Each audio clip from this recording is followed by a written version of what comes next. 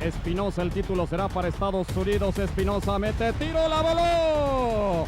Estados Unidos es el campeón de la Copa de Oro.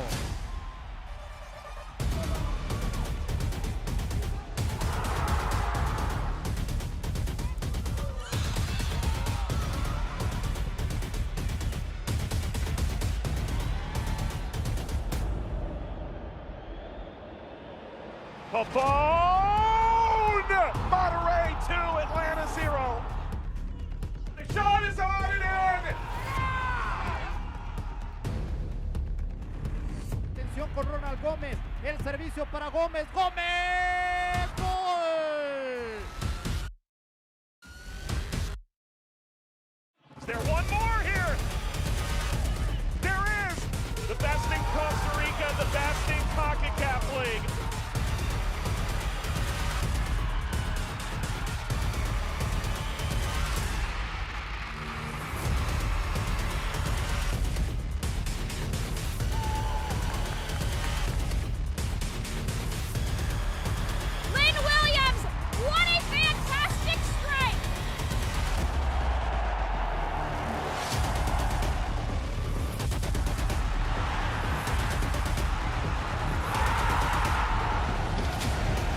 Costa. Header down and in! The golden goal!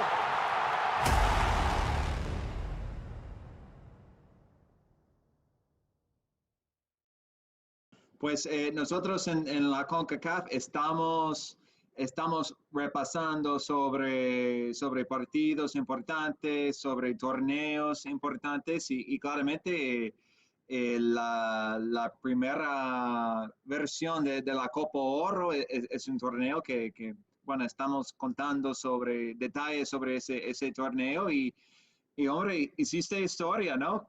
Siendo el primer anotador de un gol en la Copa Oro.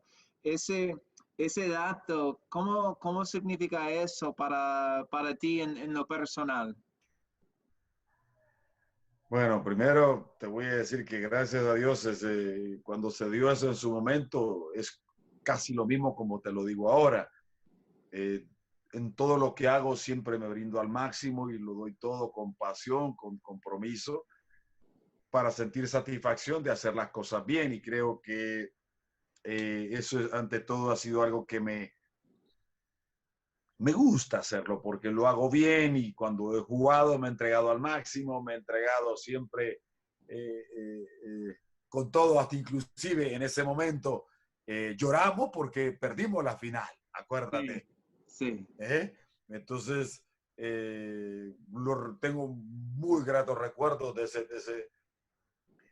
esa selección, de ese inicio de Copa Oro, porque también me ayudó para que pudiera salir a nivel internacional. Luego de ahí tuve la posibilidad de poder arreglar mi contrato con la gente de México, con las Cobras de Ciudad Juárez, que ahí tuve la posibilidad de jugar con Clay Koeman, por cierto, que era jugador de Estados Unidos ahí.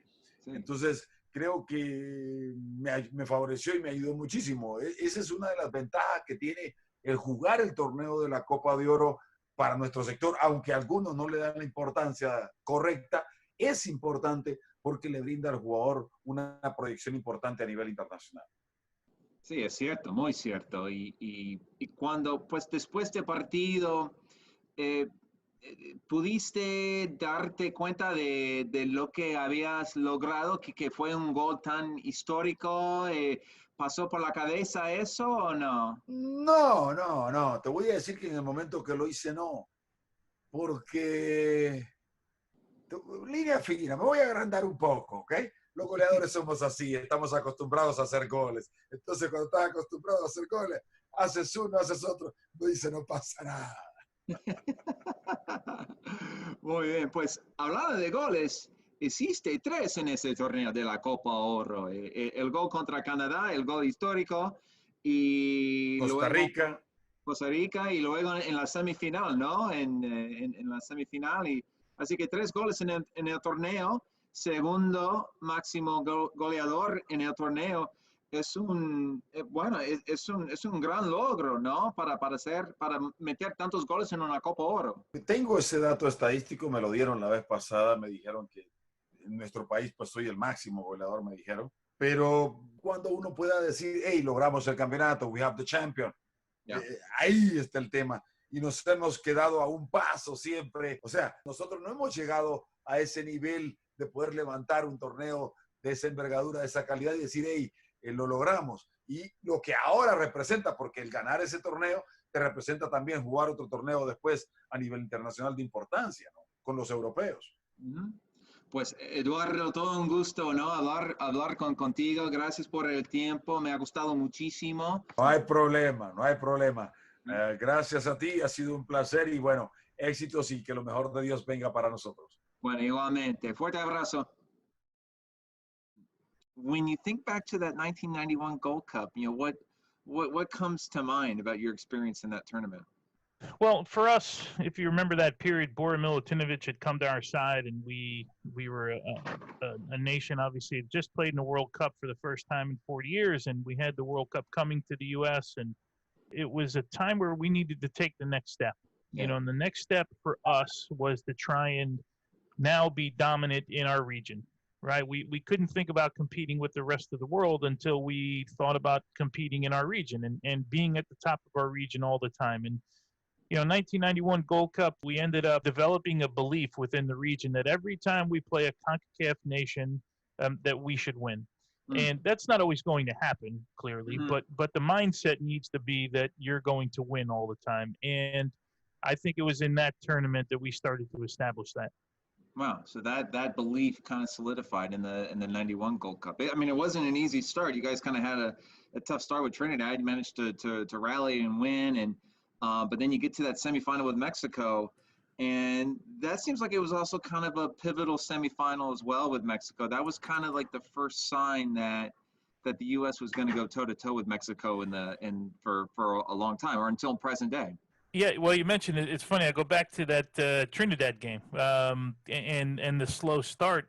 Most people probably the story's been told a few times. Most people probably don't know, or maybe they forgot the story. So our bus never showed up to the hotel. So we were waiting, and kickoff was coming, and we were going to. That was in the Rose Bowl, I think, that one. Yeah.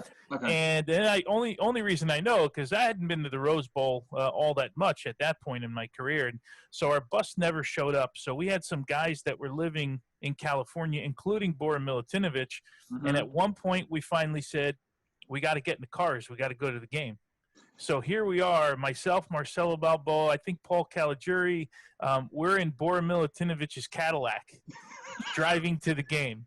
And if you know Bora, he's 24 hours a day talking about football, you know, and talking about stories and places he's been. And we're driving to the game, and he has no idea where he's going. None whatsoever. And all I can think about is, we're never going to make this game. This is our first Gold Cup game. We're not even going to make it, you know. So it was basically, as I recall it, and I'm probably I probably have a little bit of it wrong because it was 1991, but we left the hotel that we were at, and the idea was, forget what the starting lineup is, what I gave you for the last 24 hours. The first 11 guys that make it to the stadium, those are the guys that are going to play. You know, it's basically, I believe we all made it there, but that's how we left the hotel. Costa Rica was a fun game. That one was back and forth, and that one was a battle. We went up, they went up 2-1. We ended up winning 3-2 in that one, but that was a very good Costa Rican side. And then for me, you mentioned Mexico, and that was the semifinal game. And I can remember I was injured. I was playing that game injured, and that for me was the start of 2-0, you know, and every time it comes up now, and of course, you know, there's been ebbs and flows in this rivalry for years, but for me, that was the first time that I think Mexico said, oh man, we have someone else to think about in CONCACAF. We have somebody else to worry about. And this U.S. team, we were young at that point. We were maybe a little bit naive to what, you know, who Mexico was on the world scene and all of that stuff. but I don't think we cared in the end. Yeah. You know, it was, and that was the start of making that a fun rivalry. You know, I don't know if it was you would consider it your best game of the national team. You had so many, but I would have to think it's up there. Like you, I mean, you had an excellent performance in goal. Where would you rank it, or would you put it among your best? It was a good tournament for me, but I think more importantly, you know, outside of any personal goals that I had, the number one goal was we needed to establish ourselves as a force in the Concacaf region, and there's no doubt in my mind that was, remember, in 1990 Mexico was disqualified from the World Cup. They couldn't go to the World Cup, so we didn't have that as a challenge. You know, Mexico wasn't a challenge at that time, as much as they would have been had we had to play them. There's no doubt, and they're always a challenge. That, you know, this was the time that we finally you know, in a 3-year period leading up to 94 where we had to really establish ourselves, and I think we did a pretty good job of that. I actually, ironically, I talked to Eduardo Bennett from Honduras yesterday. You know, he was on that 91 Honduras team that you all played in the final. And I mean, kind of an odd final, right? It happened 2 days after the semifinal. So you guys, like, you played the semifinal, and then 2 days later you're playing the final, and kind of just like this slugfest is like both teams look, you know, kind of worn out and everything, and then you have to go to extra time and penalties and everything. You know, what do you recall about that final? You know, Fernando Clavijo, the last kick to win it there. It's we were in a final, and we were in a final of a competition where we could win a medal. I mean, the U.S. hadn't won all that many medals in men's football, and this was an opportunity for us. That was a very good Honduran side as well. It was not an easy night for us by any stretch of the imagination, and we endured this thing, and we were a little bit beat up, for sure. It was a grind for us. The Mexico game took a lot out of us a couple nights before.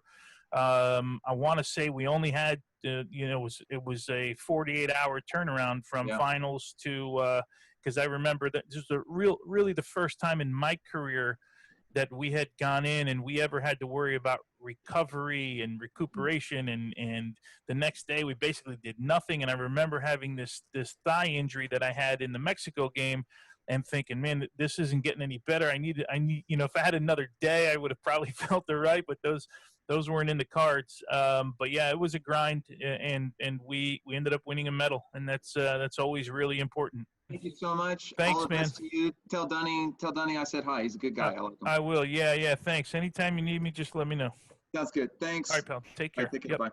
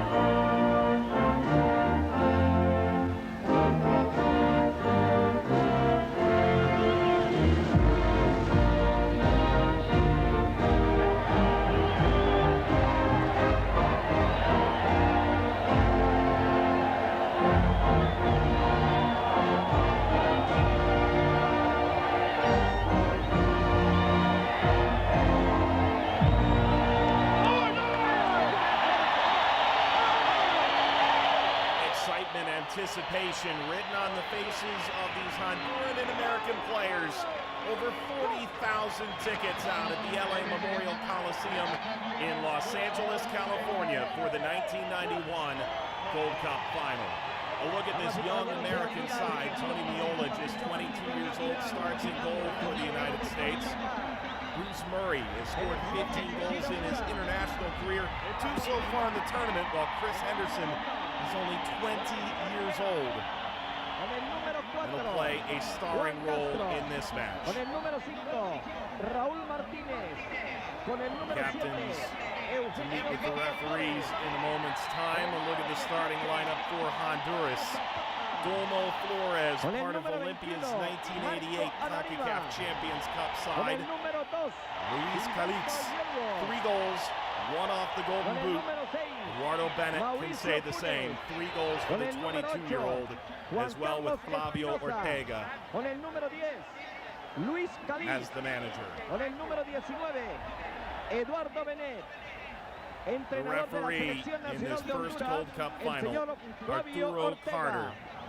A Mexican with 6 years as a FIFA referee, having worked World Championships at the U17 and the U20 level. The stage is set. The lineup's being announced to what is a very mixed crowd of Hondurans and Americans in Los Angeles. Perhaps not the final that everyone had anticipated. A Central American side reaching the very top of Concacaf's crown jewel competition in its first ever running, and a United States side just a year off their first World Cup in decades, closing in on their first major international title. The excitement is building as fans who dreamed of watching a competition of this ilk in the region have seen those dreams come true. Kickoff inching closer in Los Angeles.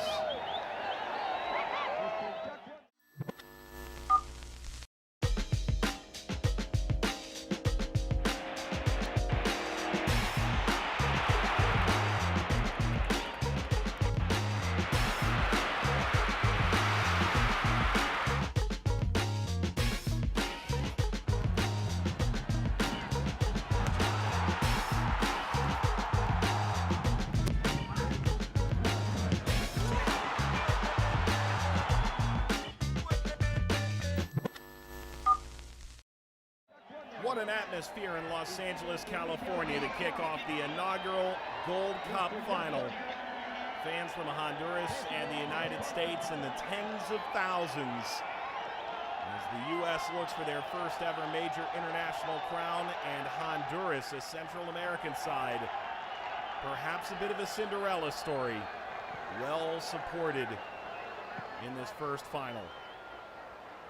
Bora Milutinovic leads the United States men's national team into this final. Call it Bora Ball if you'd like. Formerly the manager for El Tri, the Mexican men's national team from 1983 to 1986. Meanwhile, for Honduras, the former manager at Real España, Flavio Ortega, 62 years old, Brazilian-born, former Golden Boot winner in Honduras for marathon. Referee taking one additional look at one of the nets. These American fans have only dreamed of this kind of run. This many wins in a row is simply unprecedented for the United States men's national team. 4 straight. But to do it in a major competition, to do it against Mexico in the semifinal, only underscores how magnificent this run has been. Well, perhaps the fact that the net has a bit of an issue will allow the fans to arrive if they are late to the party. But Honduras dealt with an earthquake in the lead up to their opener against Canada. They had trouble with their passports. The U.S. men's national team, broken down bus from their hotel to the venue for the opening game of this tournament perhaps means this is rather apropos that we have a slight delay to kickoff. The U.S. 5 games, 9 days. For Honduras, 5 games, 10 days. The 1981 Concacaf championship winner did not qualify in 1989 for the final stages of World Cup qualifying. And this new competition may be breathing life into this Honduran national team.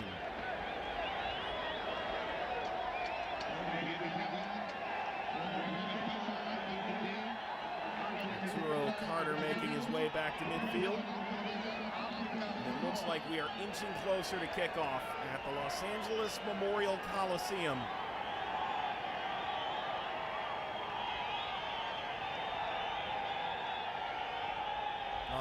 $100,000 to the winner. Precisely what Concacaf had in mind. Big crowd, major atmosphere. The perfect crown jewel. Underway in the 1991 Concacaf Gold Cup Final, the inaugural edition, with so much fanfare, perhaps has only exceeded expectation. The United States in blue and Honduras in white. And the U.S. driving forward toward Perez. A game-tying goal against Costa Rica earlier in the tournament. Maybe perhaps turn the tide for the U.S. Clavijo. Murray. Turn and the foul from Castro. Backs down Peter Vermees.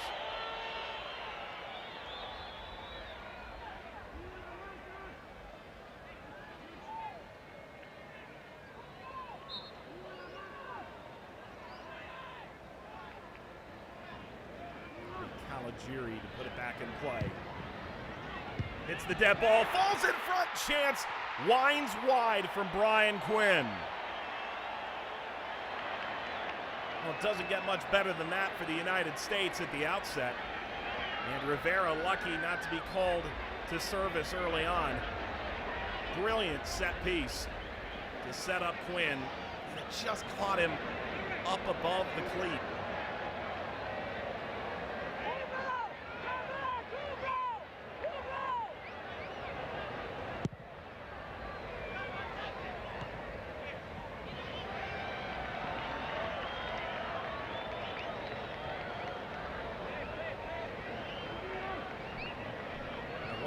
This has been for the United States. Really gaining confidence, one would imagine, from the World Cup qualifying cycle in 1989, then going to Italy despite difficult results there. Defeated Trinidad and Tobago, trailed going into the final 10 minutes. Marcelo Balboa, the game winner. Defeated Guatemala and Costa Rica. And a 2-0 win against Mexico, only the 3rd win the United States against Mexico all time. Previous two being in 1934 and 1980. Brief spell of possession.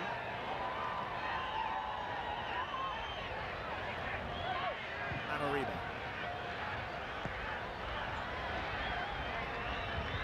Calix. Caught the hand of Eric Winaldo.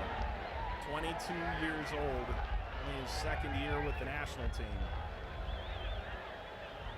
Hard not to be impressed by the dynamic forward whose future seems limitless for the U.S.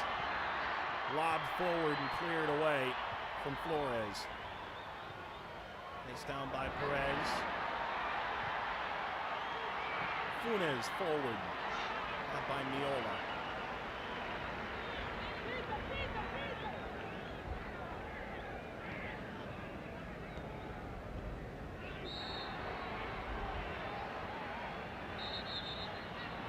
Forward and Vermees struggling now.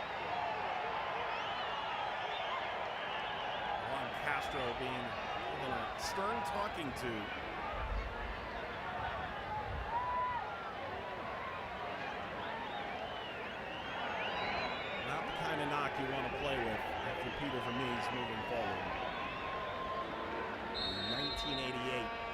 American Soccer Athlete of the Year.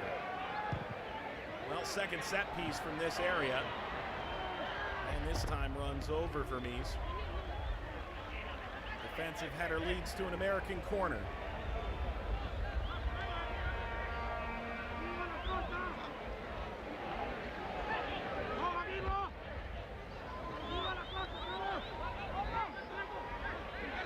Rivera, the 5'10", 35-year-old Honduran goalkeeper, awaits and swats that away with his offhand.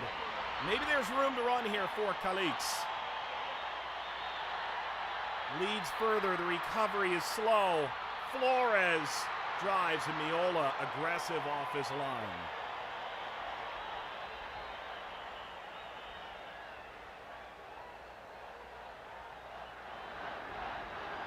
Balboa.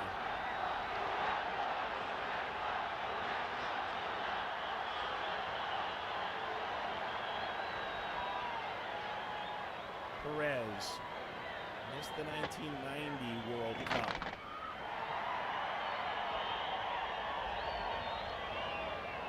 The central figure in this 1991 Gold Cup.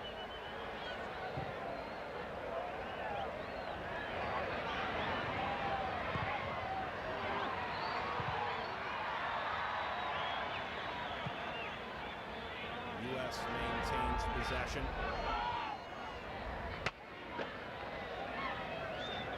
Quinn. Good challenge by Funes, couldn't take it away entirely. Perez.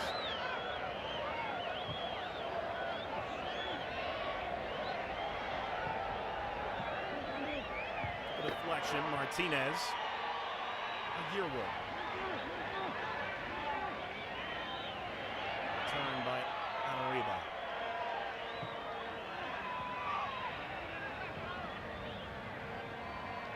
Yearwood. Twice a champion in Honduras, the elder statesman at 35. Excellent ball forward, turned aside.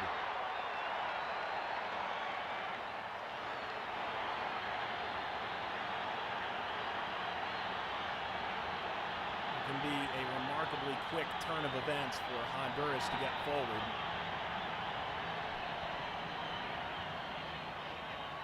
And Eduardo Bennett can't quite squeeze by Balboa. Ball swung across. Came out initially to Winalda and then smashed well wide of Miola by Bennett. Great young player, Eduardo Bennett. His first 3 international goals have all come in this Gold Cup against Canada, Jamaica, and then against Costa Rica. He's nicknamed the Demon. If he scores today, the jury will be out in the stadium, angel or demon. And it's a twice partisan crowd. Perez, poor turnover. Can Honduras make the United States pay here?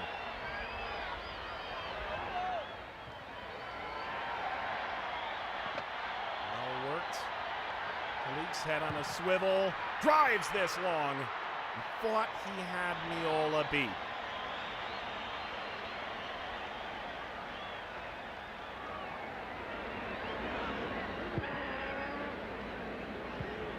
The idea isn't far off from Calix, who scored his first 3 international goals in this competition. A pair against the Reggae Boys of Jamaica and another against the Canadians.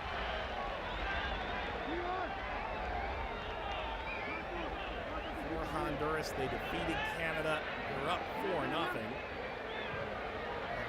Canada picked up a red card inside half an hour. Honduras starts the other way. Defeated Jamaica 5-0, drew Mexico, beat Costa Rica in the semifinal. The break is on here for Honduras. Ball played forward for Flores, and that knocked toward the stands.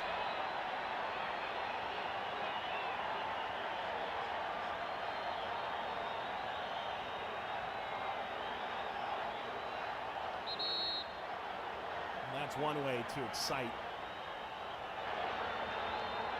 this Coliseum crowd.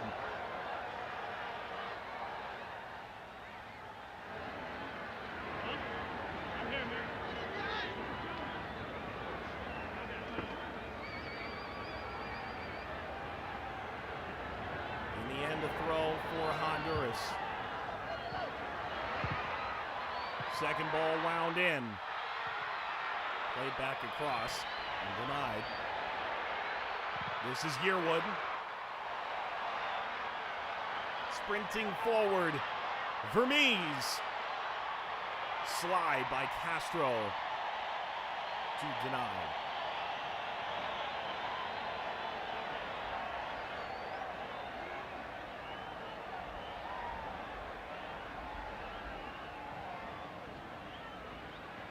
More direct here from the U.S. Bellarmino Rivera handles that with ease.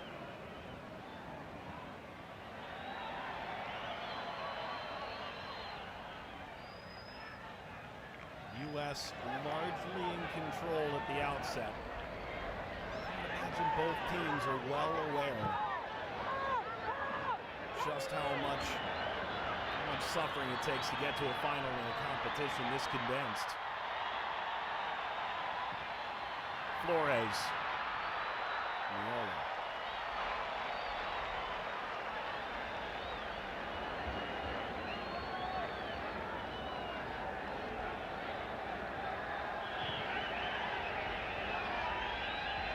Balboa.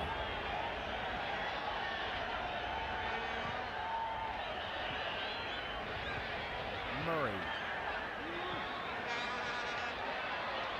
Winalda. Terrific bit of skill. Seemed to get tripped up. Rather, he did lose his footing. He may feel otherwise. Honduras does take over here.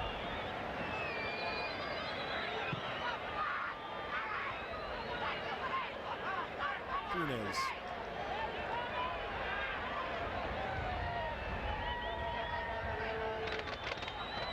Martinez.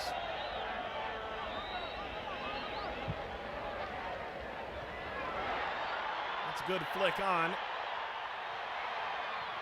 Made along by Calix. And now the U.S. can counter.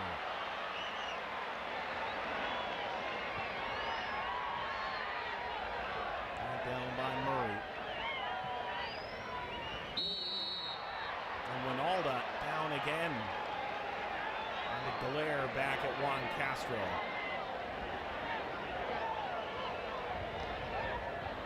Castro has played every minute of this Gold Cup.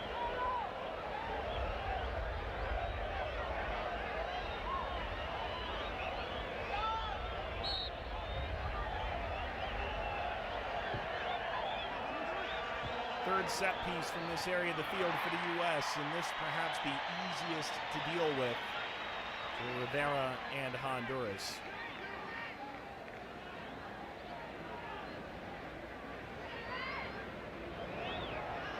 Gold Cup final 1991.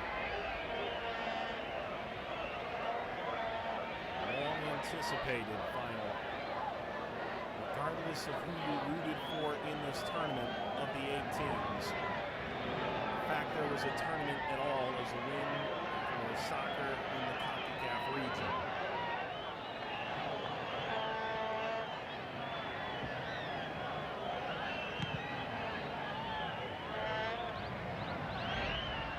Castro.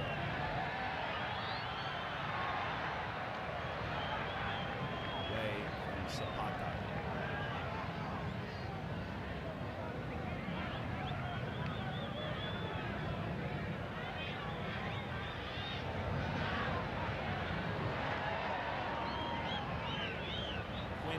Chase comes down to him now.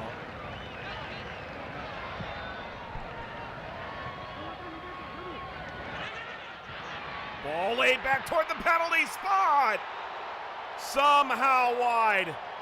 Everybody mixed up for Honduras. And the U.S. nearly grabbed the opening goal of this final. Terrific service. Ronaldo can't quite swing it inside the post.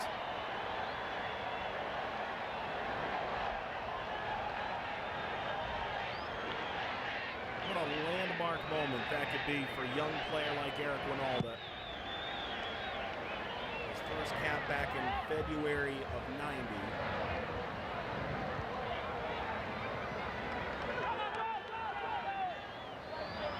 Projected to have a major future in the United States.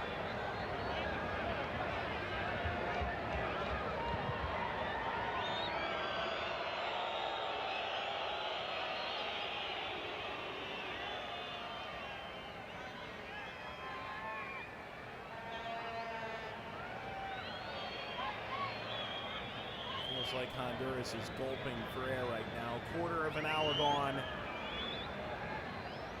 between Honduras and the United States.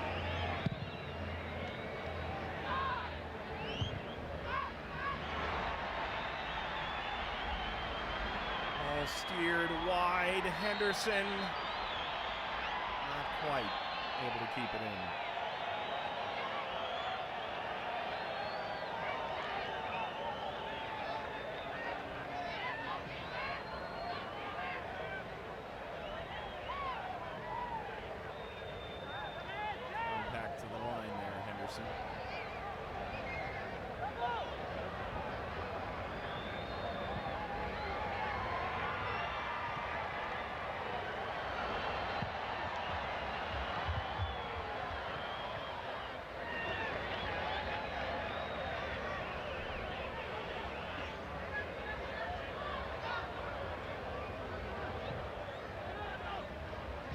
Settled by Honduras, given away by Yearwood.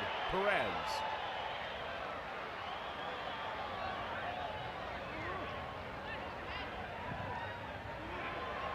Floated back across toward Murray.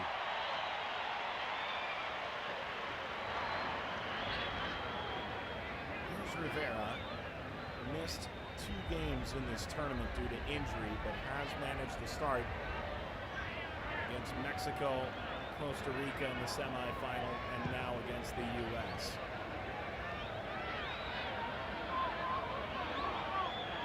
Rivera playing for the giant in Honduras, Olympia. He spent 9 years there in one stint and returning in 1988. And with the national team now over a decade, the Honduran goalkeeper.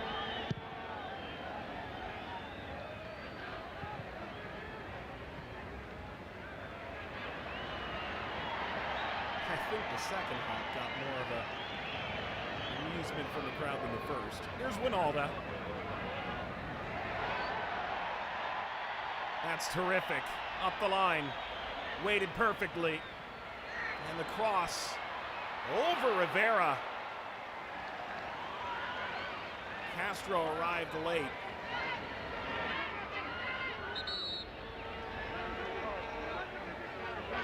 All of this set up by the move by Wijnaldum.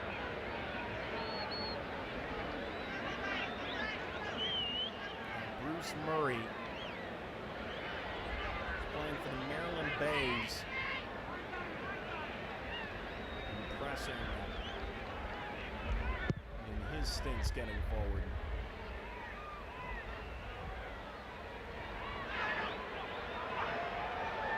Perez, who's been steady in possession for the U.S., -1 turnover.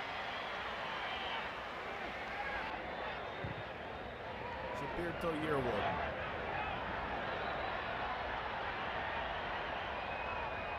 Zapata.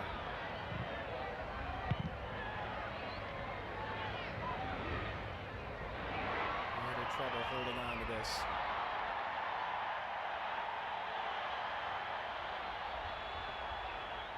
And again, it's Yearwood. Taken away.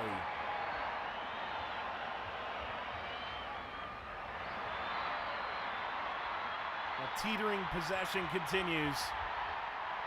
Gorgeous from Martinez. who drives across the 6-yard box and sees it speared out. Clavijo.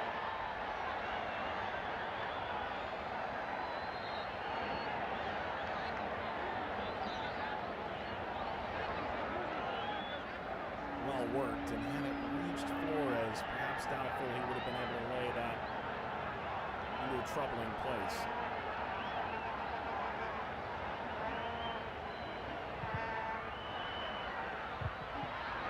Driven ball, high rising, Yearwood another touch.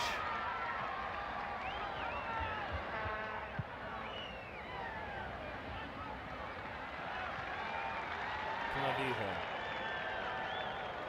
34 years old now, pro since he was 16.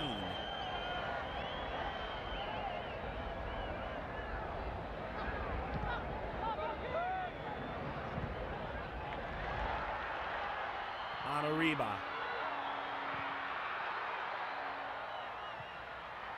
little trouble dealing with that. Kicked away by Doyle.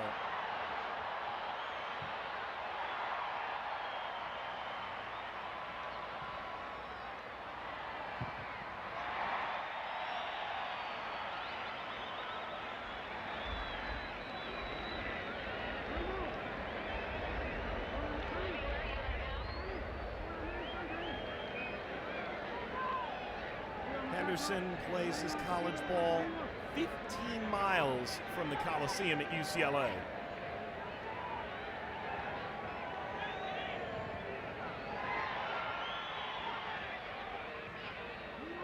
Perez a second time.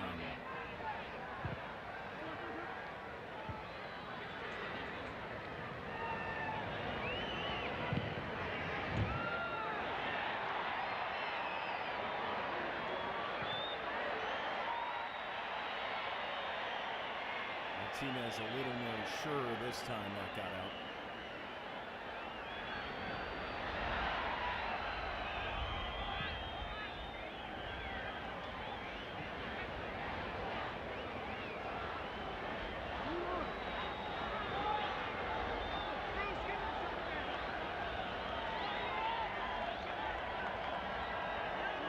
The U.S. looking to strike first in this final.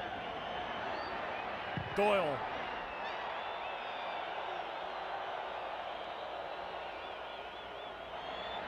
To Henderson, he lofted that way over.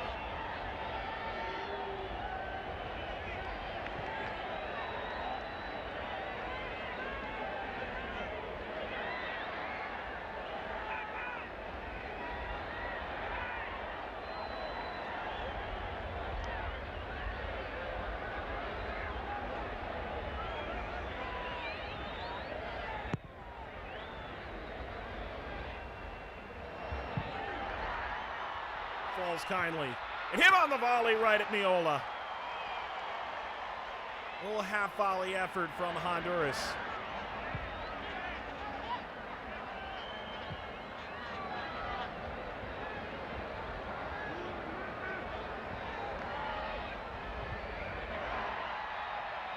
Quinn knocked down by Calix. Maybe something here for Honduras. U.S. had it well defended through Clavijo. Henderson drew the foul.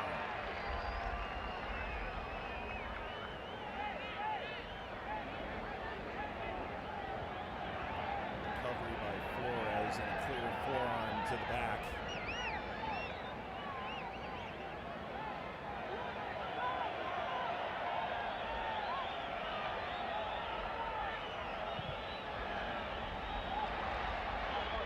Splitting ball.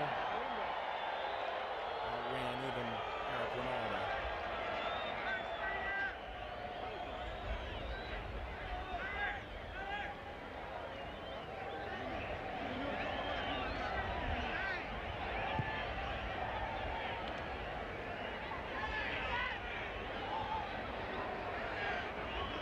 You see it there, World Cup '94.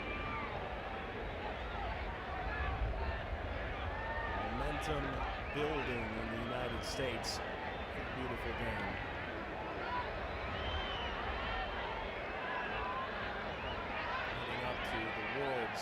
biggest stage in 3 years.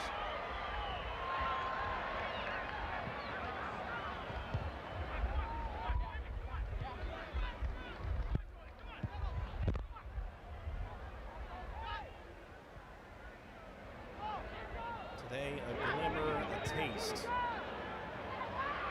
that pomp and circumstance.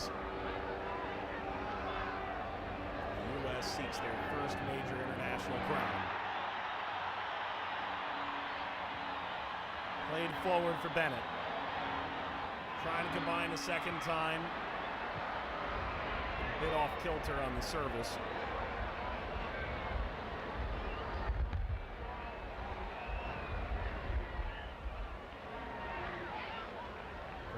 Takes the space to maintain possession.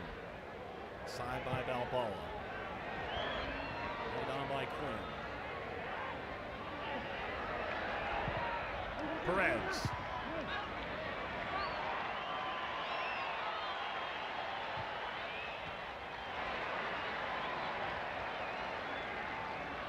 Well, one interception in midfield.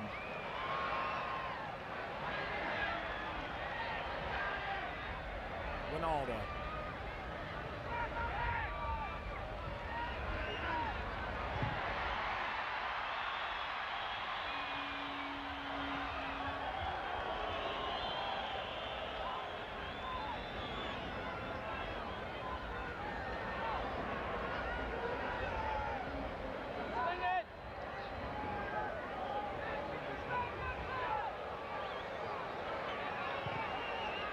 Back to Quinn.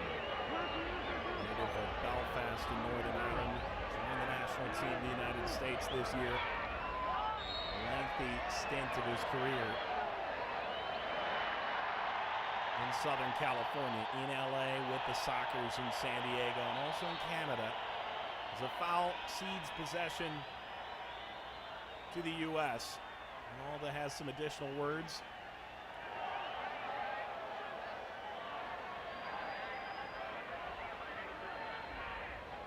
He has really been battered in the early going. Ball smacked by Murray at Rivera. Can't argue with Bruce Murray's ability inside the 18.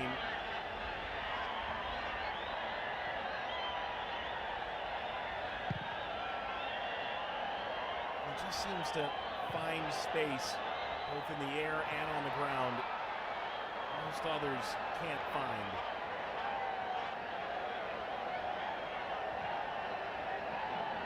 Quinn. Ronaldo. Perez.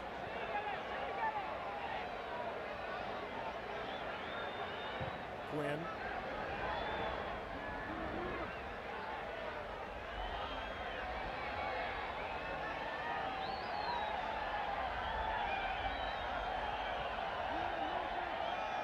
Can the U.S. draw out Honduras in this moment?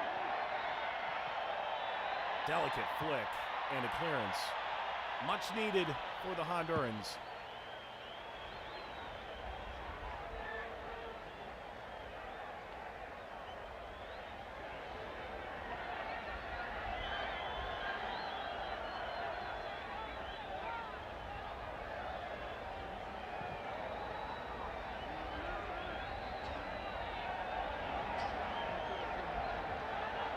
Directing a bit of traffic, Doyle.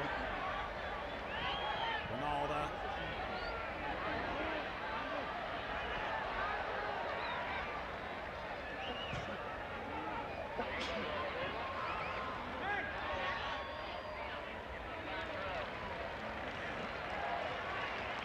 Up ahead and got a piece of Martinez along the way.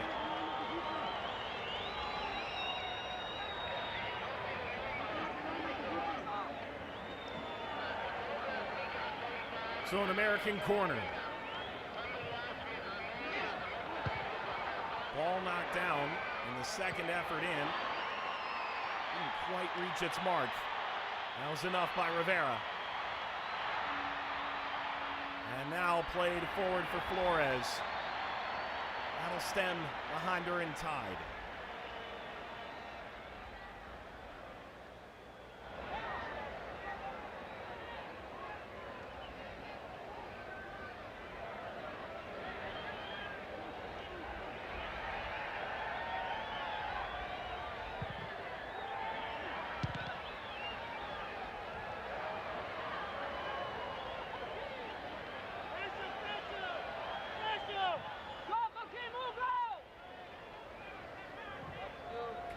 Dropping into a bit of a playmaking role there for a moment. Now Espinosa has rotated into that spot. Espinosa bypassed here, but to Honduras' detriment. Yearwood.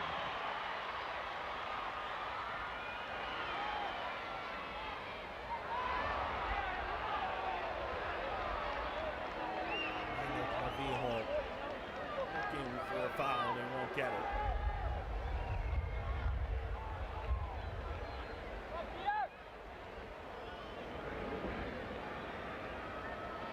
Just over half an hour gone. Still scoreless between the U.S. and Honduras.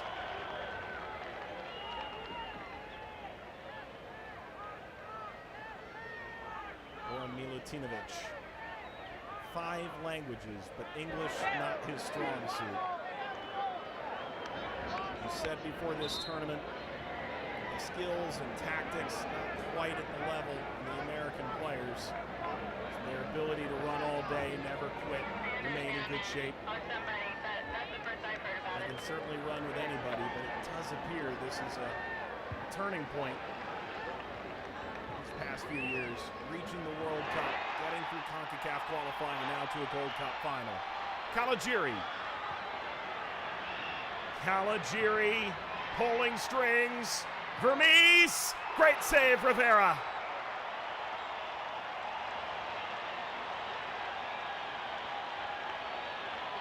Best attacking move thus far for the U.S. Caligiuri doing a great job forcing players to step to him with his cutting movement.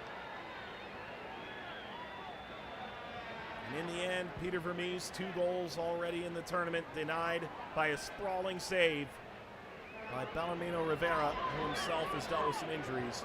It's Flavio Ortega.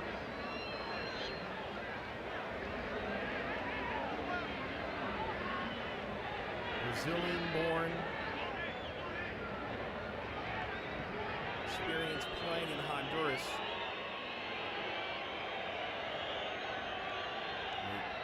Playing career capped with Futbol, Marathon, and Real España.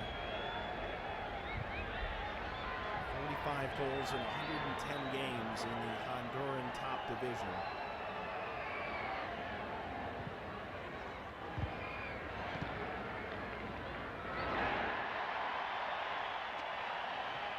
Draw, cheers, win all that. Perez.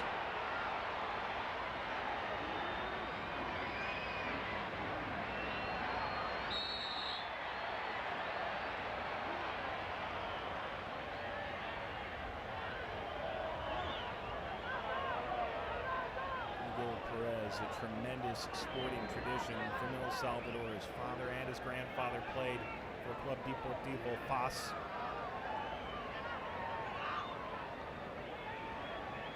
Played in France, now in Sweden, after beginning his career in the U.S.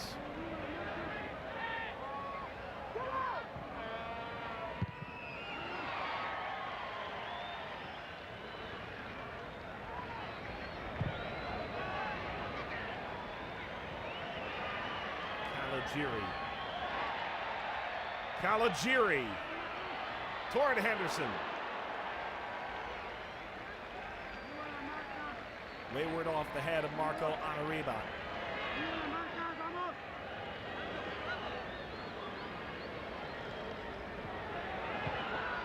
Ball played overhead. Didn't reach Vermes. And Murray allows it out. Another set piece for the U.S. first crack in the facade, the first injury of this final. Nothing too significant. Talk about a major offensive piece for Honduras. That's Bennett. Corner U.S. Ball bounding down in front toward Balboa. And kept now by the U.S. This cracked. Big rebound allowed, and Rivera comes out to snare it.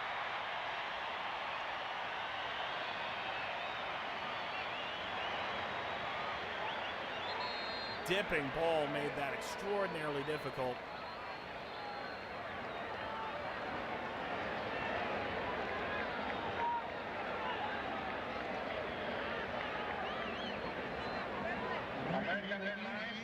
Second look at that from Quinn. Rivera remains down.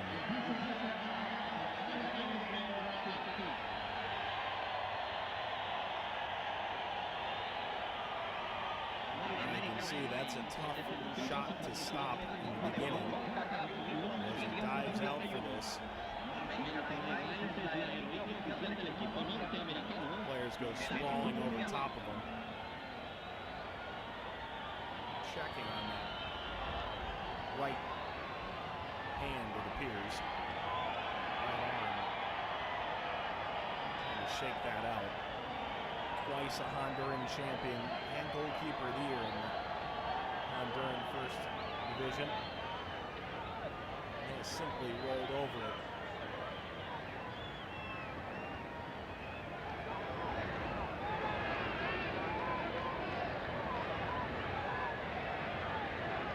Late in this first half, one has to wonder if we'll see Wilmer Cruz at any point. He has started 2 games in this tournament due to Rivera's injury.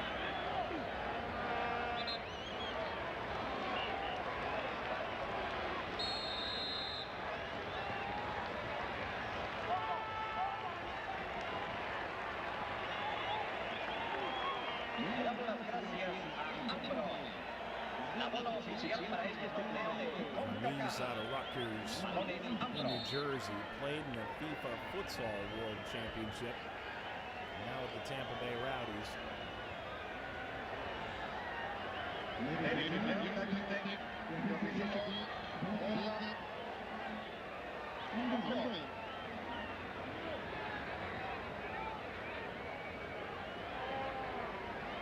Final minutes of this opening half, still scoreless between the United States and Honduras. Henderson lost possession. Bennett. Bennett turns right at Miola.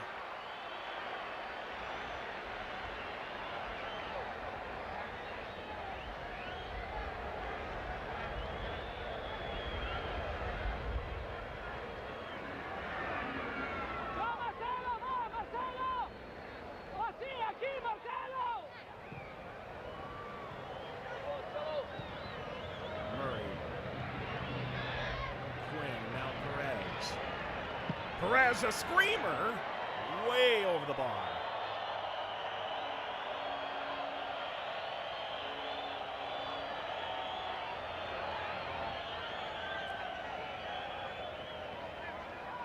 Ambitious effort from a long way out. Really have Rivera off his line.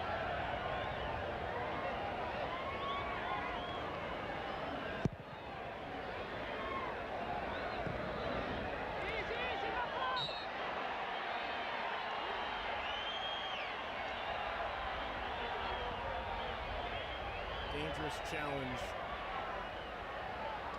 by Brian Quinn.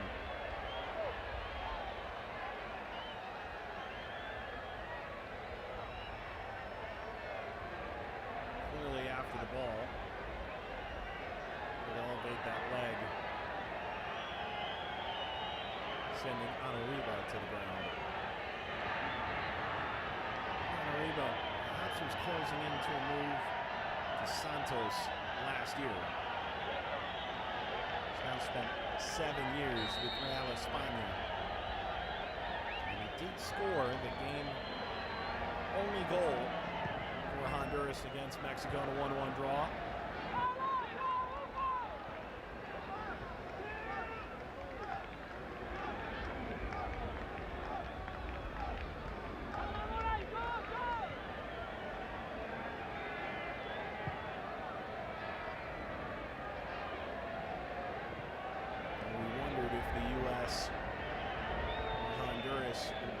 Especially tired at this point in the tournament. So hard to play. Games with only one recovery day in between. The Southern California Heat. Yet this game is at a nice pace and tempo, worthy of a final.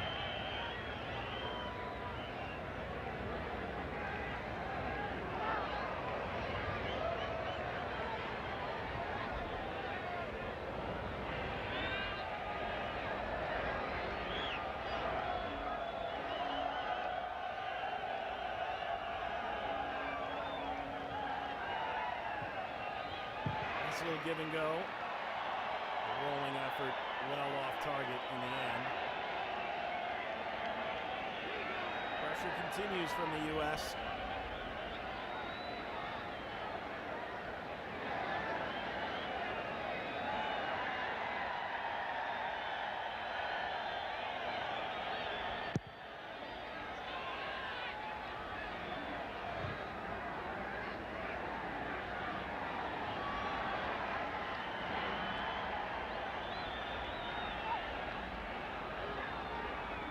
Perez.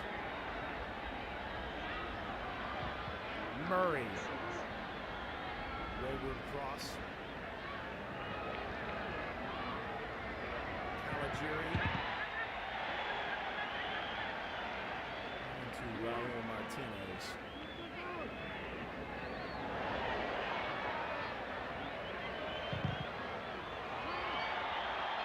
This deflection falls kindly for Honduras. Their room to splice through this back line. Flores wound that to the far side with no support. As time ticks down in this first half.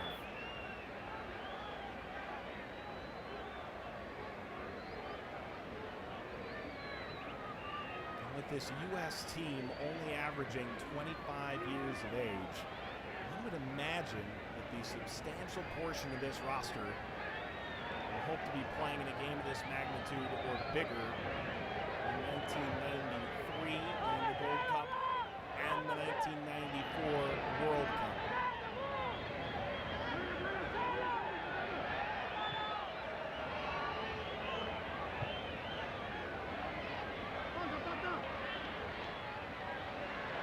And that's clever. Anderson. Martinez.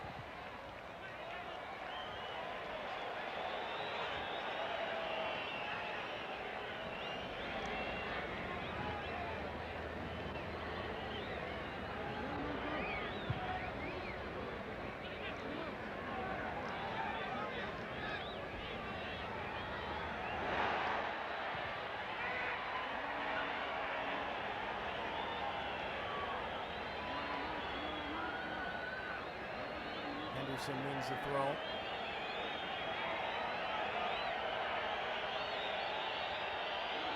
Knocked it over by Caligiuri.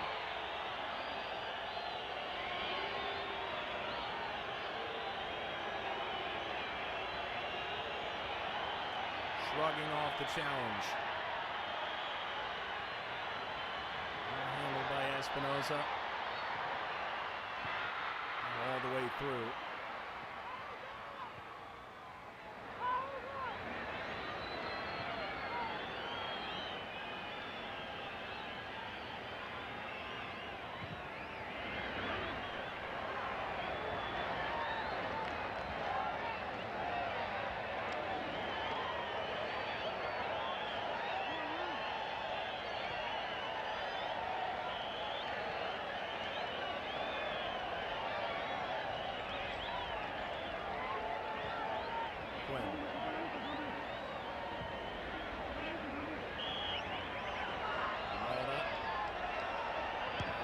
Perez can't latch on. Flores. Flores drawing the defender. Takes it all the way to the end. And slid Quinn.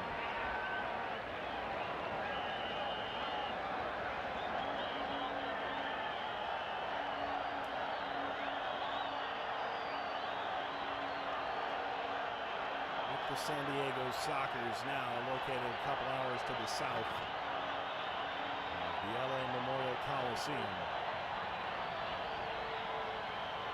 Swinging ball, Miola! Had to knock that over.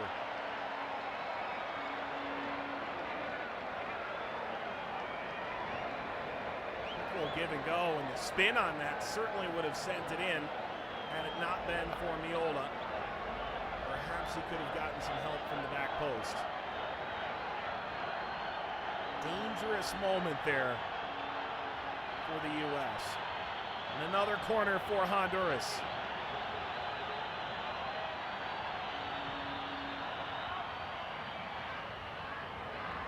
Ariba getting to the byline. Header! Goes off the stanchion behind the crossbar.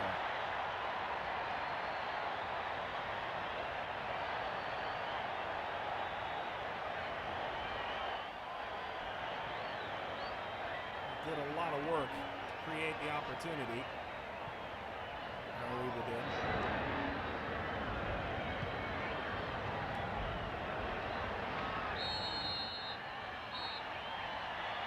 Less than a minute of stoppage time needed in this first half.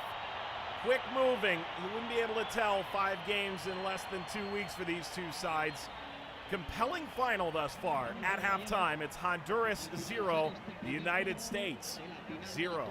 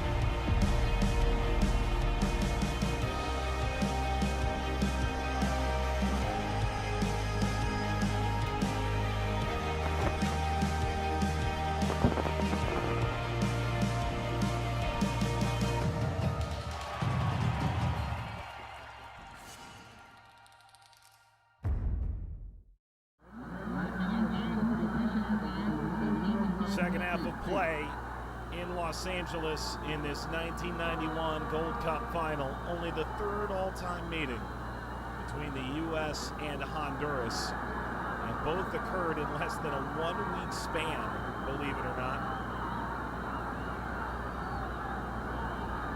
U.S. won one, drew one in March of 1965. Ed Murphy scored goal in each game for the U.S. But this one for all the marbles. Inaugural final in Concacaf Gold Cup.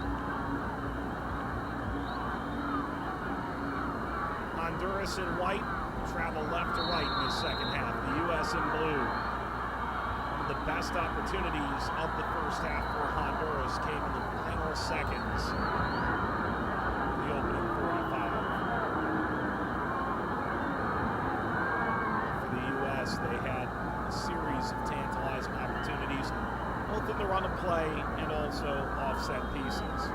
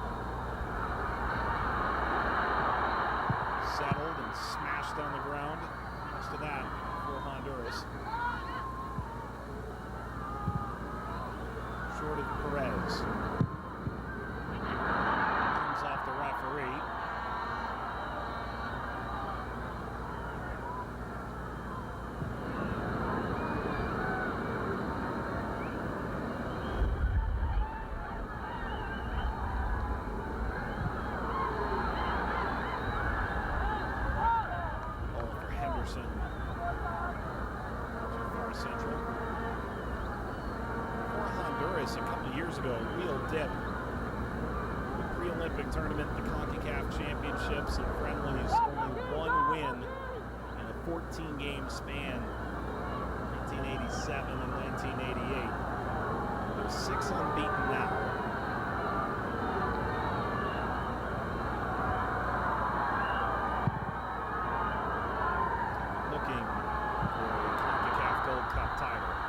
This ball sneaks through.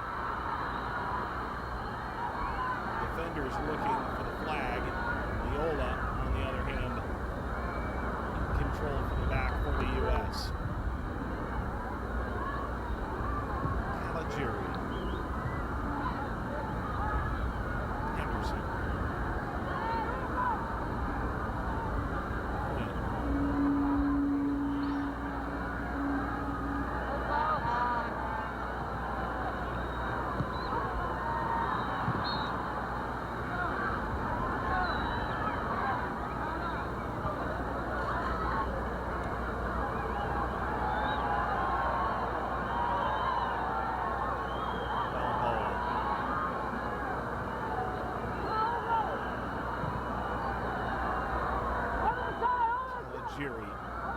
Quinn serves the cross. Rivera snags.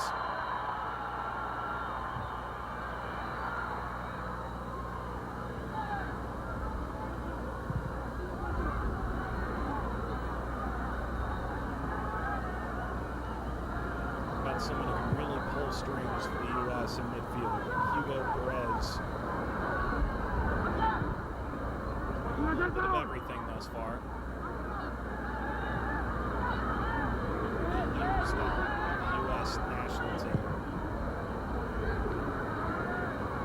Possession maintained. Solid early start to the second half.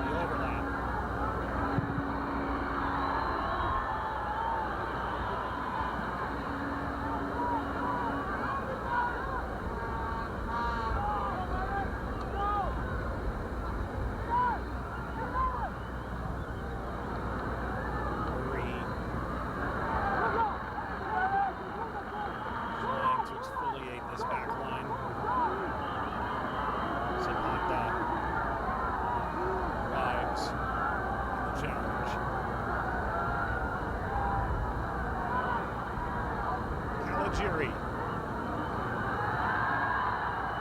years removed from being deemed the shot heard around the world. Ronaldo.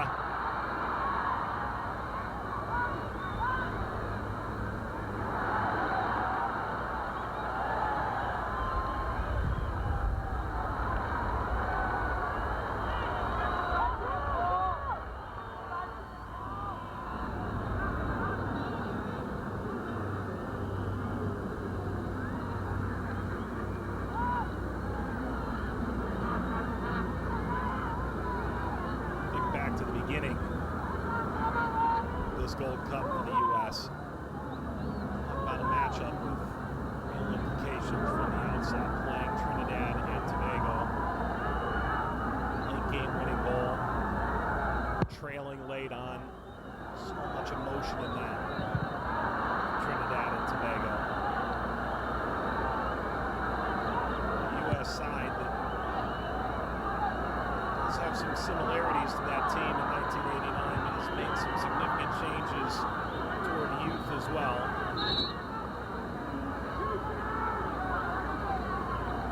Manager Earl Milutinovich, Bob Gansel, resigned in February.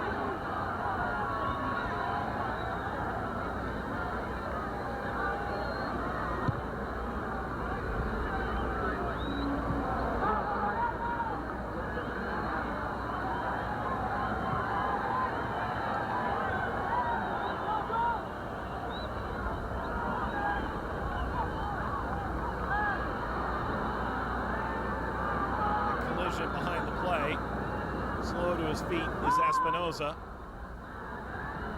Quinn.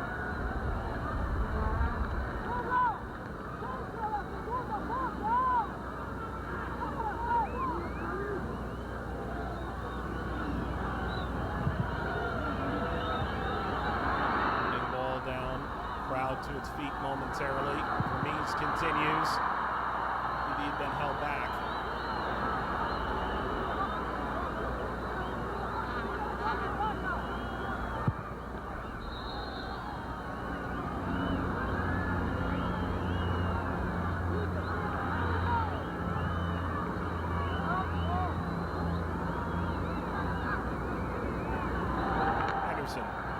Calogiri, a two-man game.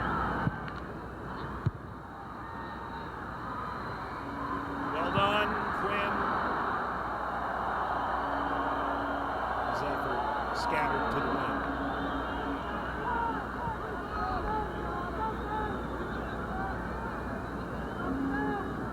That was a great step to maintain possession in the first place.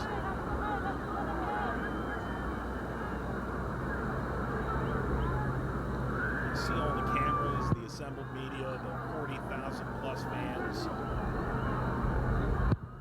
Exactly what was in mind when this tournament was conceived.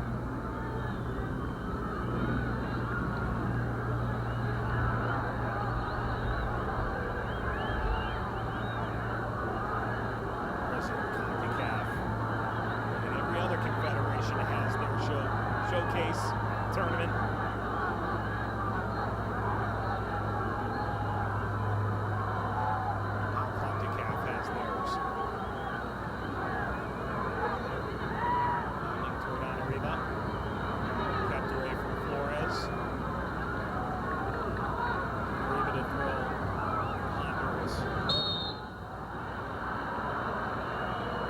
Couldn't keep that.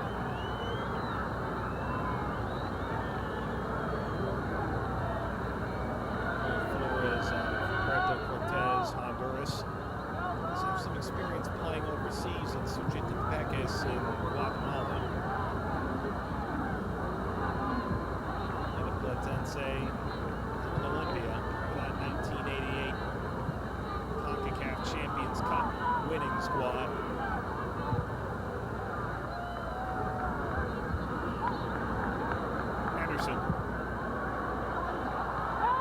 Vera, uncontested.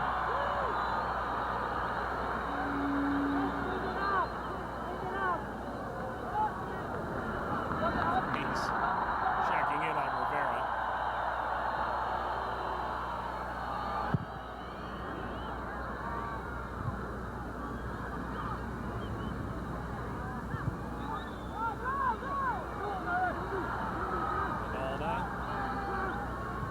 Away by Castro.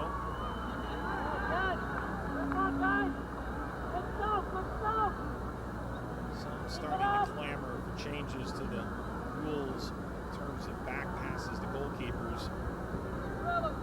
Plays like that more exciting. Less of a sure thing defensively. Vermees looking for Winalda and an acrobatic effort to steer that back to Rivera by Zapata.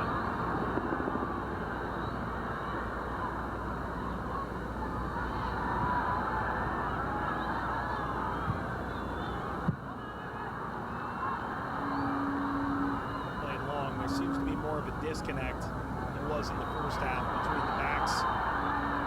Forwards for Honduras. This is laced.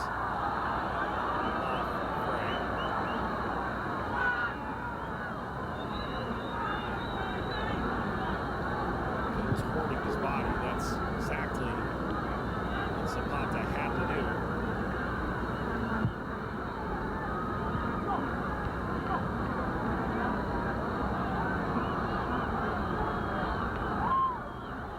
The overlap, Calogiri combining with Perez.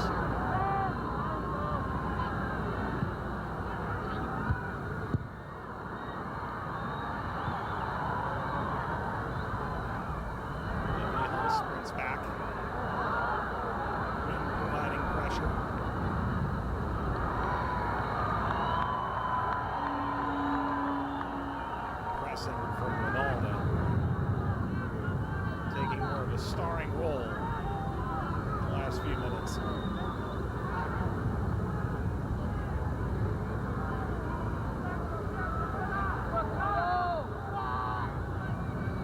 Milutinovic looks on and directing his troops.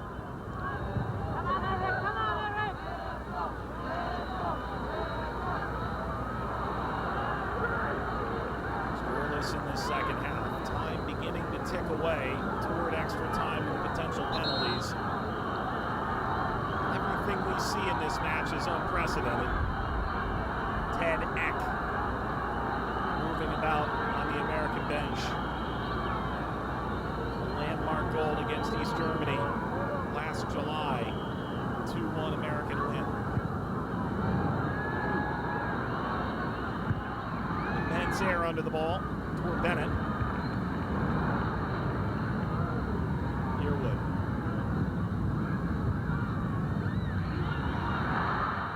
Flicked over the top. Flores. Too high. And off the bounce. Lifted out of play by Anariba.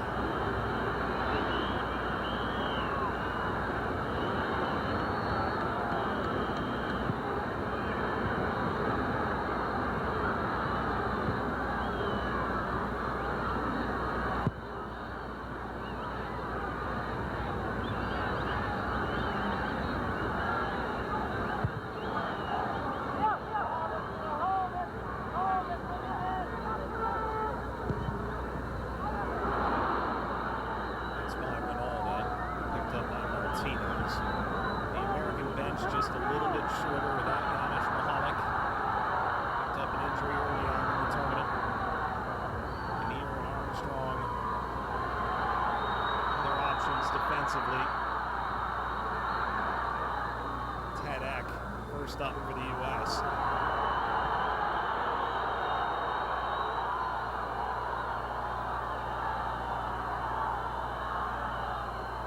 Luis Vallejo, the most scintillating option for Honduras, has dealt with an injury as well. He is available off the bench. Played an hour in Los Angeles. Still, we remain scoreless in this Gold Cup final. Quinn. For Winalda.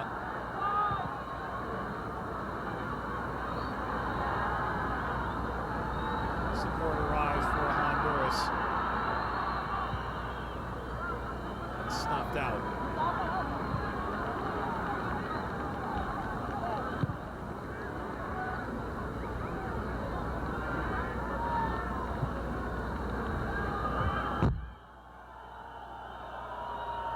Microphone bound. Ball from Murray.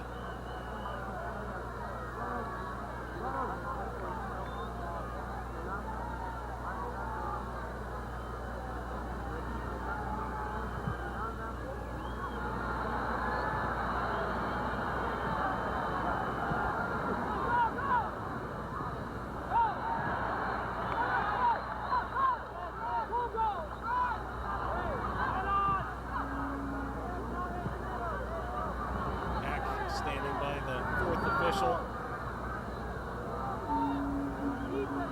Set to check into this final for the U.S. Looking for a game changer. Under half an hour to play before potentially more time and potential penalties.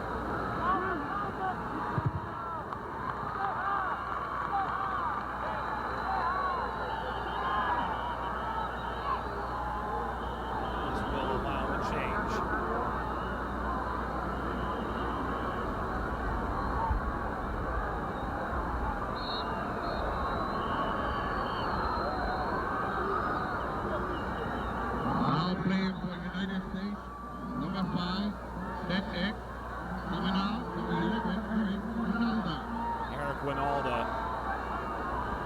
checks out. Put in quite the shift. Just over 60 minutes. Ted Eck gets his chance to make an impact. Native of Springfield, Illinois. In his third year with the national team, 5 in blue.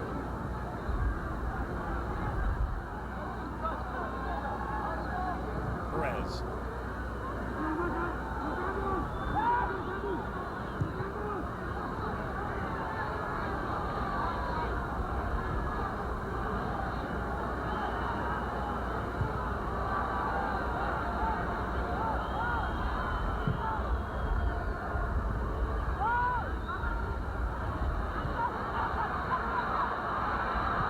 First touch, an enticing one toward the line.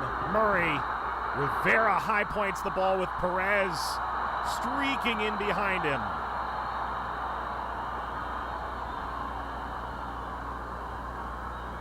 Photographers looking for that picturesque moment.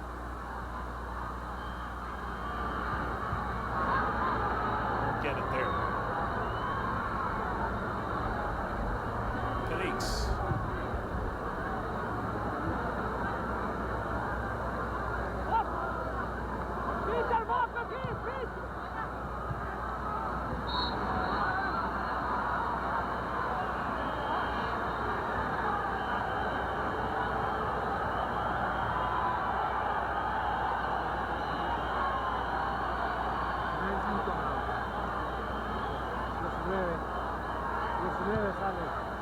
Here's Vallejo.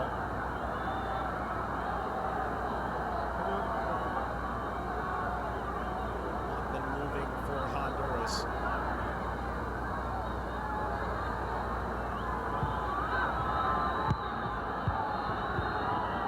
Zapata, line back. Caligiuri wants to play quick.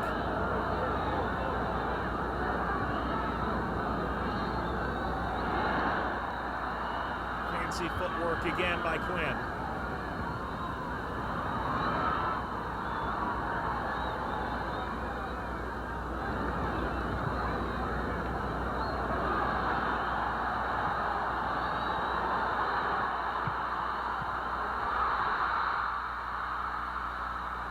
Broken up. Cleared away only for a moment. Honduras continues. Away from Felix.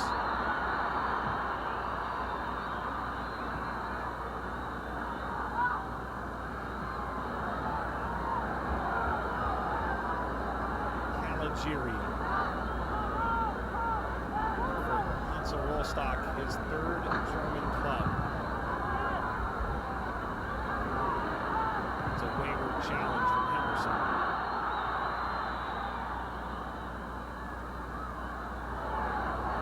Felix.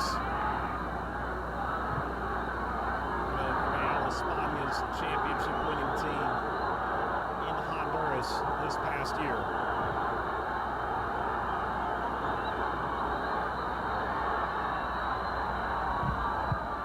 Building. It's won the ball back. Eck. Denied by Espinoza.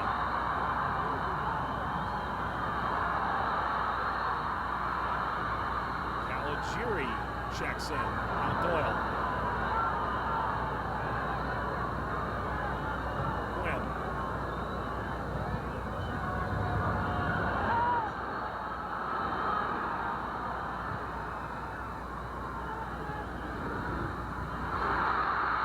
Turn, Quinn! Rivera lays out and pulls it in. Ryan Quinn has been dangerous from distance, and if Eck doesn't get stuck in there, perhaps more importantly, have the presence of mind to leave it for Quinn. Perhaps no opportunity at all.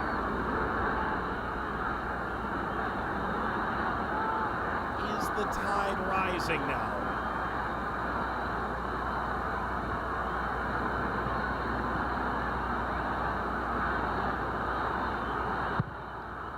First meeting between these sides in any competition in 26 years.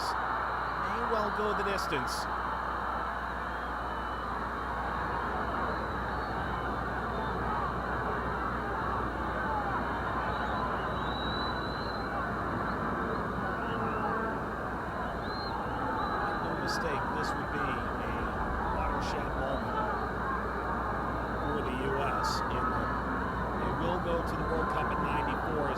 August, meaning they will go to back-to-back World Cups for the first time since 1934. For Honduras, they won a Concacaf championship in 1981, second in 1985, but didn't qualify in 89. For them, it would be a return to glory.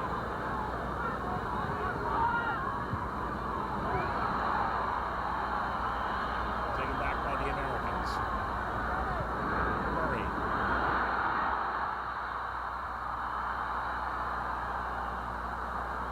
Terrific concept, broken up. Eck and spinning out. Ultimately tracked back to recover the ball. Telltale signs of a more aggressive American side.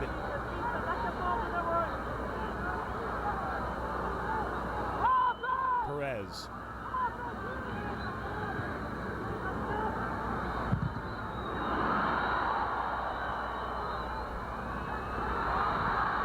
Down, leaves open space in behind. The offside flag. Have been raised. This will allow Bennett out. Vallejo in. For Bennett, he picked up an injury in the first half. Difficult to say that made a significant impact on him necessarily. Mauricio Funes.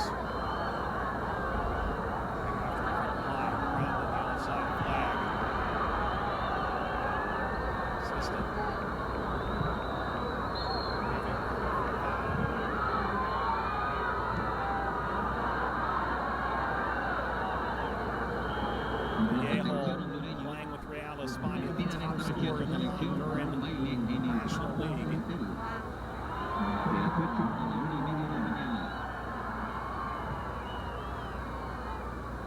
See him at the bottom of your screen. And the crowds, the U.S., Mexico, and Los Angeles, impressive in this tournament.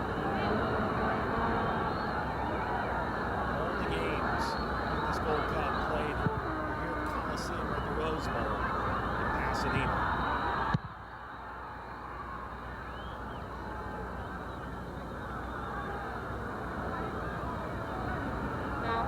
Honduras certainly have reason to feel at home a bit.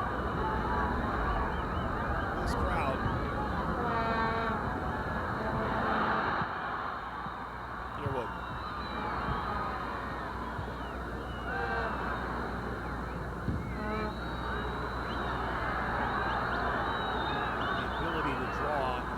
Los Angeles certainly portends an exciting future for this competition.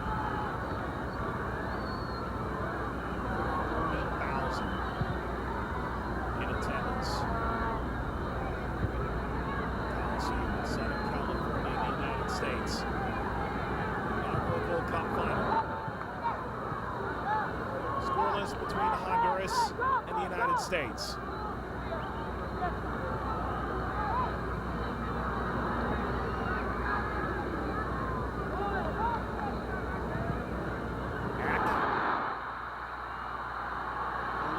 Referee had eyes on it, allows play to continue.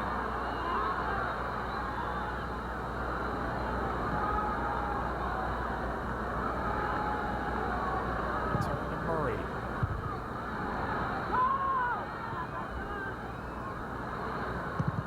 Lifted up by Doyle.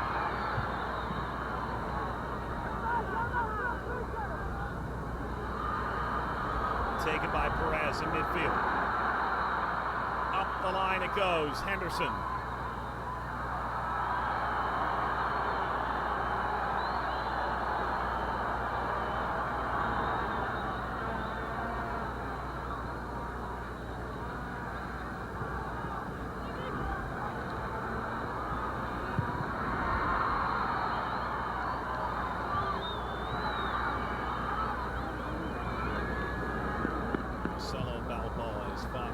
Luis played professionally in Argentina, then came to the NASL. Center back for this United States side.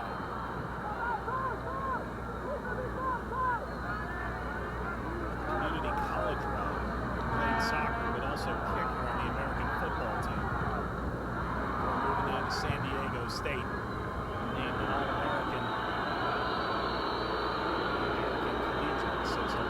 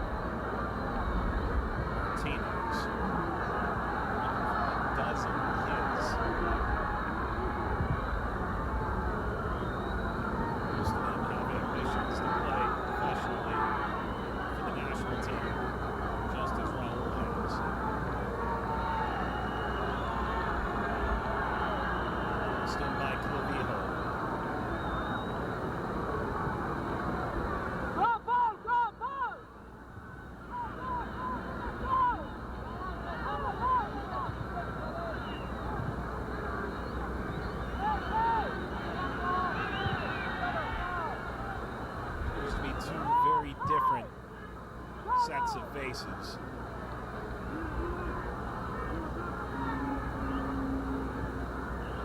Between the two contingents.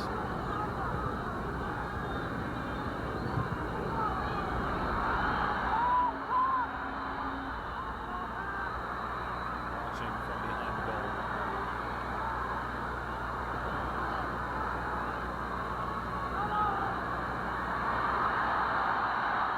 Yearwood won the ball.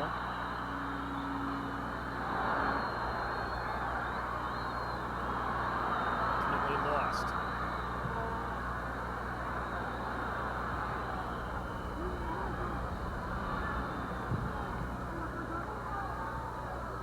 Caligiuri.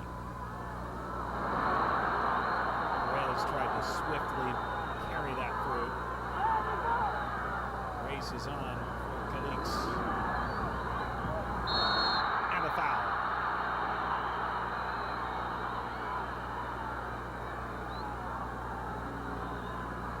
It's Flores. Time ticking away. Quarter of an hour separates us from extra time.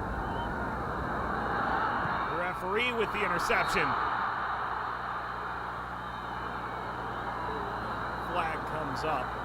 Didn't necessarily save the U.S. Certainly didn't hurt. Could anyone be onside? Such an odd situation.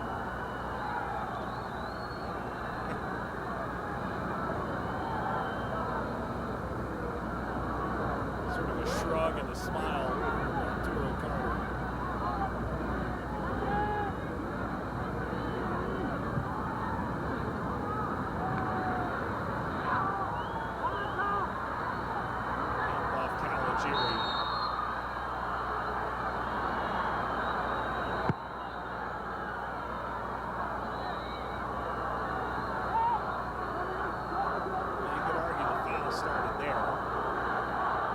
Slide took out everybody in its path.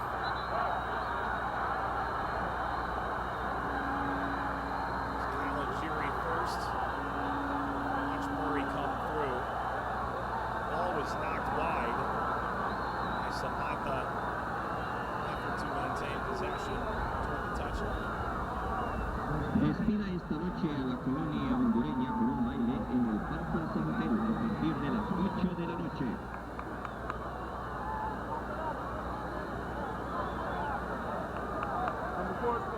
Yeah, if it is. It's left foot. Caligiuri caught the arm. Murray, it's causing so much pain and consternation.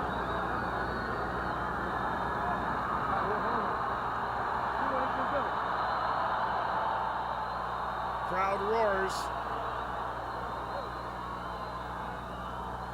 America's most well-known soccer talents, still only 25 years old. The Collegiate Player of the Year Herman Trophy in 1987 at Clemson. Murray will soldier on. Ball drops down. Effort will go careening by Miola and out for a Honduran corner.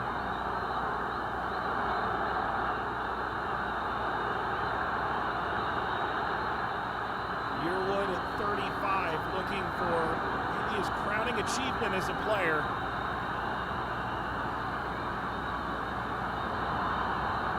So many Honduran flags.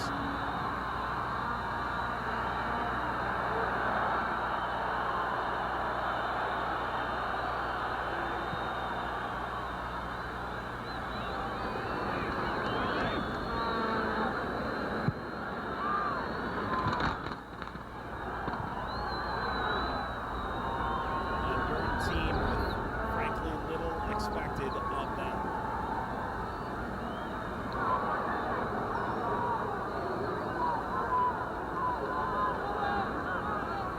Troubling run at the end of the 80s. They've turned a new leaf in 1991.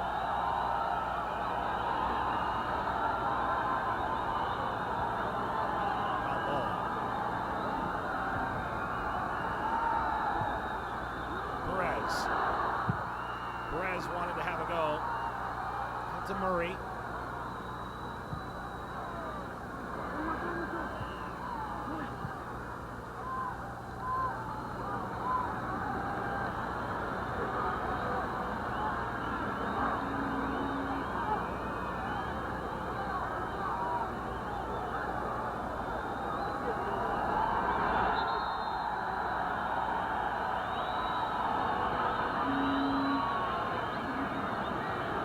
Teams have used one substitute. Those who play the entirety of this game. Many of whom have played the entirety of these 5 games in 2.5-week span. Tired legs, and they come into effect sooner than later. It's a handball.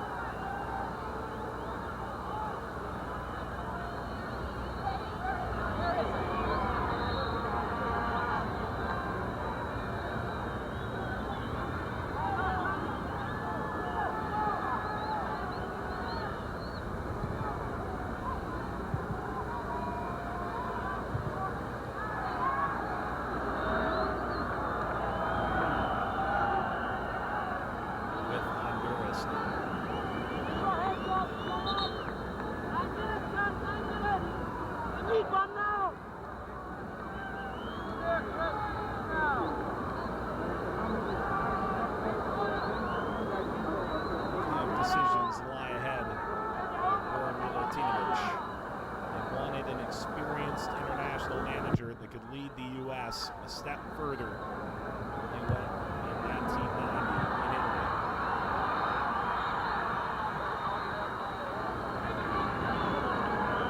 And today would certainly give U.S. soccer belief Milutinovic is the right man for the job. Perhaps that's already been notated after the shock win against Mexico in the semifinal that left Mexican fans and players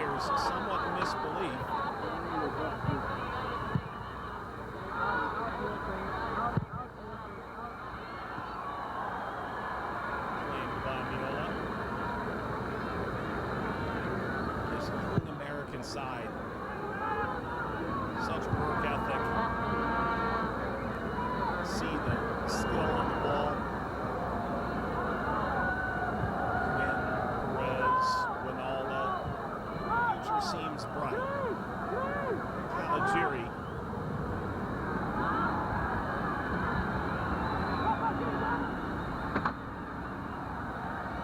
Flores. Quinn.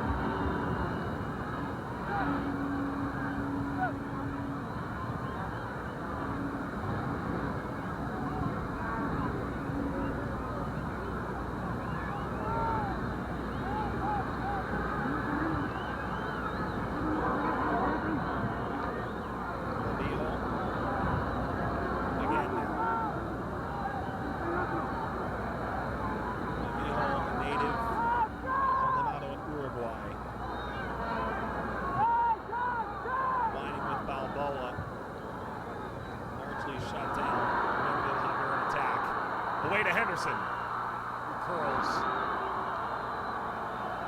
well beyond the reaches of the goal.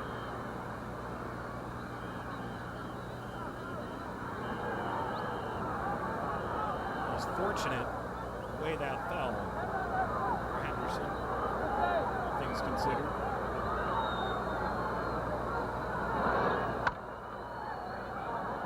19 years old, he was the youngest at the 1990 World Cup, but did not feature in any of the 3 American matches. Debuted for the national team. He was an underclassman at UCLA in 1990.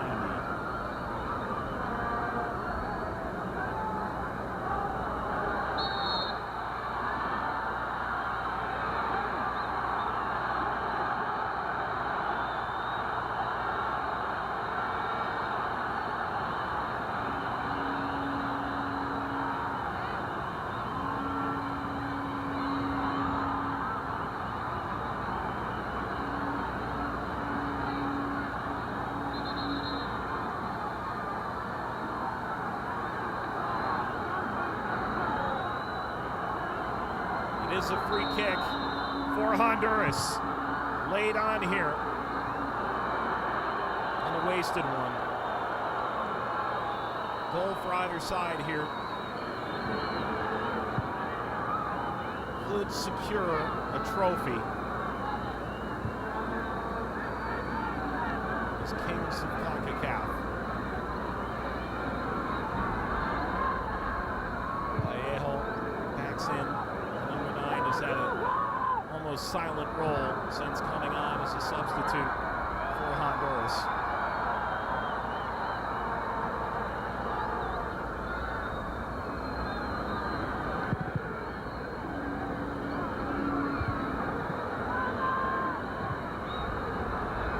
Yearwood has certainly pushed higher for Honduras as this game has gone on. Henderson slashed it across.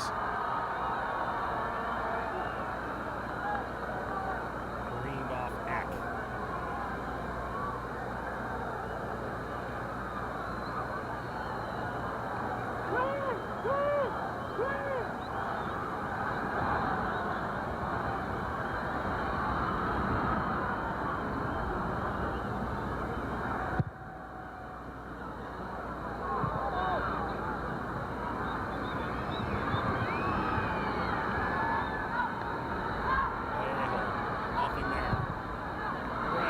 Down. Henderson lost control. Vallejo sent to a target. And Viola kept it in front of him. Vallejo such a magnificent role in getting this side into Gold Cup and all. 3 goals at Panama. All the while his mother was sick. Emotional performance, one for the history books for Honduras.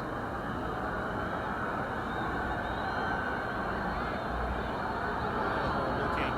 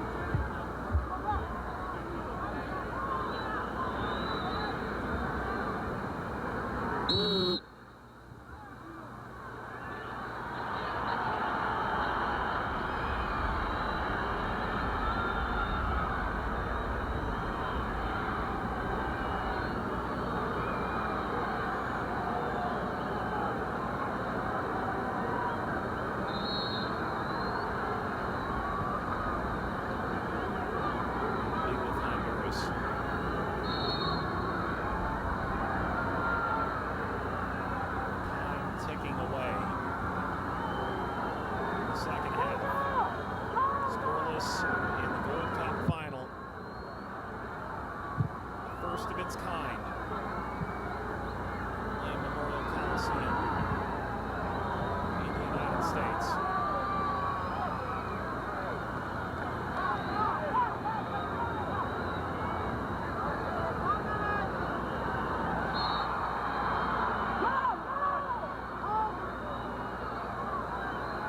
Perez on the restart.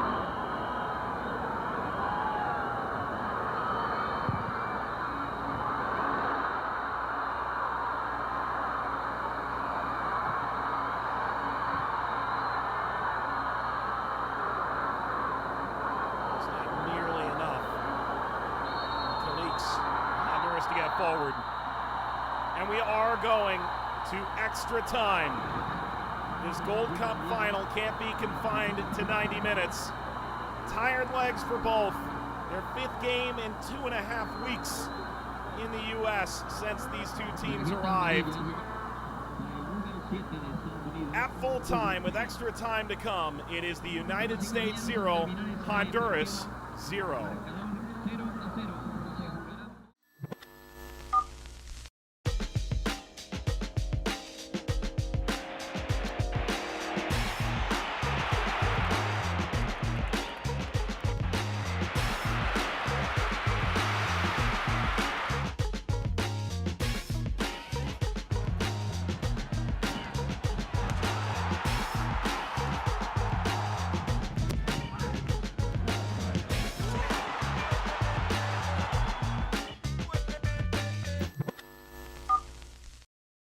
Into extra time we go in Los Angeles in this inaugural Gold Cup final between Honduras and the United States.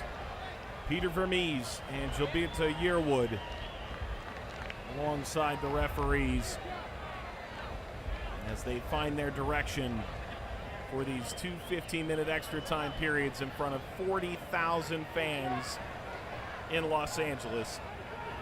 Whatever dream you had for this tournament, the reality is that much better.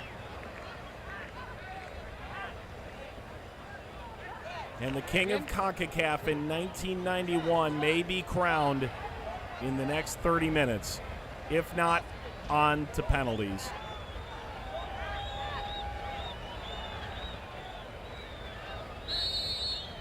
Honduras in white move right to left in the opening session of extra time. 2 15-minute periods. And if we remain level, on to penalties.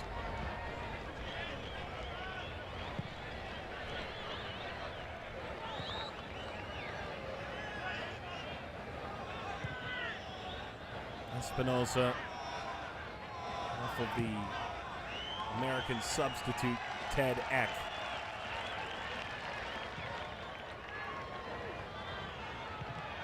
Pounding toward the touchline, Flores floats it away with a touch from Murray. Corner, Honduras.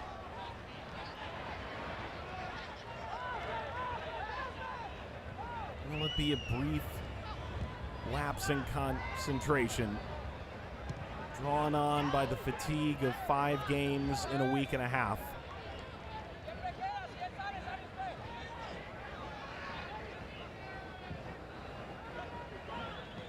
Miola gives direction. Miola rises up. He had that covered with ease. The referee protects the goalkeeper anyways. Tony Miola only in his 4th year as a full American international, and at the age of 22, it appears he has a lengthy career ahead of him. His father, Vincenzo, played in the Italian second division. Grew up in New Jersey in the American Northeast. Scoreless between Honduras and the United States. Perez pushes ahead. Cross toward Eck. Referee whistles again as Rivera goes sprawling out.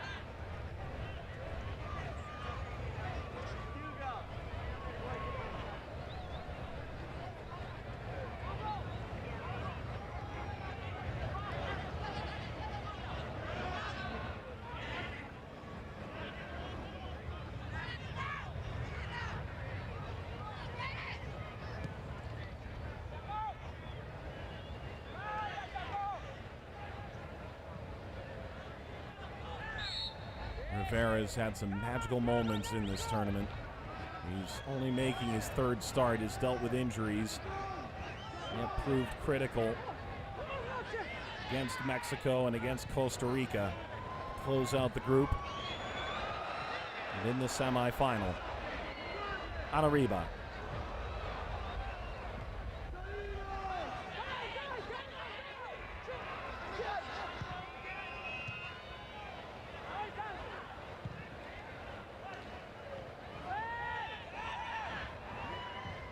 Marco Arriba.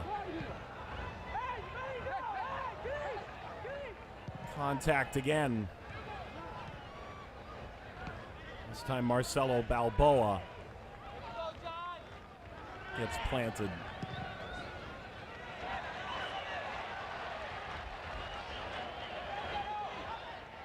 Vallejo making friends, is he? Here's Honduras' only substitute. Arriba. Flores. Perez caught him from behind.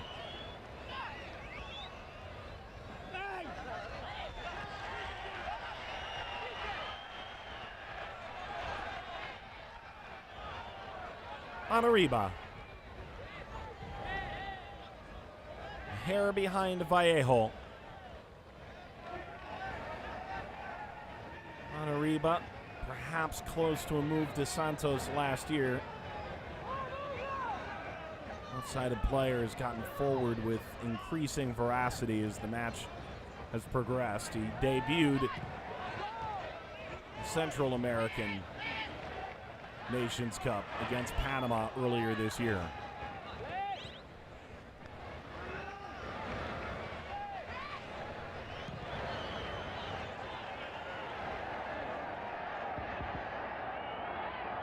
Zapata, Funes, Calix. Espinosa shows for the ball. Honduras all the way back.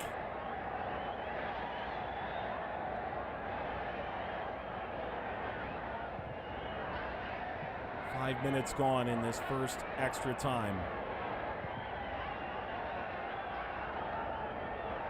The deflection came on to Flores. Vallejo. Vallejo, the back of John Doyle. Doyle who's played in California with the Earthquakes, in San Francisco Bay. Played his collegiate soccer at San Francisco for the Dons.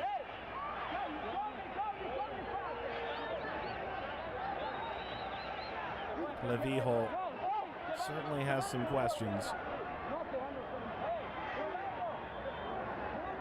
The end, an American throw.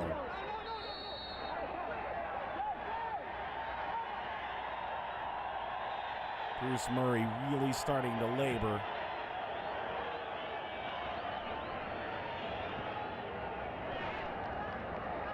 The hold-up play from Vermees. Juan Castro at his back.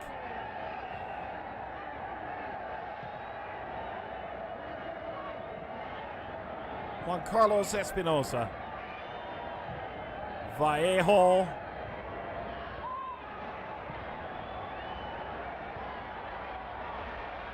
on Arriba. And a collision, and Murray a second time on Arriba. And now the Americans drive ahead. Quinn.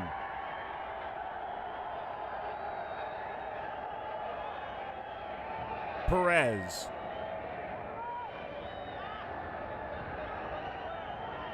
Murray toward the penalty spot. Dispatched by Honduras on Arriba. Bypassing Quinn. Calix drops back. Driven forward.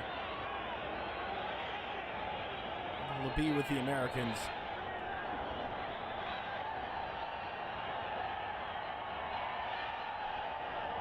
Well, Espinosa was involved in that challenge a moment ago with Bruce Murray.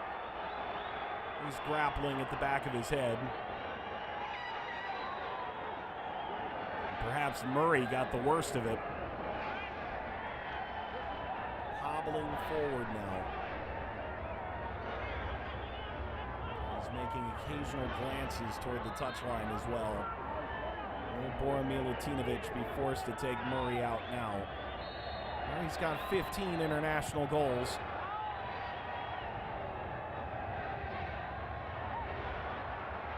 But still we remain scoreless now. Murray. Iffy clearance. And back now to Rivera. Here's another look at it.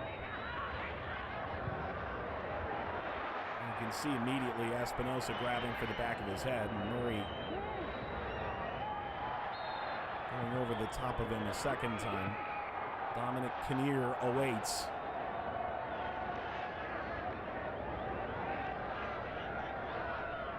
Perez forward.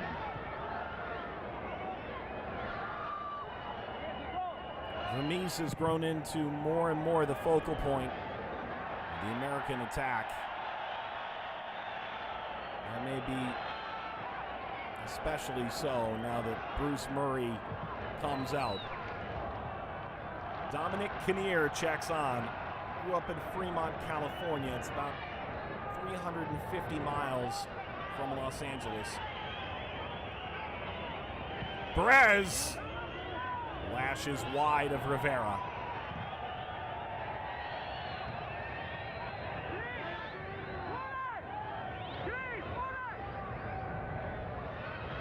Set up on a tee, precisely how Hugo Perez would have hoped. Still, it takes a tremendous amount of skill and maybe a bit of luck to hit that just right. Time ticking away in this first extra time period.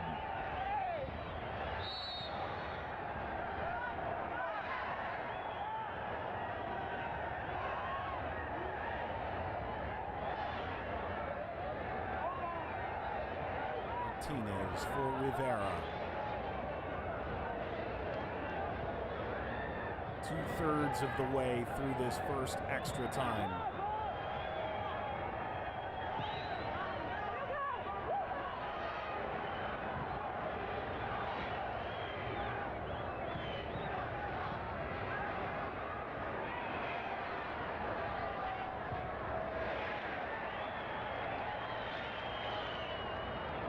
Free kick for Honduras.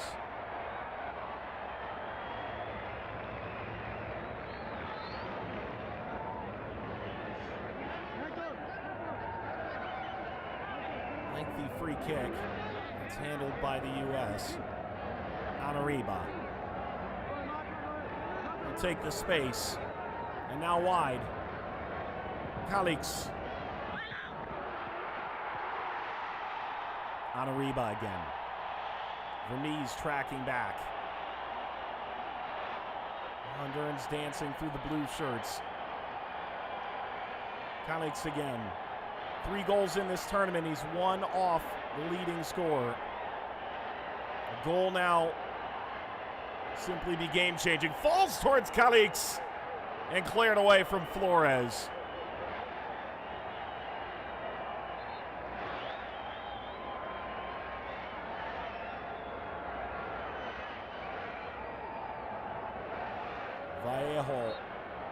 wins a throw.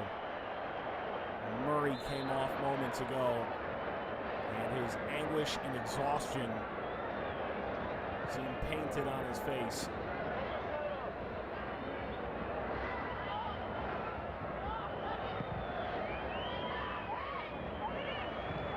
Quinn for Perez. Quinn charges forward. Kinnear with fresh legs charging up the opposite end. But back it goes to Perez. Perez sought Eck.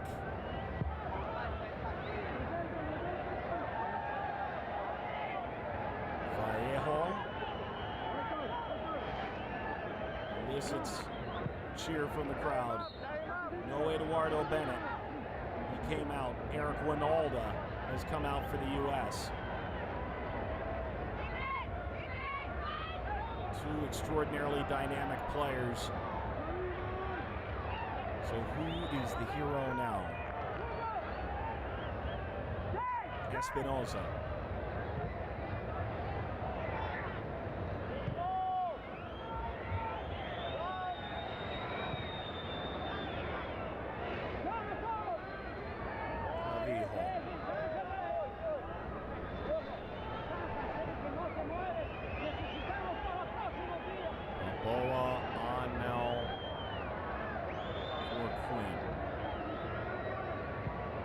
Kinnear. He gets his own taste of the physicality of this final. And Reba catching him on the follow-through.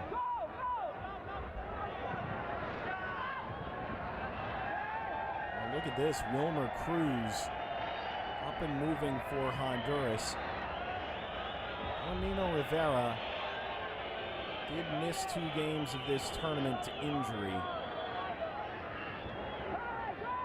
Could Honduran eyes be slowly moving toward penalties?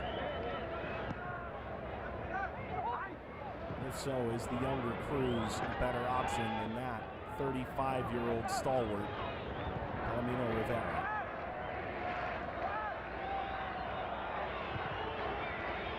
Arriba. Espinosa. Slide in, taken back. 4 blue shirts in unison, a 5th to join. And Quinn ripping down Mauricio Funes.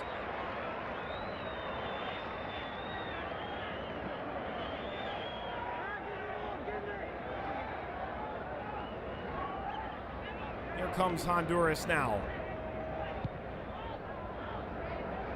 Kinnear slides, stays with Honduras still. Flores from the wing, that'll deflect. And the first extra time period comes to an end. 105 excruciating minutes for these players. The weight of history on their shoulders. The inaugural Gold Cup final remains scoreless. Poor Milutinovic has an idea he's looking to share. The referee is gesturing to keep the players inside the confines of the field. And Ted Eck, it's a short coaching lesson from Milutinovic. Milutinovic took Mexico to the World Cup quarterfinal in 1986. He took Costa Rica to the second round of the World Cup in 1990.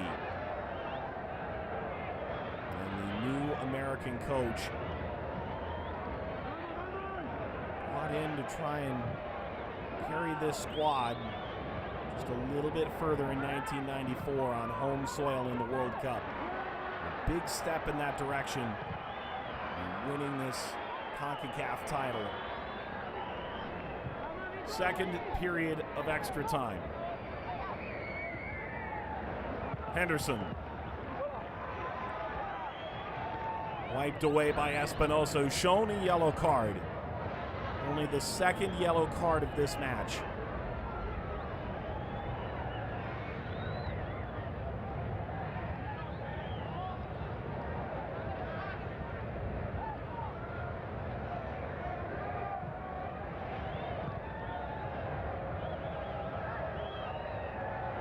Hugo Perez.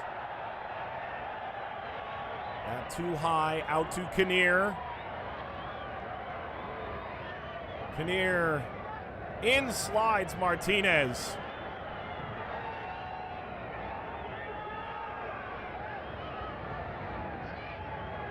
Chance to serve. It's Vermees! Rivera! One hand to deny an American.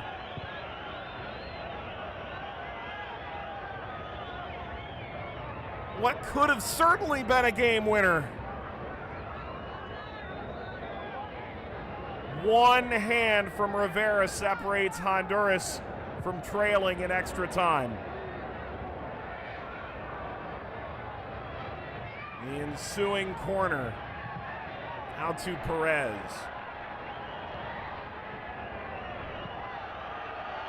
Served back in and beyond Henderson.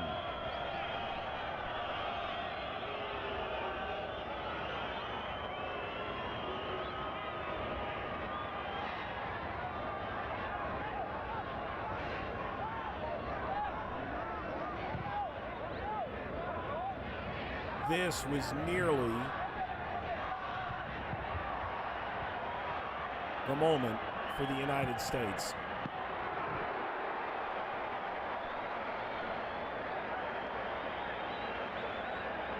Could have been a goal that trailed very few moments in American soccer history, not the least of which Paul Caligiuri's goal in Trinidad 2 years ago.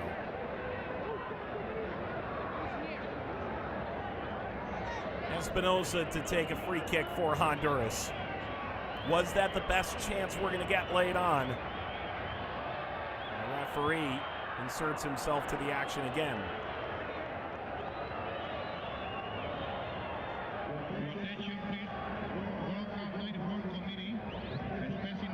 Balboa for Quinn. Steps by Yearwood.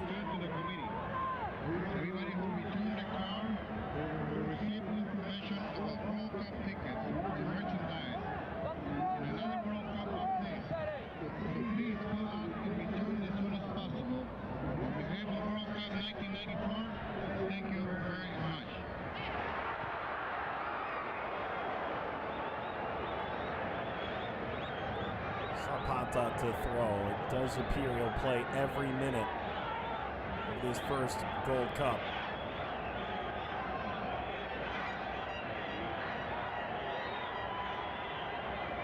It's a foul throw. Gives the ball back to the U.S. Colleagues can't get it any further.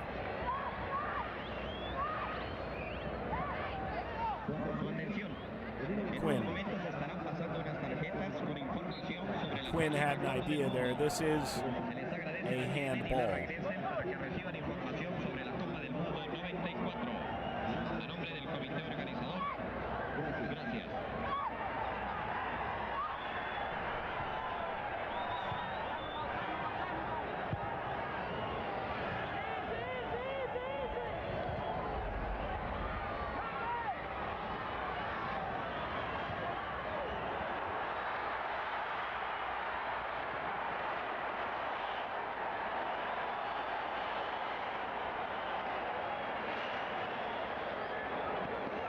Zapata again.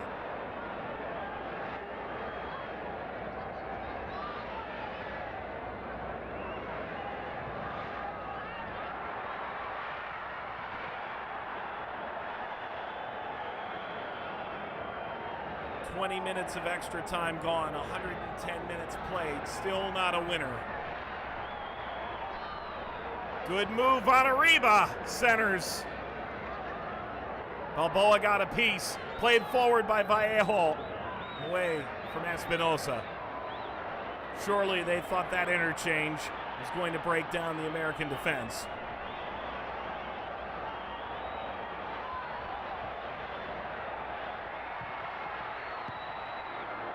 Well, the crowd truly into it now.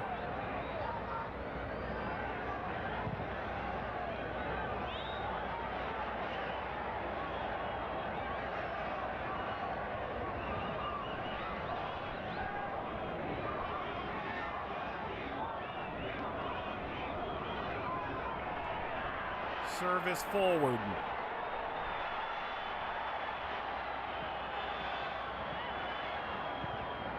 Algeria away. Henderson controls. Perez. The goal here could seal a first major title for the United States. For Honduras, it would be back to the top of Concacaf for the first time in a decade. Caligiuri.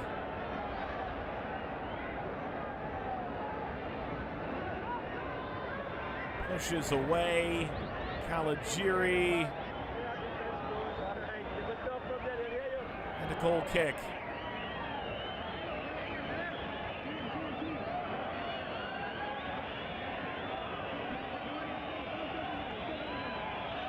Zapata just giving that little extra effort.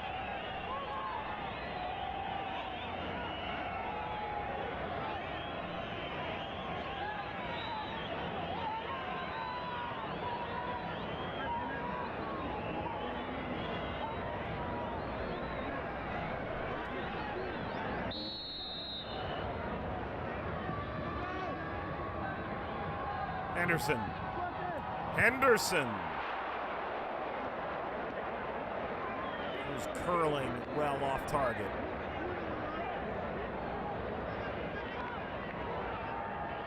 Only 20 years old.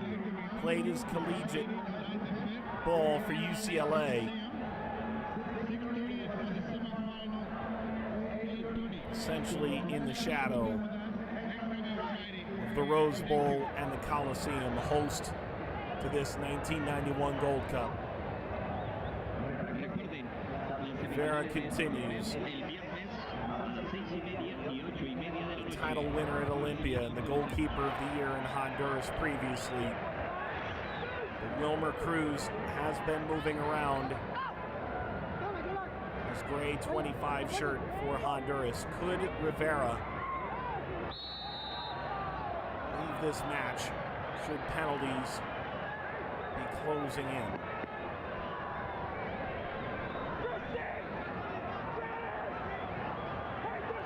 Possession in flux. Taken from Henderson. It's a little more wind in Honduras. Vallejo commits a foul.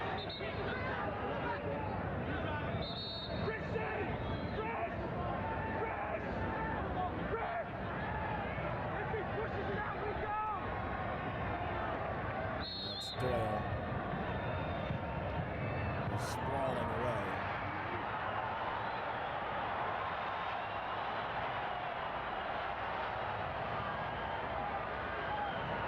Perez plays alongside Doyle in Sweden.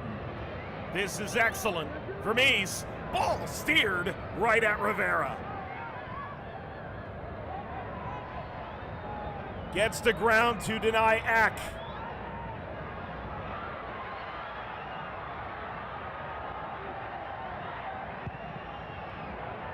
Vermees, who's so often found himself in the middle of the field, including a terrific chance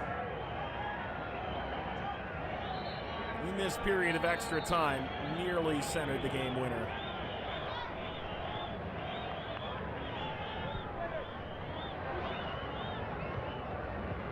Doyle. Perez. Vermees. Henderson slid aside. 5 more minutes. No goals on the penalties.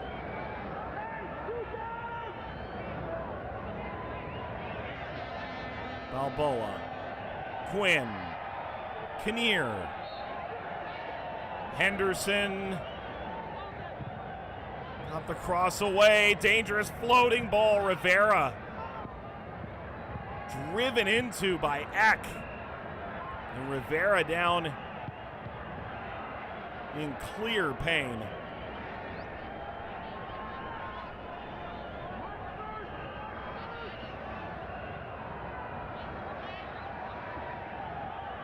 Cross that seemed to hang for an eternity.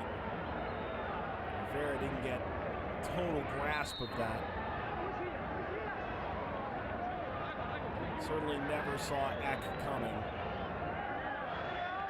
Takes a shot right to the chest.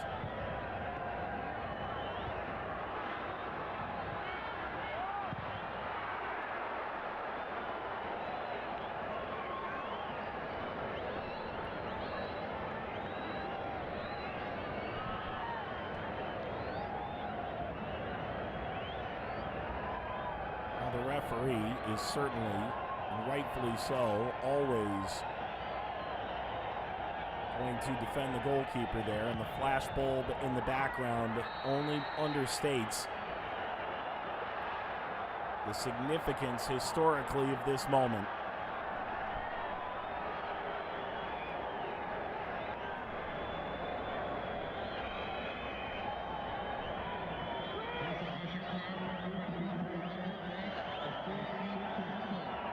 Yearwood. Vallejo lines up 1v1. Help arrives for the U.S. to send Honduras into reverse. Espinosa. Anariba. Followed by Eck. Eck gets into Anariba.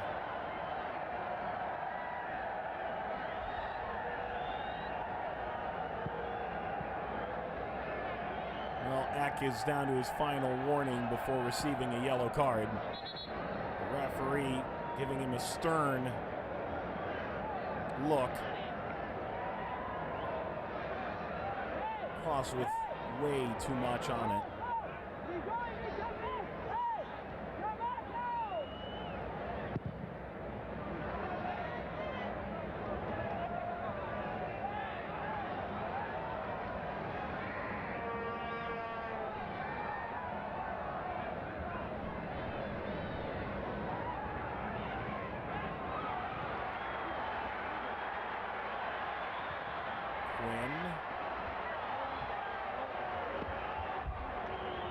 Kelly sends it right back to Caligiuri. Perez. Caligiuri again. Quinn.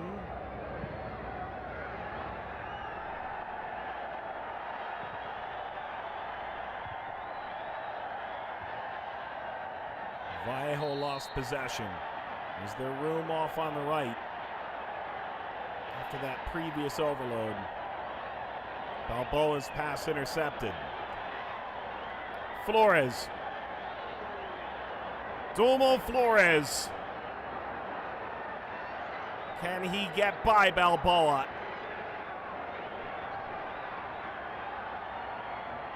Excellent recovery. And here is the change. Palomino Rivera out. Wilmer Cruz comes on.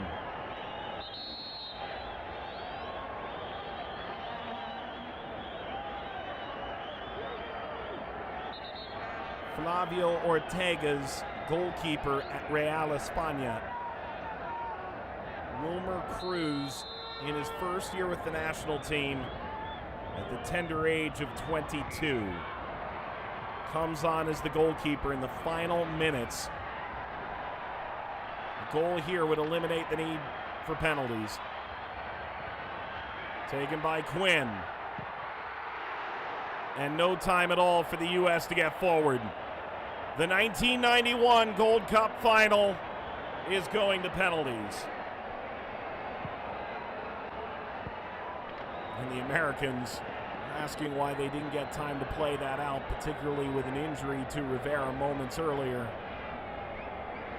120 minutes, perhaps the best opportunities of this match, came in the final 15.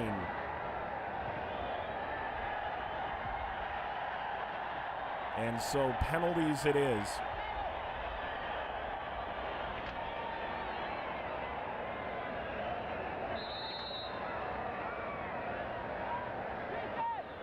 Well, we'll see whether this gamble by Flavio Ortega pays off.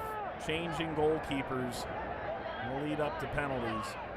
Tony Meola certainly views himself as a specialist in moments like this. The American goalkeeper has exceeding confidence.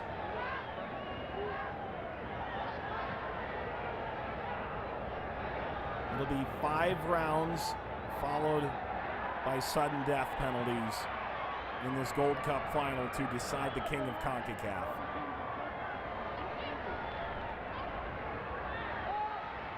And certainly with 5 million sets of eyes in Honduras focused solely on Flavio Ortega, the Coliseum with its bright lights shining down in the City of Angels.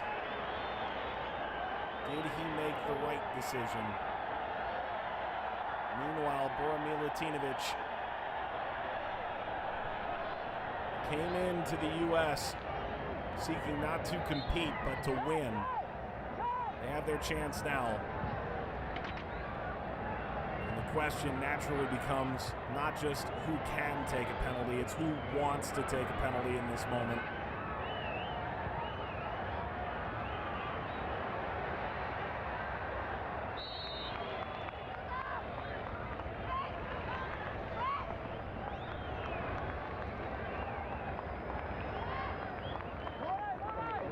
Honduras. They defeated Canada 4-2 at the outset. They blew out Jamaica 5-0. 1-1 draw against Mexico. Enough to take them into the semifinal against Costa Rica, a 2-0 win. And now a scoreless draw in the final gives them a chance to win it in penalties. For the U.S., Gold Cup that began with a new rivalry of sorts, a 2-1 win against Trinidad and Tobago, 3-0 win against Guatemala, a win against Costa Rica, an own goal game winner just shy of the hour mark, 3-2, and then their win against Mexico with Doyle and Vermees combining for goals, while Tony Meola kept a clean sheet. Yearwood and Vermees meet for the 3rd time with the referees. Pre-game, going into extra time, and now in penalties.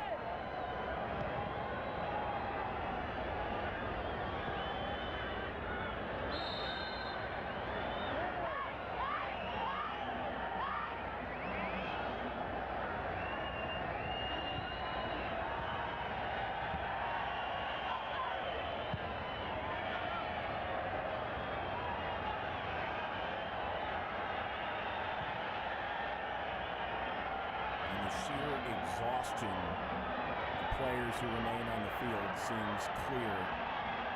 Many still laying down near the halfway line.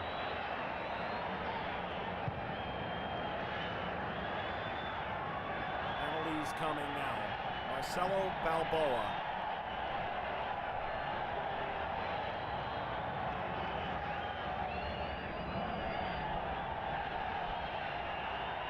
To be awaiting to take the first American penalty.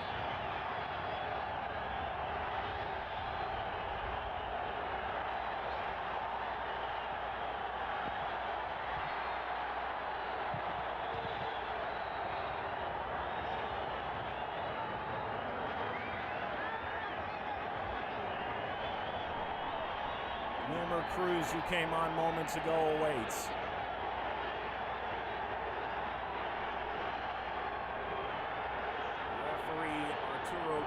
Has the honors. Cedes the ball to Balboa.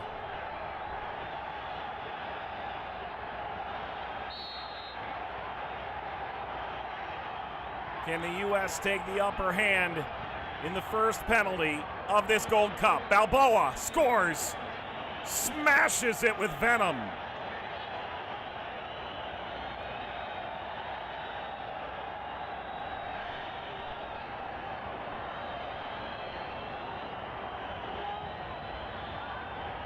Celebrating with Clavijo. The defender didn't fool Cruz. But still, Cruz couldn't stop it. This is Castro.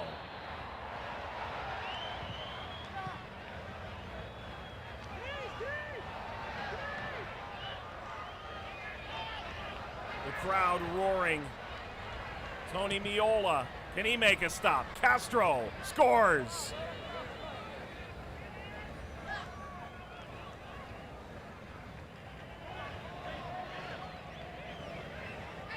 (1-1) after one round of penalties.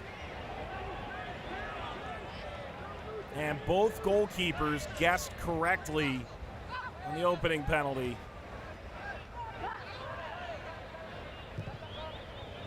Peter Vermees, who had a tremendous opportunity in the second period of extra time.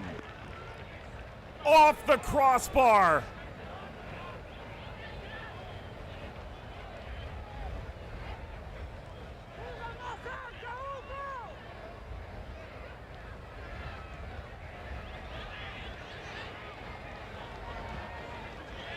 Immediately to his knees, Vermees knows he's given Honduras an opening here.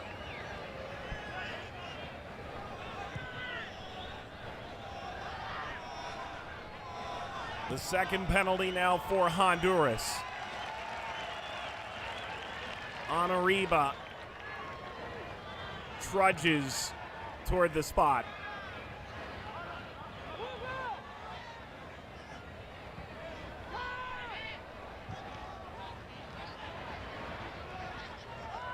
Marco Anariba to give Honduras the lead. Save Meola.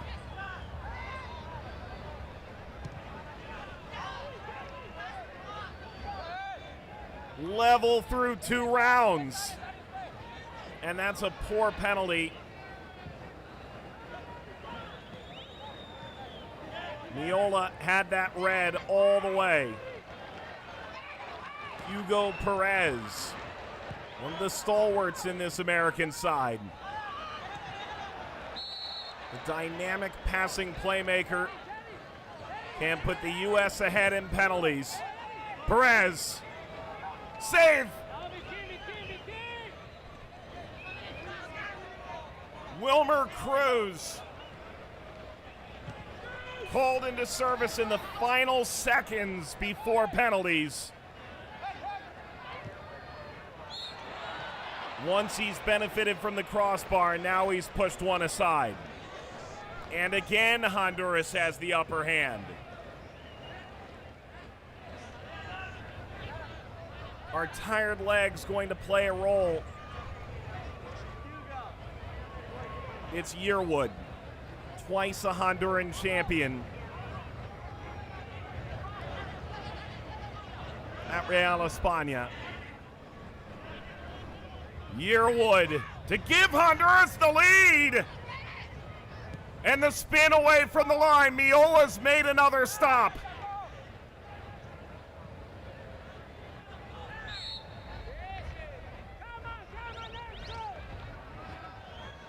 It felt like everyone in this stadium, a collective 41,000 plus, held their breath for this moment. Now it's Caligiuri. He puts it in. 2-1 U.S. midway through the 4th round of penalties. And Paul Caligiuri, who scored one of the seminal goals in American soccer history, has given the Americans the advantage in this penalty shootout.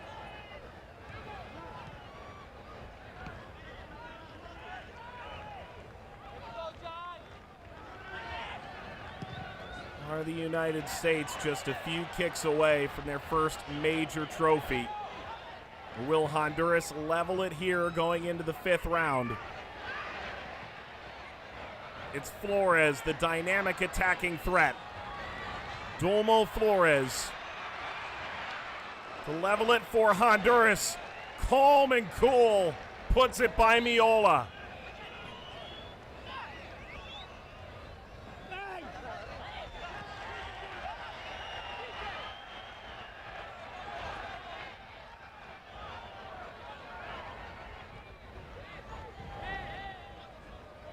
What a simple, cold-blooded effort. And Wilmer Cruz goes out to Ted Eck. Those two hadn't come into contact yet in this match. Eck ran into the previous goalkeeper, Rivera. Perhaps that's part of why Cruz is here. Eck in the 5th round. One hand to that. Eck denied. Wilmer Cruz has put Honduras on the doorstep of a Gold Cup title.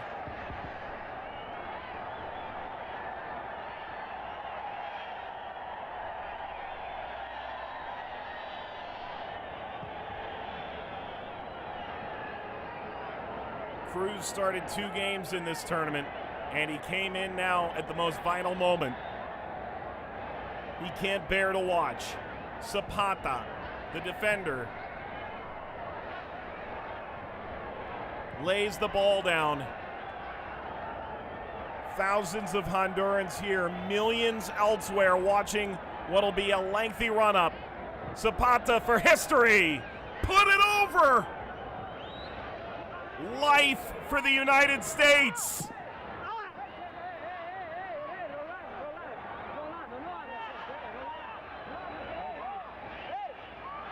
A 10-yard run-up. And had he kept it underneath the bar, he'd be celebrating a Honduran title.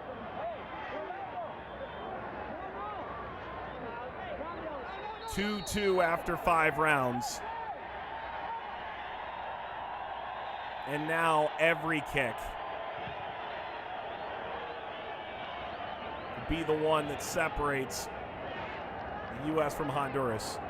It's Quinn, the central midfielder, against Cruz. Another save by Cruz.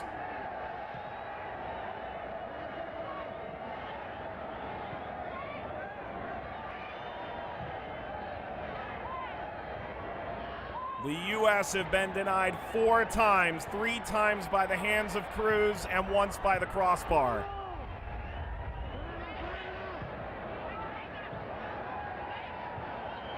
And Luis Calix, who will fall short of a golden boot in this tournament, still has a chance to give Honduras the Gold Cup.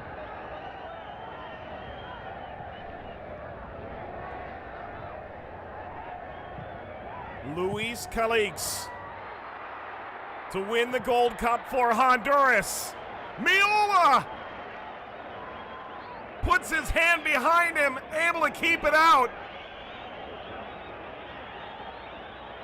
This shootout continues.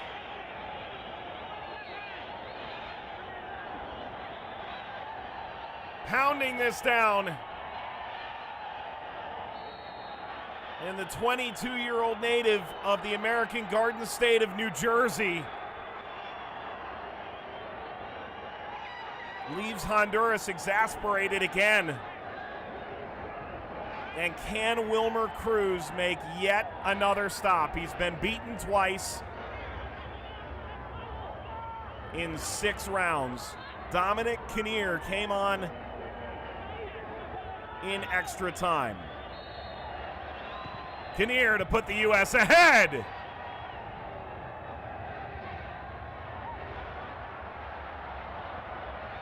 (3-2) U.S. and now Honduras needs to make their penalty.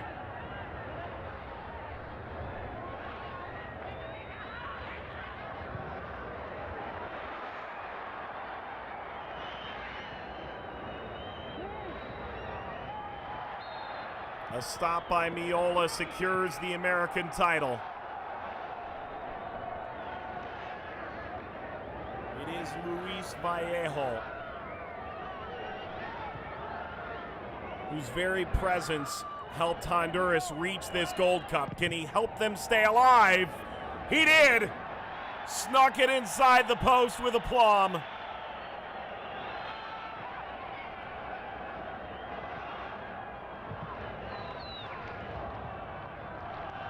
On to an 8th round. And Tony Meola was just inches away from ending it.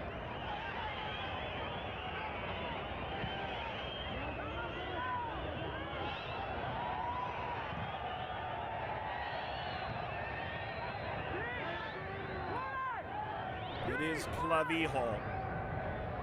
Remember Cruz asking that that ball be perfectly laid on the spot. Fernando Clavijo can again put the U.S.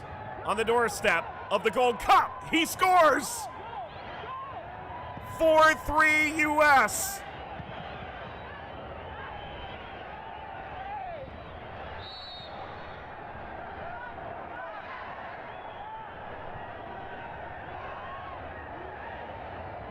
Cruz all out of sorts. And again, the impetus on Meola. One more stop. And the U.S. take this Gold Cup final. Juan Carlos Espinoza. Both of his international goals have come this year. Espinoza for Honduras. Put it over! For the first time, the United States, kings of Concacaf in 1991.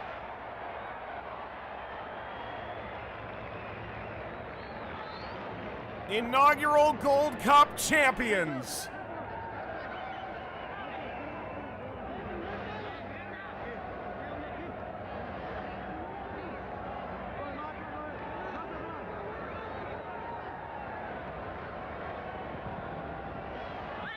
No one can question Flavio Ortega's move. His exchange of goalkeepers netted more than enough chances for Honduras.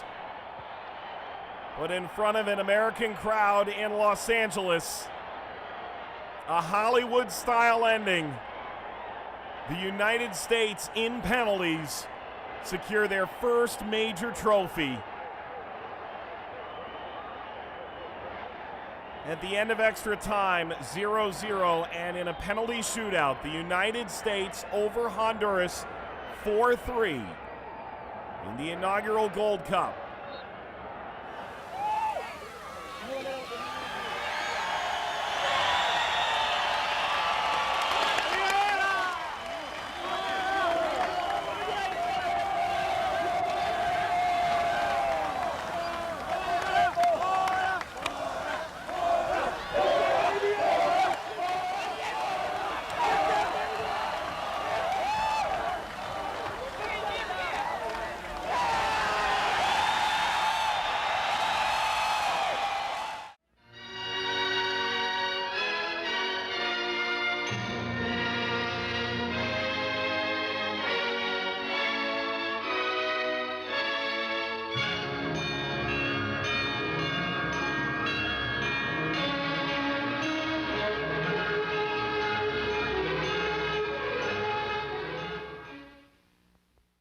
The official Concacaf app. No matter where you are or who you're rooting for, you can watch your favorite competitions, teams, and players on the go. Get the latest news on all things Concacaf. Get access to stats, play-by-play, players' information, schedule, and standings. Get instant notifications and alerts. Discover other fans like you. And show your support in social media with our exclusive camera filters. All of that and much more. Take your Concacaf experience to the next level. Download now the official Concacaf app. Available on the App Store and Google Play.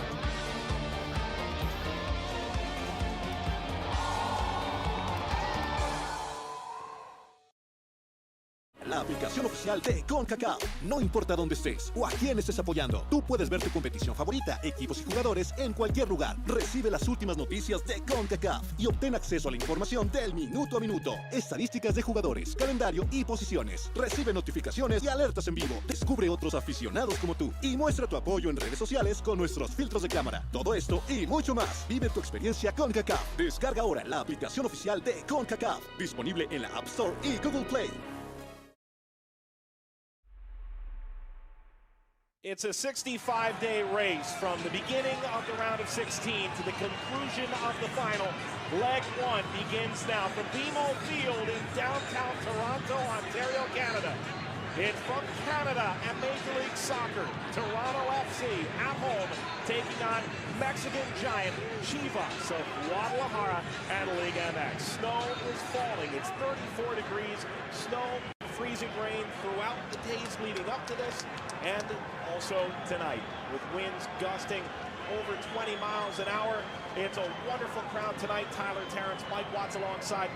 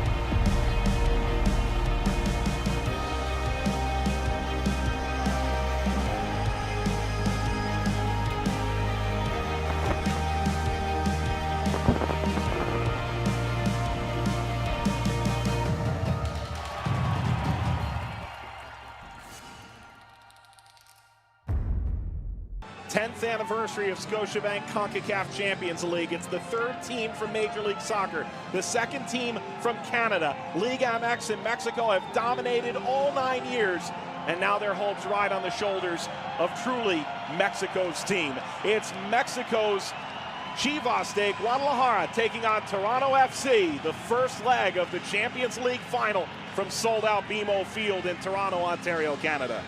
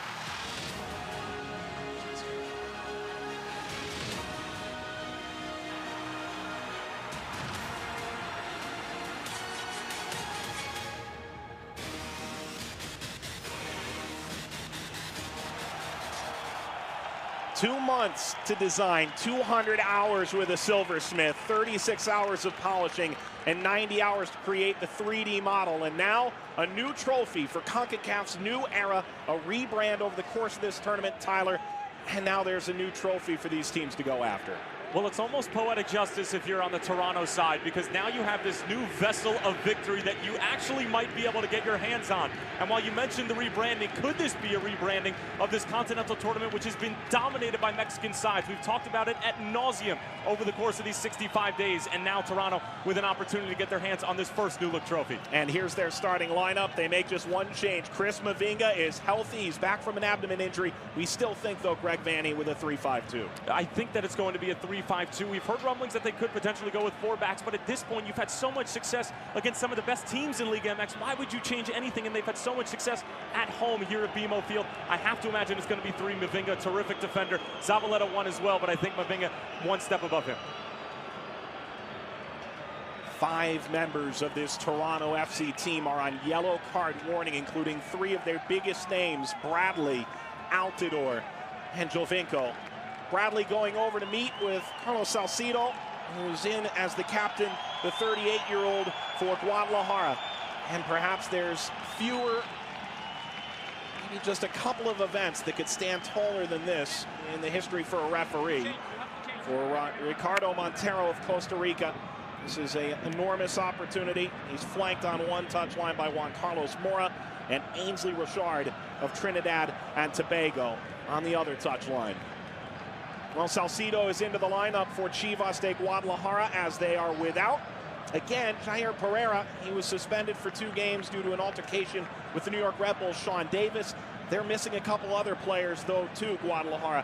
They're without Rodolfo Cota, with Miguel Jimenez starting in goal. And Edwin Hernandez is out, so they turn to Alejandro Mayorga. Again, if you're Guadalajara, you don't want to change a lot, but 4 of your 5 first-choice defensive players aren't available tonight. They aren't, but probably what's the strongest part about this Chivas team, like we mentioned just a few minutes ago, Mike, is their defensive capabilities. And Salcido was in the starting lineup, probably wouldn't have been if Pereira wasn't suspended, but Salcido was part of a defense for Chivas that were able to somehow keep New York Red Bulls out of the back of the net at Red Bull Arena in what was a devastating loss for the Red Bulls. But a lot of people are overlooking the fact that Chivas put on one of the most incredible defensive performances with the help of Cota, who again also not available tonight.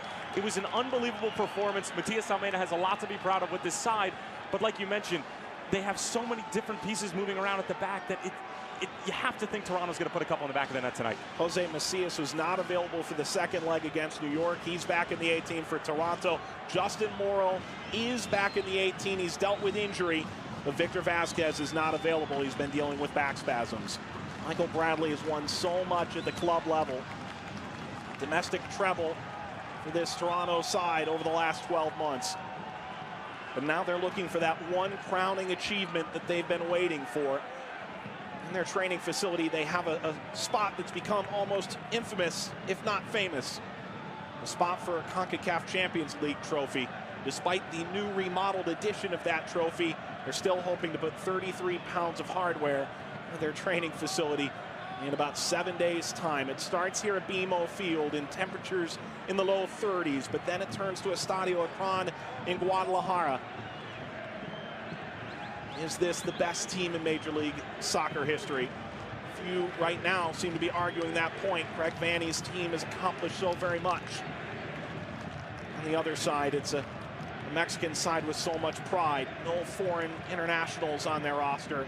Matias Almeida governing over his 7th final in 2.5 years' time at the helm of Mexico's favored son, Chivas de Guadalajara.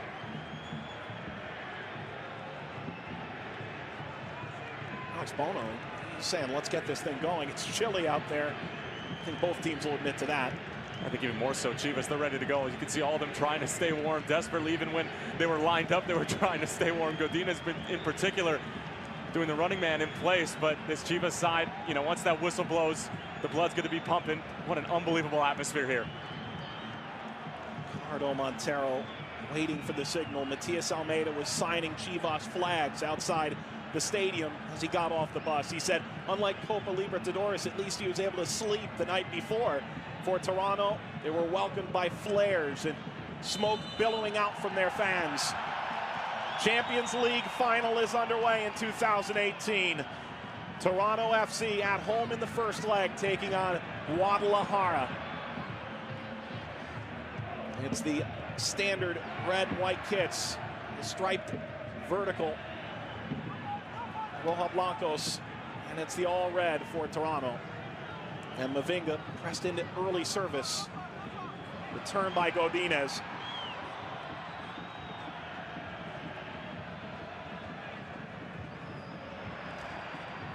Ashton Morgan making his 20th appearance in Champions League in Concacaf. Taps that away from Cisneros. Well, the attacking front for Chivas, we really didn't get to see the best of them, if any of them at all, in that game against New York Red Bulls, because they were outshot something 20-1. So it's going to be interesting to see how they deal with the early pressure from Toronto, who are obviously going to be looking to get off to a hot start. But this Chivas side defends so well. At the byline, it's allowed through, it's in! It's an away goal! It's Pizarro at the outset! Oh, it's a stunning start for Chivas, Abimo. Absolutely speechless, Mike. How this ball is let through, beyond me. Toronto start the game off with the long ball. Chivas do well to deal with it and then get on the other end and win a deep throw. And now this ball comes across. It's a great dummy from Godinez. The finish is sublime. But if you're Toronto, how are you not getting more pressure on the ball? I get that it's a good first touch towards the byline, but Auro has to be closer to his man. There's way too much space in the middle of the box for a final of this magnitude in the first couple of minutes. You just need to forget about a rhythm, forgetting a foot on the ball, get it out of play. But what can you say about the finish from Pizarro? Oh, it's early, but the celebration on for the manager, a native of Argentina. And Pizarro, again, another one of those massive moments. Jesse Marsh, the New York coach, saying after the first leg, he was far and away the best player on the field. They played at Estadio Akron in the semifinal. He leads Champions League with 4 assists, and that's the kind of goal that win you a golden boot or golden ball when it's all said and done. More importantly, it might win them that 33-pound new trophy that we just saw, because we were talking about it off air, Mike, before the game even started. Toronto probably need 2 in order to consider this a 1 match, because 1 isn't going to do it when they head down to Akron. And now the fact that you gave up the first goal and it's a away goal, it completely changes the entire tactics that Greg Vanney was going into this game with. Pineda. This is Mayorga, 20-year-old who steps into one of the biggest games of his young career.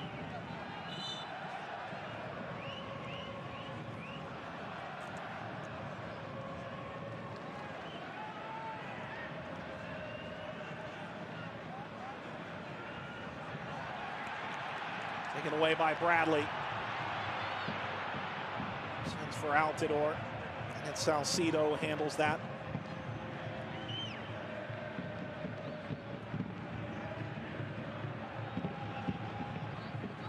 Steered back and handled by Jimenez. He was the hero in Copa MX. I get that this is decent play, Mike, from Chivas. I mean, the finish is more than decent. The finish is world-class because it's coming across his body. He has to hit it with the inside of his foot. But for me, in this early stage in the match, in a final, way too much space. Auro has to get closer as virtually the last line of defense on the back post. Stunning.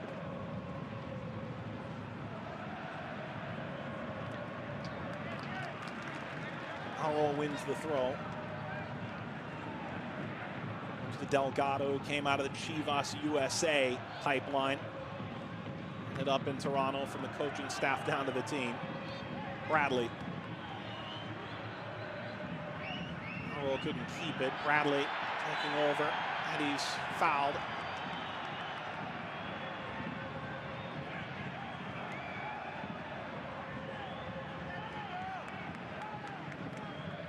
Despite the rough start for Toronto, Mike, I think Bradley has done a good job of establishing himself in the middle of the park defensively.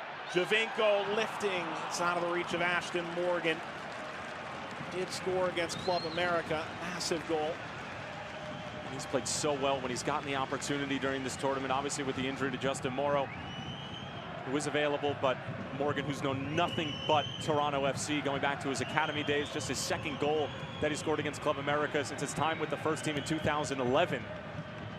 I mean, he's earned his spot at this point.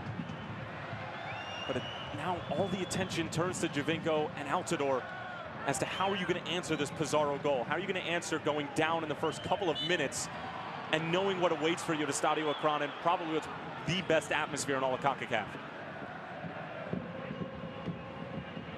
Brizuela scored the game-winning goal in the tie in the semifinal against Red Bulls. Pineda.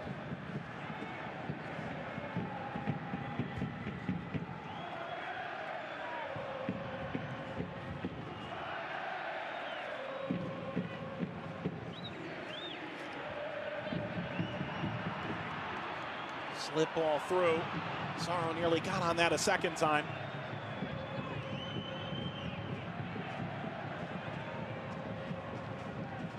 Guadalajara has not allowed a goal in this tournament in about 290 minutes. And I really do believe that that's why they're here, right? Their defensive ability, their organization at the back. Matias Almeida, I think he knows that at times going forward that this isn't a Club America, this isn't a Tigres, because they don't have the likes of Andre Pierre Gignac. They don't have a Cecilio Dominguez to go forward and take over the game, or an Andres Ibargüen for that matter. But what they do have is an unbelievable amount of buy-in at the back line. I mean, you saw it in the game against the Red Bulls. And that's why Toronto were able to take care of Club America and Tigres, because they could find the back of the net. Osorio now chasing in, and Jimenez will handle this. And part of what makes them unique is Chivas is not just a normally stout defense. They man mark all over the field. This ball from Osorio. They do, and you'll see spurts of that, but I think it's going to be extremely difficult to keep that up for 90 minutes. I mean, we've seen it at times, and we thought that Greg Vanney might try to throw something at them different, maybe throw Gregory Vanderweil further up the field.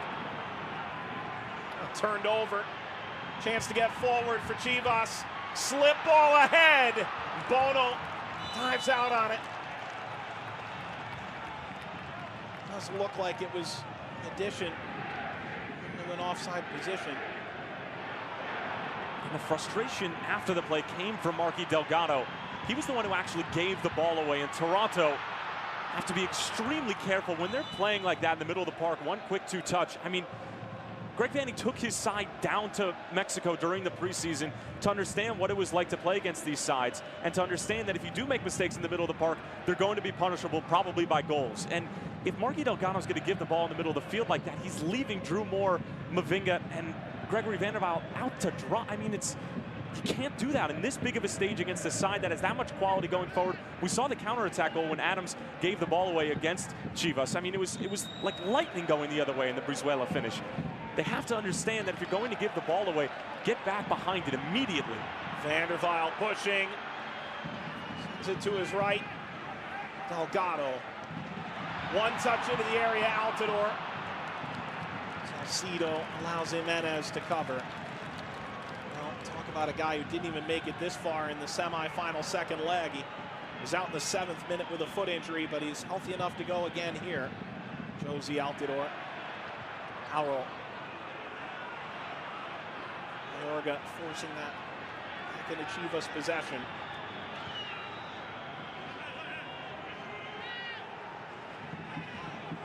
Taking on Morgan, cross. Moore heading that out. It's a corner to Guadalajara, who have had a dream start through 10 minutes. A goal in the 2nd minute from Rodolfo Pizarro. They're on the front foot again.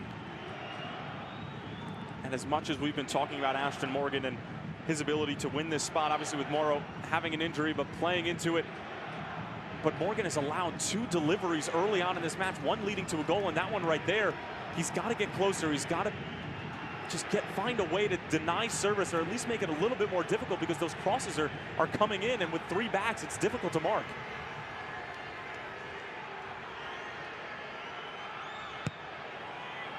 A line drive that's usually handled by Osorio. Giovinco trying to take it further. This is a small Chivas team. Set pieces, they have to be a little bit cheeky to find good opportunities. How many times did we see New York Red Bulls utilize that long throw-in from Kamar Lawrence? I mean, time after time, allowing Kamar to come up and take that long throw-in, and it looked like they were going to find their breakthrough from that. But Salcido the wily veteran, did a great job stepping in for Pereira, organizing the defense.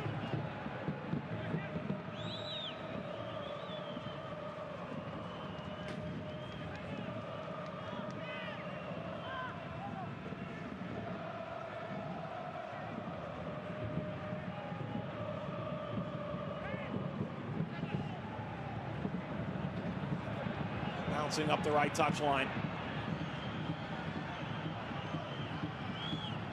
Mavinga in pursuit. Mavinga slips it away, if only for a moment. Field by Alro. He's moved from his right back position to the opposite side to provide more pressure. And Giovinco fouled for the 19th time in this tournament, more than any other player. Well, and there's a reason for that, right? I mean, he does such an unbelievable job of getting on top of the ball and then putting his body between himself, or excuse me, between the defender and the ball. You see it right here, just takes one little step inside, forcing the foul. And a couple of those fouls, he was actually brought down to the box, leading to penalties. One of the best went on top of the ball, but we didn't see too much of it against Club America in the second leg, with Josie Altidore going out in the first few minutes and then Ricketts coming on. Not only was it a blow to not have Josie on the field, but the partnership that Giovinco has developed with Josie over the years didn't necessarily allow for Giovinco to have his best game. Space vacated here. Brizuela, the back heel.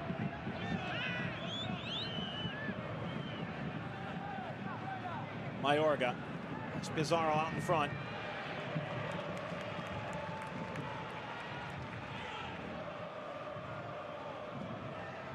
Mayorga, an academy product for Chivas. Spent 6 years preparing for like this. Played a couple of times in Liga MX this year. That's the call with Edwin Hernandez unavailable. Down to their third choice. That outside back position.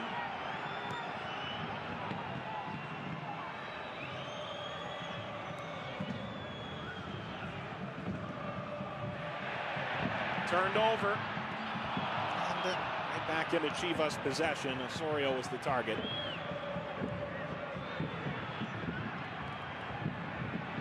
Mavinga trying to cover ground. It's a good ball ahead for Cisneros. Cisneros on the stop.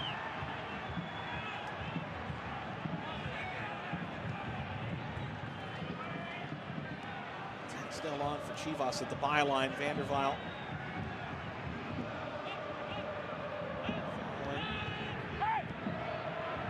Pineda. Goes down. It's a foul against Giovinco. I've been wildly impressed in the opening 13.5 minutes, Mike, from Chivas' movement off of the ball. We saw that was the catalyst for their goal against Red Bulls. And it is causing the Toronto backline all sorts of problems. I mean, when you have 3 center backs, all of them are basically responsible for vertical runners. Michael Bradley will jump into that mix, but it becomes extremely difficult to try to keep track of all of them, and they're so clever when they get on the ball. Difficult recipe.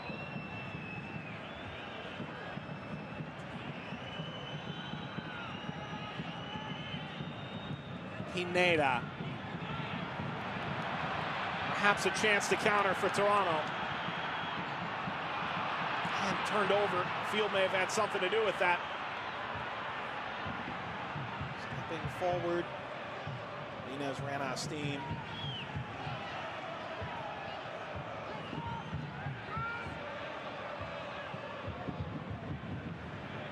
And across the field, Brizuela.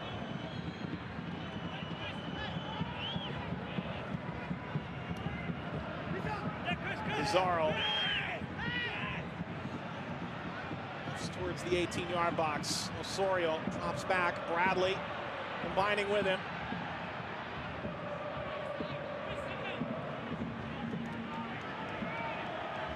Off of Osorio, throw to Guadalajara in the quarter-hour mark. Well, credits to Chivas for the pressure, being bold in the opening moments of this game on the road at BMO in less than ideal conditions, but if I'm Greg Vanny, I need more out of my wingbacks. In a 3-back system, one of the more vital pieces on the field. They have to be able to get up and down, but they also need to be able to provide that width for you. And both Auro and Ashton Morgan have not played well defensively and have given the ball away a countless number of times when there's no pressure on them. It's one thing if you're under pressure and you're giving the ball away. These are unforced errors.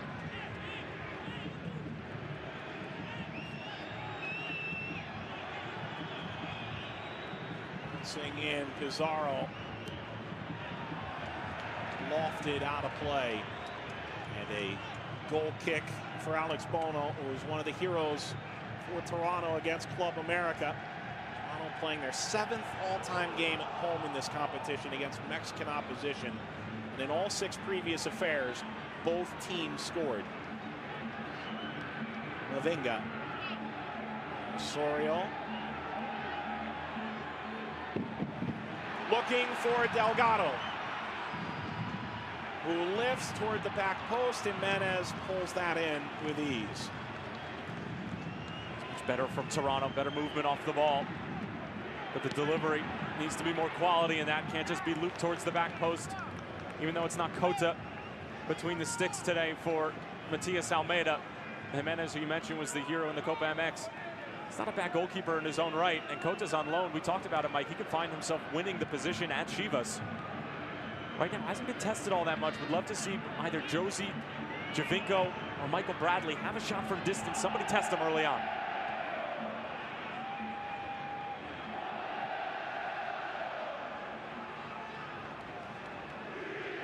Mayorga. Pizarro, the square ball. Pineda. Brizuela. Lost in the 2014 final. Cruz Azul was with Toluca.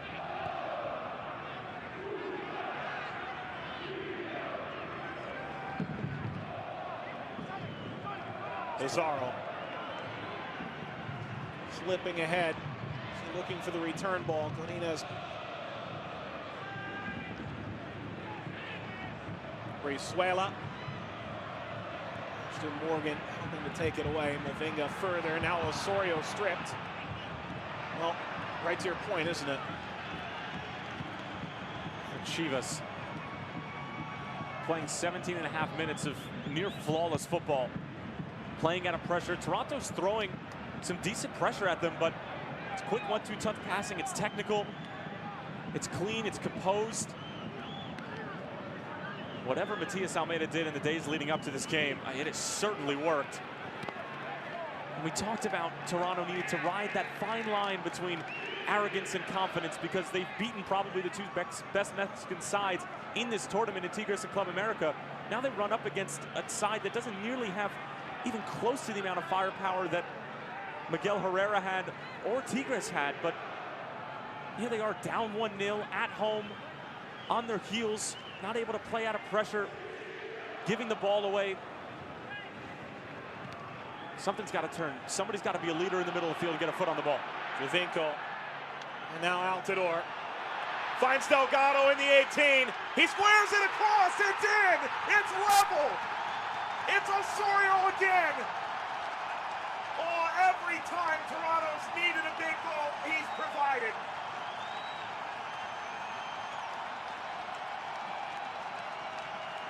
Well, Osorio was the devastator against Club America. He had the 90th minute game winner against Tigres, and now a huge equalizer. It's a great response. We talked about somebody needing to step up and be a leader. Altidore, a great ball through. Delgado knows exactly where Osorio is, and Osorio goes crashing into the post, but he knows the moment. He knows what's on the line. It's a great job from Delgado. Jimenez, I have to think that he's got to be able to get there, but the surface here at BMO, less than ideal. Take nothing away from Toronto, though. They get one decent opportunity. They make the most of it. And how many times are we going to see Osorio in front of net be able to tuck it away? Just what the doctor ordered for Toronto. Is there more to be had here for Toronto? 19th minute goal. It's his 4th of the tournament. He's now the lone leader in goal scoring in Scotiabank Concacaf Champions League in 2018. Just a kid from Brampton. Morgan. What kind of odds could you gotten on that? Osorio Gold Boot winner. Edge of the area, he goes down, no whistle. our Costa Rican referee, Ricardo Montero. Now the break is on. Guadalajara at their most dangerous. Runner pushing ahead is Pineda. Pulido touching wide. Mavinga on the defense. Laid off. Shot is on. Scooped up by Bono.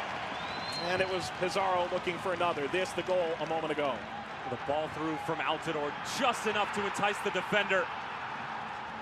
And every time I watch this, I wonder if Cota would have been able to get there. Jimenez, I don't know if he slipped. It was an early ball. Auro lofts that well over. Salcido chasing. Altidore there too. Well, this game has opened up, and Toronto looks a lot more like themselves than they did in the first quarter hour. They do, but they have to be careful of giving Chivas space. If this game continues to open up, I do think it's advantage Toronto, but if you give up another away goal, you're putting yourself in quite a spot heading down to the second leg.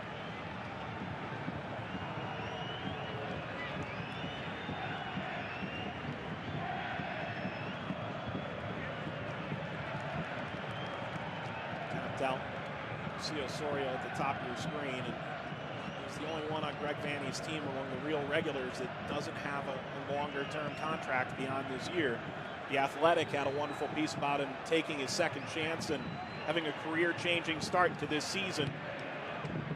Hard to argue with it right now. That's just another massive goal. He scored twice away in Mexico, El Volcan, and then at the Azteca.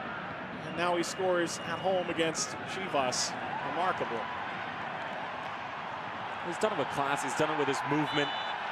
Such a commitment off of the ball to make the proper runs. And listen, I mean, how many times will we see guys make runs and not get the ball? But if you're a youngster watching this, the ability to be able to move without the ball and the commitment to make the proper run, even if you don't get it, is paramount. Because also look at Ashton Morgan, who made that run and scored that goal against Club America that proved to be vital down the stretch. I mean, those are runs that you're probably not going to get the ball, but the runs need to be made to put pressure on the defense, continue to make them think, and to fill the space. Again, this is a Chivas side missing 4 of their top 5 first-choice defenders. We'll get Jair Pereira back. An altercation with Sean Davis in the first leg of the semifinal. Adam sent off for 2 following matches despite no penalty at the time. Altidore, one of those players who has to be careful. He's one of 5 players for Toronto and 4 for Guadalajara that are yellow card away from watching the second leg, Estadio Akron from suite level. Throw for Guadalajara in the 24th. And it's such a tough position to be in. You know, if you're Altidore and Javinko, that's one thing, but if you're Michael Bradley, who's consistently putting in challenges in the middle of the park, how do you play that balancing act of wanting to be aggressive, wanting to put everything on the line in a final, but knowing that your team needs you when you head down to Mexico? Oh, it's an excellent slip ball. Ashton Morgan arriving right on time. Well, he arrived right on time, Mike, but I'll tell you what, Carlos Cisneros is sitting wide open right at the bottom of your screen. He pops up there at the last second. That ball has to find him. And it was Brizuela who did an unbelievable job to get to that point, but it was almost identical to the Pizarro goal. If you send that right back across, there's nobody there. All it is a one-time finish towards the back post. And we've seen that before. Corner in the 25th. Rising up to head it down. Bono gets that on the fly. It was Salcido. The 38-year-old rose to meet this. Well, he's just having fun at this point. He's not even supposed to be in the 11. I mean, Pereira's suspended. He goes to Red Bull, organizes a defense that gets a clean sheet in Red Bull Arena, comes up for a set piece. I mean, if that's anywhere but right at Alex Bono. 2-1 the other way for Chivas. Salcido saying this week a way to potentially say goodbye to Chivas, reaching the Club World Cup in the United Arab Emirates in December. It's all level right now in the 25th minute, 1 goal apiece. The away goal to Guadalajara is a long way from seeing whether or not that proves to be vital. Bradley is down. And just before that, it looked like Josie Altidore was holding something laboring. I'm not sure what it was, but he was keeled over. And while he's gotten much further than he did in the second leg against Club America, to see him go down at this point, listen, Ricketts is a good player in his own right, but Josie obviously brings a totally different dimension to this side, and you just hope that Josie is going to be able to continue. Didn't necessarily see an acute play in which something should be bothering him, but he's wandering around the field at this point.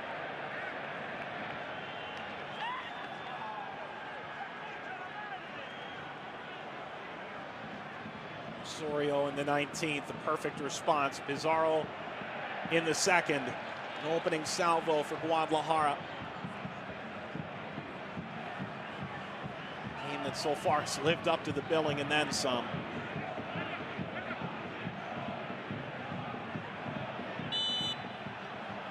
It's a foul from Giovinco. And we need to see more out of Giovinco, Mike. I mean, he's their big name. He's their baller. He's got to get more touches on the ball as Josie continues to consistently get water. I'm not sure he could be ill. Very strange early on. He's jogging back into an onside position. Maybe not a second too soon. Auro trying to widen out. He's thrown down. That's a foul. It's the first sign of life that we've seen from Auro from an offensive standpoint. His delivery has been poor, and that's putting it nicely. But it's good to see him be confident on the ball, continue to take these defenders on, because listen, at that wingback position, you're going to be isolated more times than not out wide, and between him and Ashton Morgan, continue to go at these backs. How many times do we have to say it? This is not the starting defense for Chivas that they want to go with if they have their choice, but Auro and Ashton Morgan have to continue to take advantage of it. It was Oswaldo Alanis. Scored a 50th minute banger of a free kick against Seattle to turn the whole thing around against the Sounders in the quarterfinal round. Well, Bradley has scored big goals against Mexican opposition before. Will he swing this in, or will he look to try and catch Jimenez? Bradley lifting to the back post. It's a foul, and it's against Mavinga, who somehow still managed to put that toward target. I don't know how. I mean, he's virtually double teamed here, and he's the one who ends up committing the foul at the end of the day. But you see Godinez trying to help out at the back post, and I was just about to say, watch for Mavinga, because he's a better aerial choice than Zavaleta on free kicks, and that could be a reason why Greg Vanney has decided to go with Mavinga, because we talked about how small this Chivas side are and how much success Red Bulls had without putting the ball in the back of the net from set pieces and from long throw-ins. It could prove to be the difference in getting a second home goal or getting a third. Well, Greg Vanney, a little bit of spittle around his mouth. He is really heated right now. He felt like his team did that there was a handball there a moment ago. He'll get a better look at it in a moment's time. It's a foul. Just a moment ago. Has to be a handball. How is that not a handball? I mean, it's an unbelievable, difficult view to see for Ricardo Montero, because they're basically hunched over the ball, but there's no other way that that ball's stopping if it doesn't hit your arm. Don't you theoretically have help from an AR in that moment? You would think that you did, but it's in the middle of the field. You know, the one AR who's closer to the ball. Has to be a handball. No crying over spilt milk now. It's a free kick for Guadalajara. Swerved in, bounces, Bono collects it. It was Bradley who tapped that into the ground. It was Bradley who got an important touch, but what on earth are Toronto doing defensively? You have two guys making a run to the near post, and nobody is tracking them at all. There's no pressure. They're not even trying to make it a difficult play. I mean, Bradley comes in kung fu style and is able to get a touch to it, but if that goes through, it's anybody's guess where the ball goes. This is Moore. Altidore. Back heel toward Giovinco. He was backing in. It's a foul. It's a free kick, and it's in Giovinco range. Well, it's in Giovinco's range, and he's the one who created this. Altidore with good hold-up play. Little back heel from Marky Delgado. Looks similar to the goal that Marky Osorio scored in the first leg against Tigres. And then Giovinco, as we talked about, putting himself between the man and the ball, letting the defender do the work. 20th time he's been fouled now. And he knows exactly what he's doing. He knows that if he gets a set piece opportunity, you know, within this zip code, that he's going to be able to put it on frame. 3 goals in the tournament. At the time, it was joint leader. Osorio has since scored his 4th. 25 shots on target, most in the tournament. And he scored a fantastic free kick already in Champions League this year. There's no doubt where this is going. Well, it's certainly going on frame. I have to imagine he's going to put it the same side where he scored at El Volcan in that top left corner. Just try and put it over the wall. Jovinko! It's knocked away Jimenez. Well, you knew he was going to go for it. And Jimenez up to the task, pushing it wide of the post. Well, this is a great save. The bend, the dip, it's perfect. I think he probably would have liked to get it a little bit higher up. But, I mean, challenging Jimenez, Jovinko doing what he does best. Jimenez right on the goal line here. This ball swerved off the side of the net. You never really know without asking the player, but in the most recent game they played at Azteca, you could feel like he may have tried to go for the Olympico not once but twice. I would probably say that there was one where he definitely was trying to do it because the keeper was completely shading a couple steps past the 6. At that point, I really do think he's just trying to whip it into a dangerous area. It's not his best free kick, or his best corner kick, excuse me. But why not put it in that area? I mean, the worst comes to worst is that the keeper hangs onto it, or at least somebody's going to try to get a touch to it. It's not a bad idea. Van der Vaart stabs that forward with the back heel to Bradley. Now space opening up. It's Osorio again. Another heroic goal. And now Jovinko, Osorio, Auro, Osorio, Altidore, and it's held by Jimenez.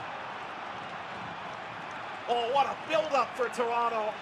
And Altidore's first really good look. Well, if not for Jimenez and coming out extremely well and cutting down the angle, that's goal of the tournament. I'm not talking about a Jovinko set piece. I'm not talking about an Ibargüen unbelievable, terrific effort. I'm talking about a team build-up. Look how many different people touch the ball as Chivas come down on the other end. Entering the 18. Be a second chance to clip this in for Pulido, who's been quiet. Taken away. Is there room again to attack? It's Altidore. Altidore trying to show off his speed. And now Osorio on the ground. Jimenez didn't get all of that. Osorio looking for another. Well, we've seen Josie, as this first half has progressed, coming deeper and deeper to receive the ball, and it's paying dividends because we talked about how Chivas are going to man mark. If somebody's going to man mark Josie Altidore, that's fine because he's going to win the physical battle with whomever is on his back. But Toronto doing an excellent job of finding Altidore's feet, and then the wingbacks, Delgado, Osorio, getting forward, acting as support. And Chivas, if they're going to continue to press higher up the field, Toronto's going to rip them to shreds. Toronto were not playing their best football at the beginning of this game, but you can bet your bottom dollar that they are now. And Chivas look completely opened up right now.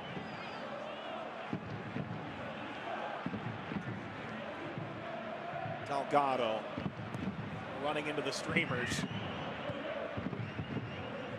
Aftermath of the Toronto celebration in the 19th minute. Leveling the match against Guadalajara at home. Van der Vaart, good step forward. That's not a good ball into Josie Altidore. 50 yards away. Mavinga knocking it ahead for Auro. It's too high. And Josie's upset he didn't get the ball at his feet. And sometimes, if you're Josie Altidore, act as a decoy because you're occupying one of the center backs and be okay with that because if you are acting as a decoy, that means the ball's probably going out wide and you're going to get service. So continue to be patient. He's done an unbelievable job. There's something clearly bothering him because I don't think we've seen the best of him just yet. I don't know whether he's ill or whatever it may be, but he's finding a way to be impactful in this game and to continue to get touches because, as we talked about, the man marking from Matias Almeida, it causes problems for Toronto, but it can cause problems for Chivas if Toronto move the ball quick enough.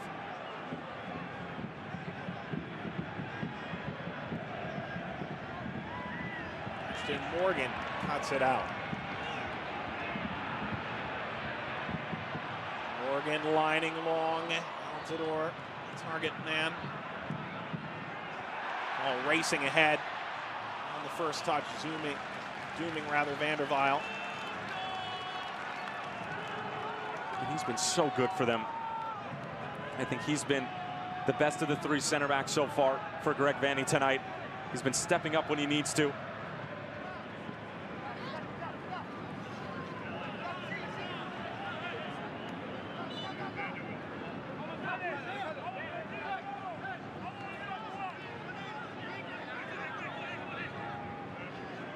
Polito, Mayorga. Aurel, Moore. Throw to Chivas. Almost a 15-year difference between Drew Moore and Godinez, and Drew Moore was well aware of what the youngster was trying to pull on that spin move. Drew Moore has a decade on pretty much every player on the field for Chivas. This is a team where 75% are under the age of 25. And that's not a slight at Drew Moore either. No, it's not a slight at all. I mean, it's an ultimate compliment. 34 years old from Dallas, number 3 in red. And asked to take on quite the load. All the injuries to Toronto's back line in this tournament. Javinko. Cheeky. And up the right-hand side. Delgado. Following Aurel. Delgado. Javinko. Aurel. Approaching the byline. Serves. Falls toward Altidore. There's appeal both ways for a handball. And now Javinko goes down. He's in a heap. The play on. He's back to his feet now. Chance now, Mavinga. Laid into it. Mavinga took way too long there. And especially if you're coming forward from one of those 3 center back positions, the ball needs to come off of your foot, and it has to be a net product. And what I mean by that is that it either idealistically has to find the back of the net or go over the line so you can give yourself a chance to get back. And we almost see it happen on the other. We almost see the counterattack. If not for the foul from Chivas, I mean, they could have gone the other way with Vander Waal in advanced position. Mavinga close to the opposite 18. You're playing a dangerous game if you keep sending Vander Waal and Mavinga forward. Moore, Bradley. It's Drew Moore again. Drew Moore, a great move. Going to lay it off for Osorio.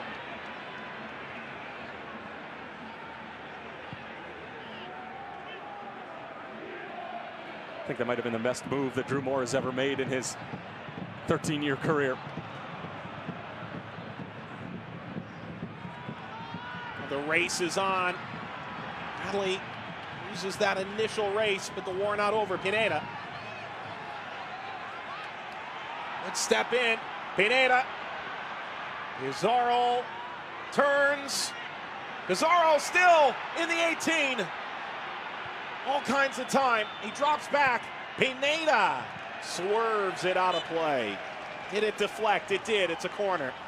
Team defending at its best from Toronto. Drew Moore was left with probably the best player on the field for Chivas in Pizarro, who already has a goal to his name. And Gregory Vander Waal to the rescue, provides that support for Drew Moore and forces Pizarro to get the ball off of his foot. I mean, if I'm Pizarro, after I make that initial turn, put it on frame, force Bono to make a save, he's probably not going to be able to hang on to it at that sort of distance. All eyes on number 3, Salcido. He's been the target in the last couple corners. There's the service. Salcido. I'll keep that in. Well, it's irrelevant. Goal kick coming. Bono saying this past week that there are now expectations as an organization to reach finals, to play in finals in international tournaments. What it meant for Toronto, and then for the club. Bradley. It'll ricochet out for Chivas throw. It's amazing how far this Toronto team has come. I mean, you know, relatively new team in Major League Soccer, really struggled their first few years. I mean, first 5 or 6 years, didn't make the postseason, then all of a sudden come out the woodworks, a ton of money thrown into this team. I mean, the owner and the GM have done an outstanding job of setting the standard of what it means to oh, God.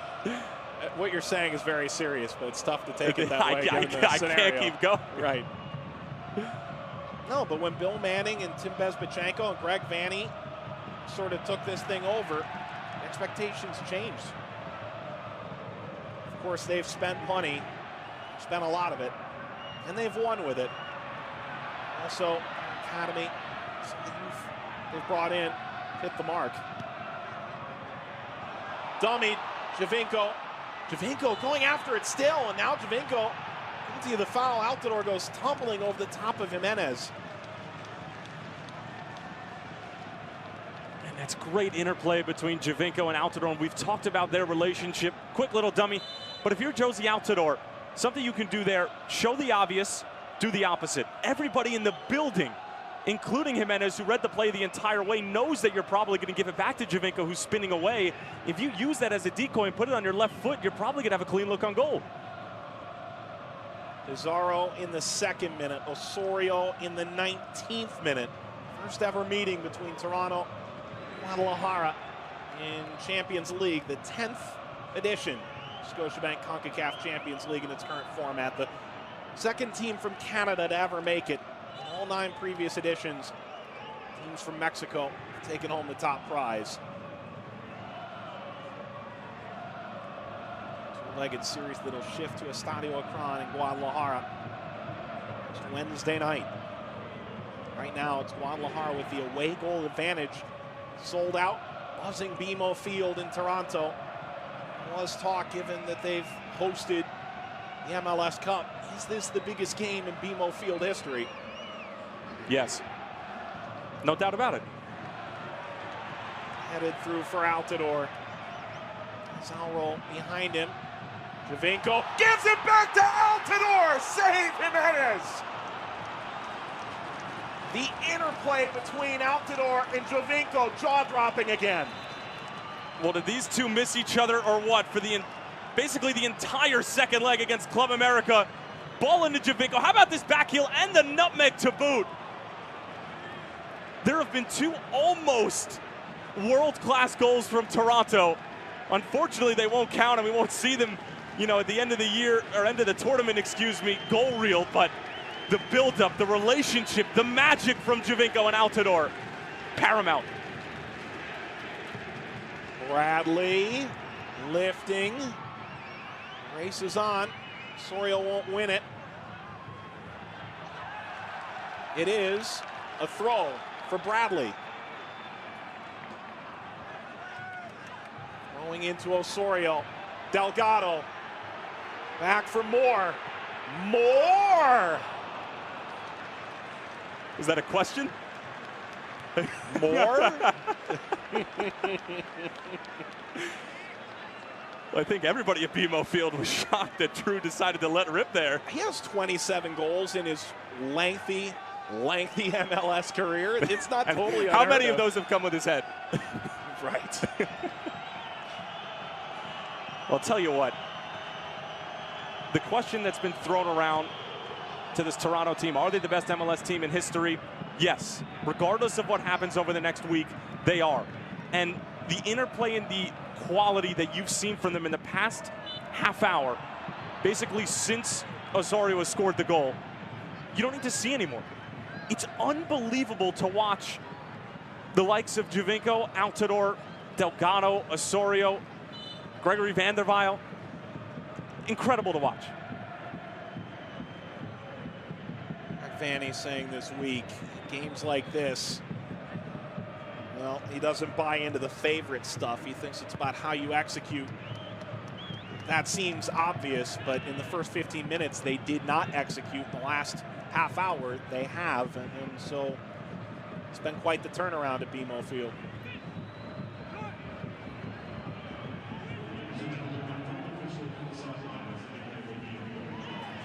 Get by Morgan. It's a clean play. 2 minutes stoppage time in this first half.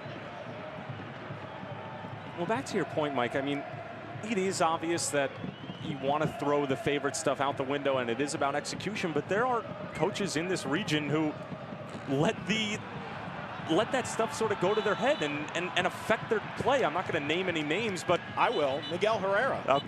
You said it, I didn't. But at the end of the day, that was a team who probably should have beaten Toronto, but their coach, leading from the front and leading by example, wasn't concerned with Toronto.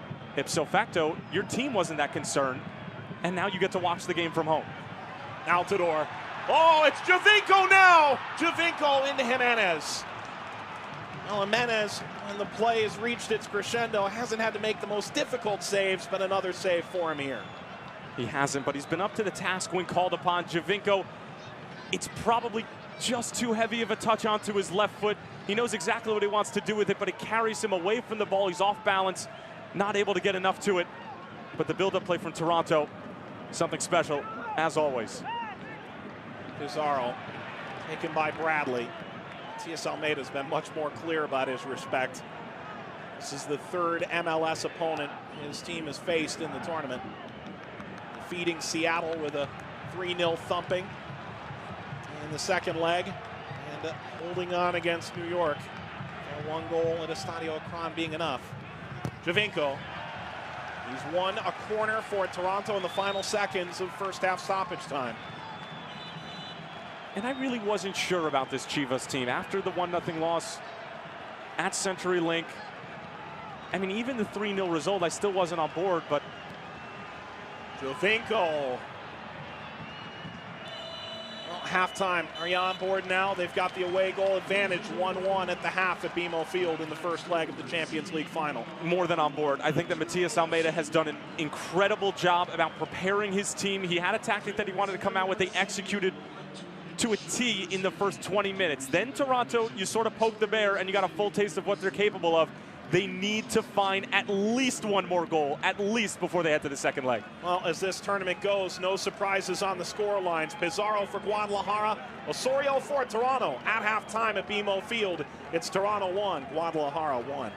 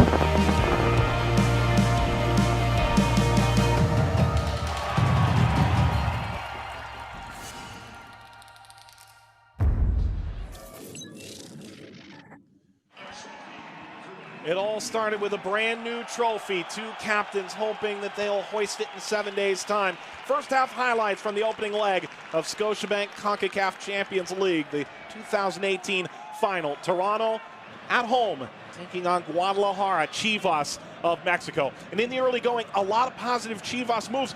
Second minute, Rodolfo Pizarro, it's 1-0 with an away goal to Chivas. It is 1-0, and now that I'm looking at it, it's Jonathan Osorio who actually ends up scoring the equalizer, who's at fault here. He has to go and mark the person who throws the ball, and because it ends up coming back to them, it's a great layoff from Godinez, and the finish from Pizarro. We said it time and time again. He's the best player on the field for Chivas going forward, and he makes the most of the moment. What a start for Chivas. And Matias Almeida, proud as ever. It's the 7th final he's been at the helm for in 2.5 years, and Pizarro trying to be an idol in Chivas history is off to a good start. But Toronto would respond, and they had a couple excellent moves. This from Delgado out in front, 19th minute. And it's Osorio again, his 4th of the tournament. Osorio, who you probably could have gotten about 5,000-to-1 odds on being the Golden Boot winner in this tournament, gets another massive goal at BMO on this end here in Toronto. The ball from Delgado is good, but I said it before. Jimenez has to get there. The ball is right in front of him.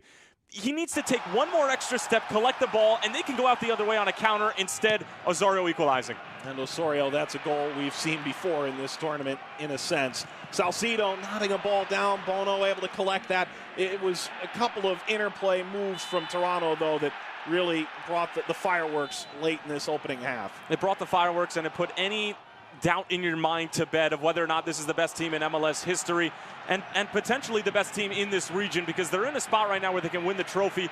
They've shown the quality. They've shown that they're a championship team.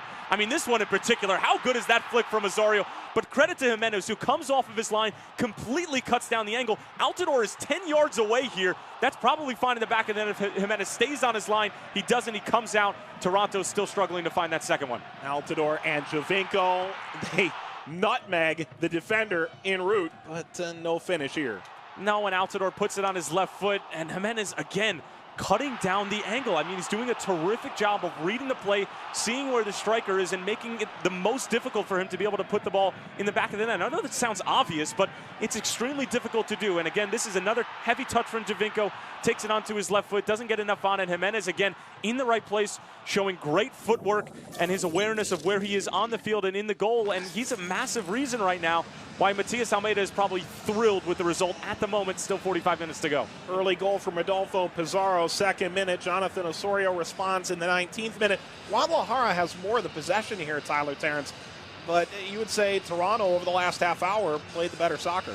Oh, without a doubt, they've played the better soccer, and it's been some of the most entertaining soccer that we've seen in this tournament up until this point. I mean, we talked about the likes of Club America, Tigres, and all these sides who have a number amount of players who can get it done on the offensive end, but at the end of the day, Toronto has been the most successful team. They're in the final, and they have put on a clinic. The only thing that hasn't been clinical is their finishing ability. Altidore and Giovinco have missed chances inside of the box, but Chivas are doing a terrific job. They got their away goal. Now we're going to start to see that organization from the defense. 5 saves for Miguel Jimenez. Has it level here. Guadalajara 1, Toronto 1. More from BMO Field in a moment. This is where we live. It's where we belong. But for now, we wait. Wait for our time. Until we sing together again. With hope shining bright and thunder in our hearts, we will come back strong, where champions are crowned.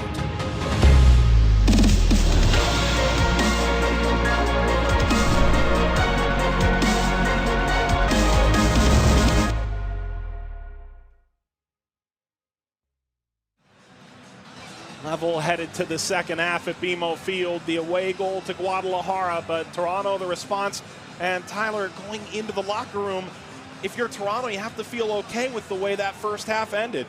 You feel okay with the way the first half ended because you were playing really, really sound football, and it was incredible to watch. I mean, you and I were watching the highlights almost in awe at how strong they were in the buildup, but at the end of the day, you only have one goal and you're still tied 1-1. We can talk about playing well all we want, but at the end of the day, in these two-legged formats, you have to be able to score goals. We saw New York Red Bulls pay the price of not putting one in the back of the net early when they were playing their best, and then Chivas were able to stand strong defensively, be stout, be organized, and come away with an incredible result on the road. Now in Toronto, in the second half, you have to keep putting the pressure on, keep putting the onus on Chivas to continue to defend as we see Zavaleta coming on. But if you're Chivas, you have to be extremely pleased with the result right now. That's sort of on the opposite side now of the spectrum, because Matias Almeida can't be happy with the amount of space Toronto had at the end of the first half. They were opening them up left and right, and Toronto were basically doing whatever they wanted with the ball. They were embarrassing them in their own penalty box, nutmegs and flicks galore for Altidore and Giovinco. But you're in a good spot right now. You have your away goal. You're tied 1-1. Find a way to just get through these next 45 minutes, head back to warmer weather and greener pastures, and do your business down at Estadio Akron. You see Zavaleta coming on. His dad played for El Salvador. He played for Chivas USA initially with Seattle, and now with Toronto since 2015. He checks on for Chris Mavinga. Returned from an abdominal injury. Frenchman out.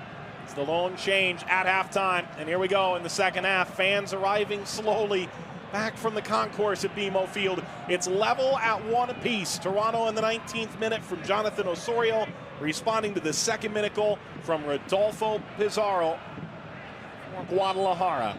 And I like this move from Greg Vanney because while Mavinga is probably a better defender than Zavaleta, Zavaleta's better in possession, and Toronto need to be on the front foot. They have to be going forward. They have to be stringing passes together. Delgado, Osorio, Bradley need to be on the ball, and I think that Zavaleta brings that more to the table than Mavinga does. So I like the move from Vanney. It's an aggressive move, but at the same time, you know, it still maintains the structure at the back. Zavaleta is a guy who's basically been playing the majority of this tournament. Mavinga has had a couple injuries that he's had to deal with. Zavaleta has been extremely strong. So it's a good move from Vanney. We'll see if, you know, it plays differently for Toronto here.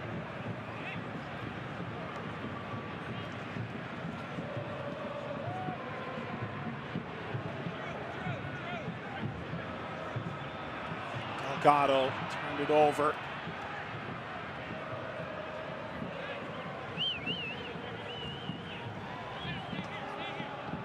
Roll under pressure.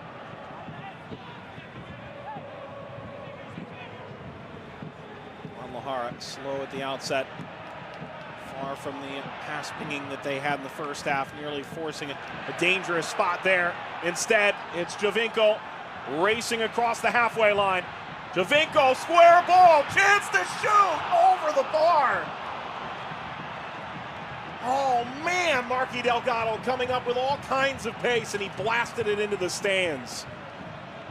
What would look like an initial hospital ball from Bradley turns into a chance on the other end. Giovinco knows exactly where Delgado is. It sits up for him perfectly. The weight behind the ball from Giovinco is absolutely choice, and if you're Delgado, I mean, that reaction says it all. You missed one, buddy. Delgado's dad, a big Chivas fan, talking to Oliver Pratt on ProSoccerUSA.com about remembering the radio the day after the 2006 Chivas Liga MX title, just how much pride there was in that community in Los Angeles. Chivas is big a team in this confederation, one of the biggest teams in the world in terms of following.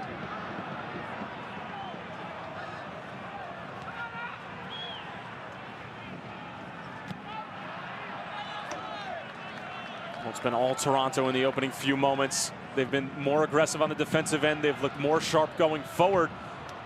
Right on cue, Drew Moore gives the ball away, but if you're Chivas, you have to be concerned with the 40-yard balls coming across the middle of the field that are hanging up with snow coming down on them, and you have to be concerned with the amount of space that Giovinco and Altidore have on the other end.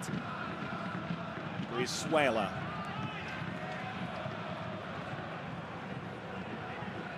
Header speared upfield. Bradley took it away only for a moment. Chance to shoot. Cisneros and a good Toronto cheer. Well, Cisneros has looked dangerous with his movement off the ball. I thought that Brizuela missed him in the first half for a very good opportunity.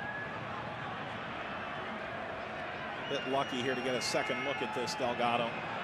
Dominate all the way to the right-hand side. Delgado allowing it through. Auro is the target. I just love the understanding between Toronto's attacking front. They always know where they're going to be. They're not reacting to what their teammates are doing. They're being proactive about it all. It's really fun to watch. 19 players returning from their MLS Cup team a year ago. Vanderweil, not a great clearance, and now cycled the other way. Giovinco stalking more. Altidore. Ashton Morgan approaching the corner flag. Osorio finding an outlet, but Morgan trying to take this on. He's won a corner for TFC in the 50th minute. There's nothing special in that from Ashton Morgan. He's just using his strength, using his size, holding off the defender, winning a corner. That's all you need from a win back. On the favored right boot. And swing this in from Sebastian Giovinco. Giovinco off of Bradley. No penalty called as Altidore bear hugged on his way down. Not enough contact there. And now Chivas trying to get off to the races. Gets as far as Auro. And now Bono. How good was that cushion header from Bradley? Was falling away from the play. Just put it in a place where he was asking the referee to have to make a decision. But if you're Altidore, you can't go down that easily because Ricardo Montero knows that Josie is probably one of the strongest players on the field. For him to be actually taken down, it's going to take a lot from a Chivas defender. Brizuela. Osorio sees Narrows. So he found Brizuela at the byline. He did, but Brizuela was offside. Here's another look at what happened on that corner. Altidore has the defender on his back, and I don't think there's enough in that for me. It was Perez who was defending him. I mean, the ball back in from Bradley is exactly what it needs to be. It's just into an area, asking questions of the Chivas defense, but if you're Altidore, continue to hold strong. And Bradley arrives again.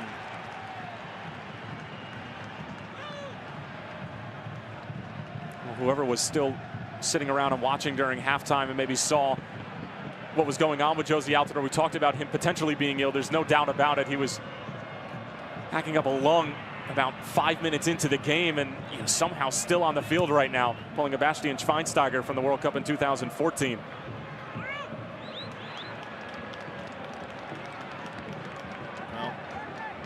Chicago may not be going to a World Cup, but Toronto could be going to a Club World Cup. So in that sense, the reporter wasn't that far off.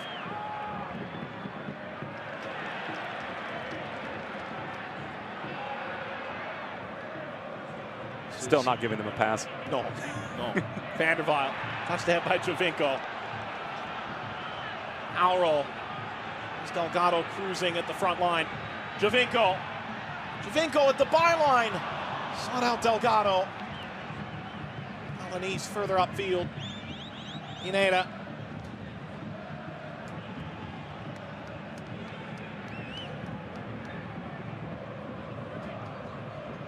And I don't mind that ball from Auro finding Jovinko, but he's coming away from goal. You're leading him away. Jovinko, not the strongest of players when he gets the ball in those types of situations. And at times I've seen Auro shy away from the moment. It's a final.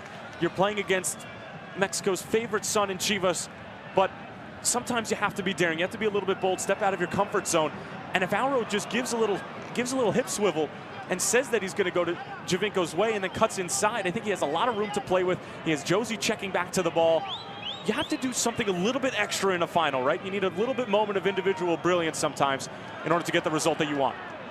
Jovinko thought he'd strip that away. It's a good run here. Pineda. Pizarro looking for help. Pineda getting by Bradley. He'll shoot now. It's parried away. Bono. Follow-up shot is deflected out for a corner. Oh, Bono's made another massive save for Toronto. First sign of life from Chivas in the second half. And if you're Michael Bradley, it's way too easy. He realizes that he's on the wrong side of Pineda and then essentially just gives up, continue to follow the play. But how about Alex Bono? I mean, there were so many outlets that saying that Bono could be the difference maker in this tournament, especially when they go down for the second leg, barring what happens here. But that's the biggest save of the night from him so far. Streamers flying again. What a crowd it is here on this chilly Toronto night. And swinging, chested down by Auro. And Osorio much more emphatic. It's a dangerous game, bringing that down with your chest in the box. I know he's not trying to bring it down, but you give the referee maybe just enough of an inkling to call a handball. It was a difficult ball, but nonetheless. Delgado's done really well to keep that. Guadalajara on the ball again. A 300-minute streak in this tournament without allowing a goal. Distant memory, a 19th-minute goal from Osorio. Striking down. It's been a great defensive record for Guadalajara. Still, Chivas, the away goal advantage. And looking for another. Sees Narrows. Oh, that's a dangerous back pass. I thought Jovinko was offside. Well, it looked like it's a back pass. It's a back pass, but he's coming from an offside position. I mean, the center back for Chivas could have been holding him on, but I mean, strange play.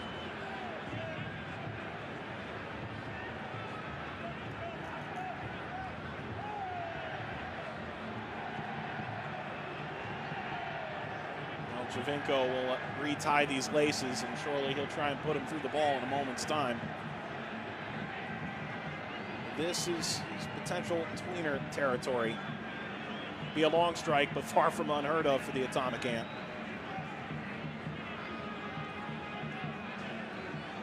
I wouldn't mind Bradley clipping this in behind, doing what he does best just in terms of trying to set up a teammate, but with the form that Giovinco's been in recently, I mean, it's hard to think that this is going anywhere other than on frame.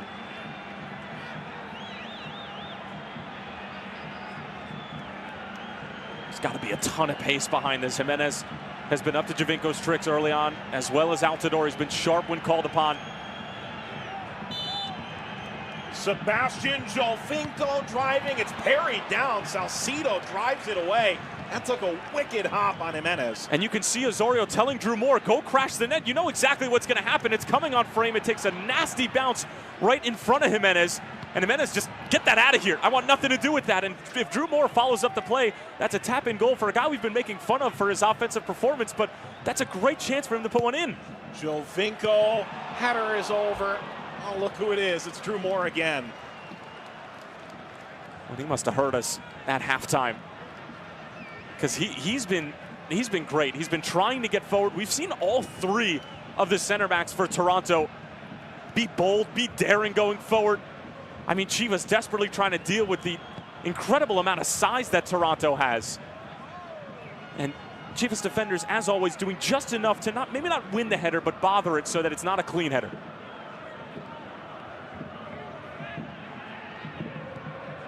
Alanis. Brizuela. Osorio providing coverage. Pulido back for Brizuela. Pineda. Brizuela it in. Turning. A couple of taps. The last from Perez. Handled by Bono.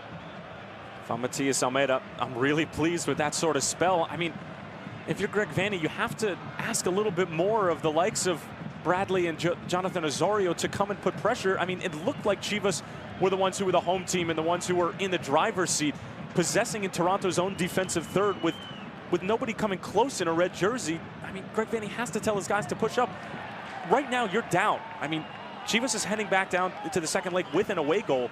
There needs to be more of a sense of urgency on the defensive end so that you can win the ball back, go forward, find Giovinco, find Altidore, which was so successful in the first half. Altidore, really clever. Morgan from Delgado. Morgan overrun for the ball.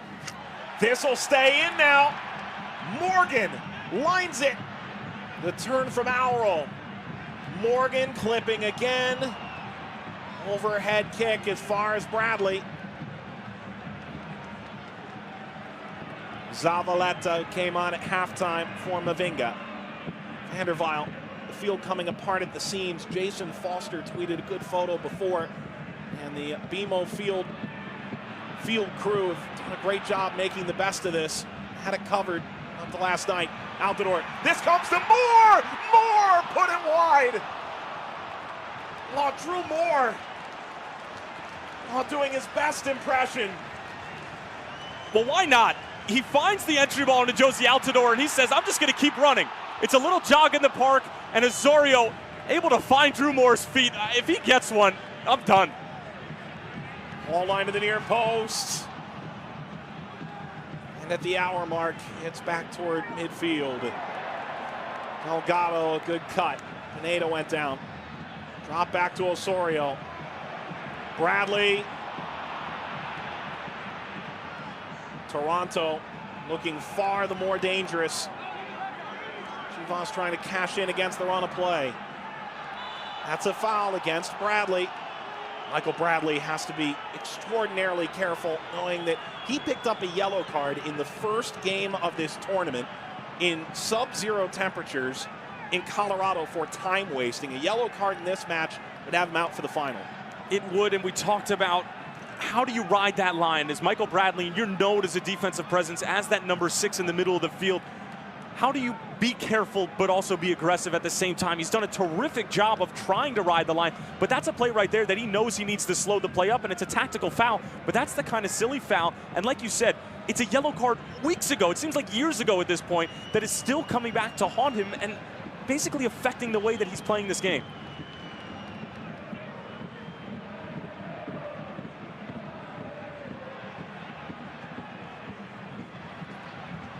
The overlap, Brizuela lofting.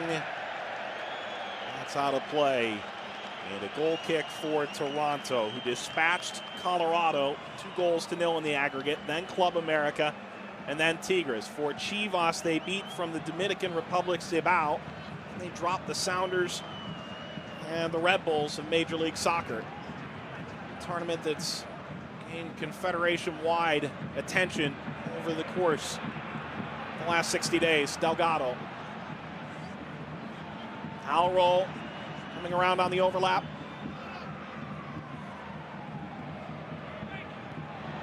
A heavy touch. Bradley makes good, covers up. He'll get flack sometimes for his, I guess, lack of offensive performance, but you can't say enough about his defensive instincts. I mean, he was behind the play when that was unfolding, and he still ends up winning the ball. It was a poor ball from Chivas, as that's going to go the other way, but Michael Bradley does so many things in the middle of the field. I mean, and you and I talk about it. There's piano lifters and there's piano players. Sebastian Giovinco is a piano player. He's a guy you love to watch. It's beautiful. It's a work of art. Michael Bradley does the lifting. I mean, he does the heavy lifting in the middle of the field that allows Jonathan Osorio, Marky Delgado, Sebastian Giovinco to look so good going forward, because Michael Bradley will win the ball back when Toronto are in a tough spot. I mean, there's a reason why he has an enormous amount of caps for the U.S. men's national team. There's a reason why he runs the park for Toronto for the best MLS team in history.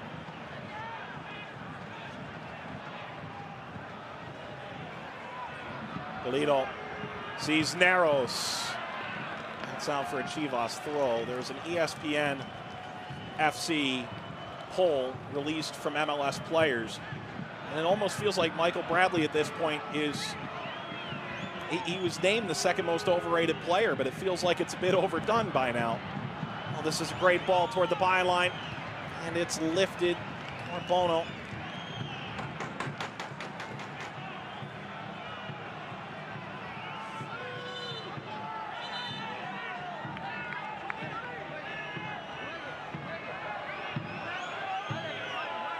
Throw coming for Brizuela.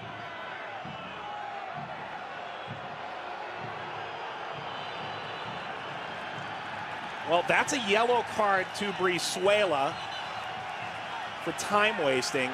He does not have a yellow card in the tournament, so this alone will not be the reason he would potentially miss out on the final. Hey fans, in less than 10 minutes you'll be able to vote for the man of the match. You can visit CONCACAFChampionsLeague.com or follow @TheChampions on Twitter to cast your vote. Use the hashtag MOMSCCL.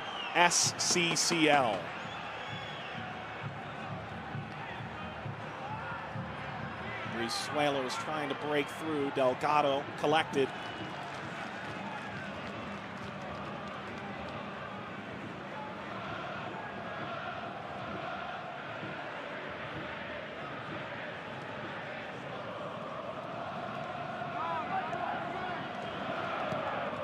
Morgan comes to Osorio.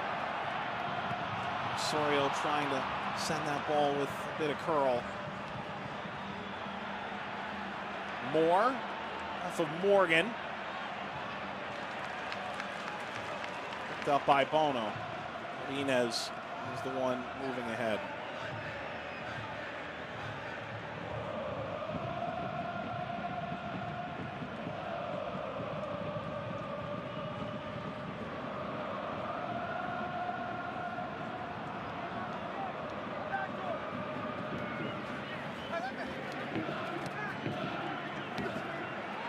Done by Moore, setting up Bradley. Altidore. Bradley now. Drew Moore. Surveying options. Delgado. Bradley in the middle of the park. Altidore making his run. Josie Altidore trying to clip it wide. Michael Bradley. Credit to Chivas. That was a great defensive sequence.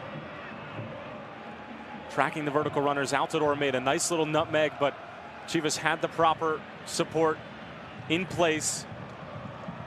They give the ball away, but then they end up winning it right back and taking it right off the foot of Michael Bradley. I mean, we talked about Chivas' ability to defend, and the best part about Chivas getting that early away goal is that they really only have to worry about defending. Any goal or any attack that they have from now on is really gravy, and all that it is Salcido, the wily veteran, trying to organize at the back. Arol, Jovinko. The legs of Morgan. Collision, Osorio trying to claim possession. That'll be his. There's a change on the way for Toronto. It's Justin Morrow, the pride of Notre Dame and Cleveland St. Ignatius High School. U.S. men's national team. He has been out to start the season with a calf injury. He was close last game, according to Greg Vanney. Now he's ready to come on. I like the switch from Vanney. Morrow brings a lot to the table, both defensively and offensively for Toronto. He's usually their main guy. Arol. Arol goes to work. Won a corner. When I say main guy, I'm obviously talking about from that wing-back position, but credit to Ashton Morgan, who didn't have a great start to the game, but slowly but surely found a rhythm. Really solid 65 minutes of work, and it's a team effort, right? It's wing-back by committee at this point, because you've been dealing with injuries, you've been dealing with the start of the MLS season, and this incredibly demanding tournament. This is Bradley. Vanderweil cover that space, and now the counter's on for Guadalajara. Another away goal would do wonders for their hopes. Heading back to Estadio Akron. 1-1 really doesn't leave anyone lurch too much. There is no extra time in these ties. If this scoreline stood, the only way to go to penalties would be a 1-1 draw away to Akron. There's a long way to go here.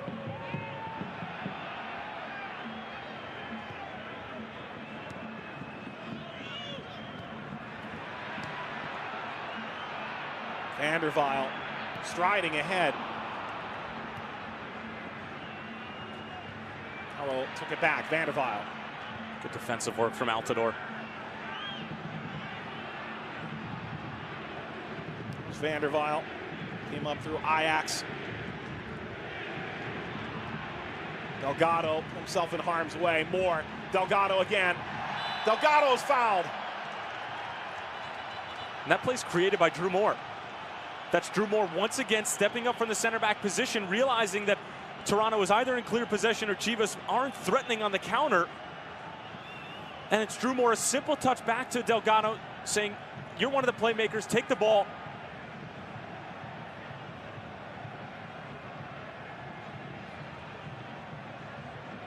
It's conditions like these with the snow falling. One feels like there could be those moments that goes down in a franchise's history, whether it be 10 years or 110 years. Sebastian Jovinko looking for that moment now for Toronto in the first leg of the Champions League final. No player has more free kick goals since he arrived to Major League Soccer in league play. He scored one in this tournament. Sebastian Jovinko off the wall this time. The attack far from over for Toronto. Work the right touch line again. And there's the service looking to the back post. Jovinko spinning toward the ball, and it's out for a goal kick. Hitting a free kick from this distance is tough, but especially in these conditions. And then the ball towards the back post is a good one from Delgado, just clipping it in. You see he stopped short, just trying to get a little bit more loft under it, realizing that Jovinko was waiting at the back post. But we haven't seen as much interplay between Altidore and Jovinko as we saw in the second half of the first half. I'd love to see more Altidore coming deep to receive the ball, because again, with that man marking of Chivas, it draws a center back away, could even draw two, and opens up space for other players. Have to appreciate what Mayorga did on the whole in this game. Comes off after 70 minutes.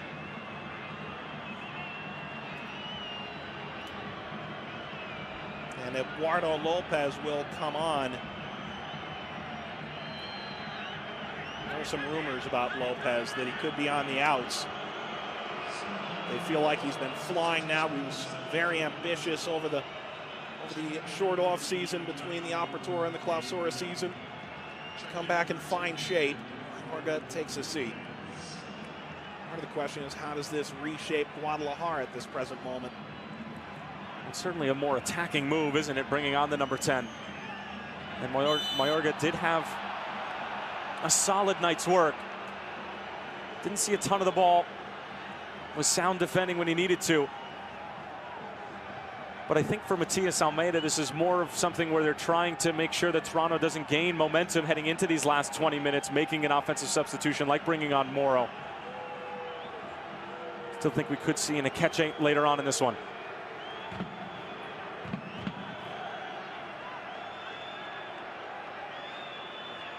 In the 72nd minute, a free kick for Guadalajara.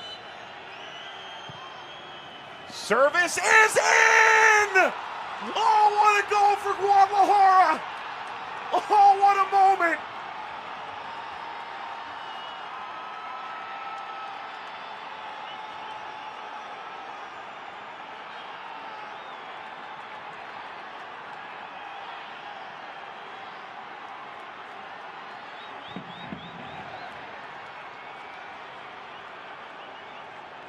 Well, whether this was on purpose or by accident, it doesn't matter, because the quality of the ball in from a different universe. It's whipped in with pace, it's whipped in with direction, it's whipped in with purpose, and it's whipped into the back of the net.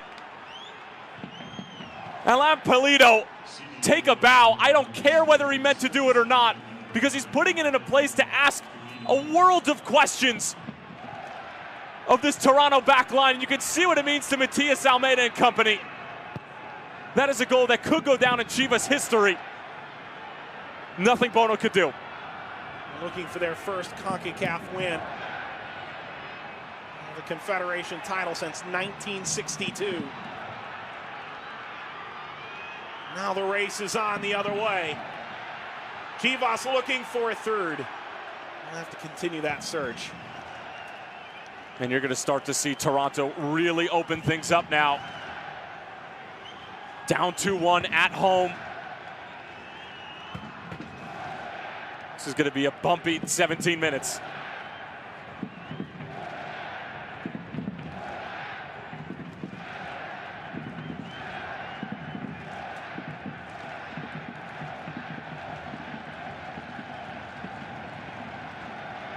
Response from Toronto last time around, it's emphatic. Onside due to the center back. It's Altidore. Osorio. Back healing. For Bradley.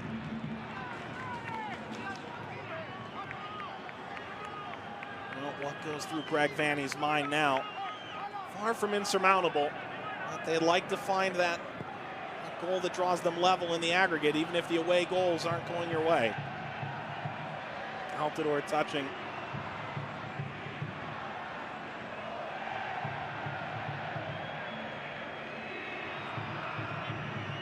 What a moment for Chivas, what a moment. Pulido. Now Altidore.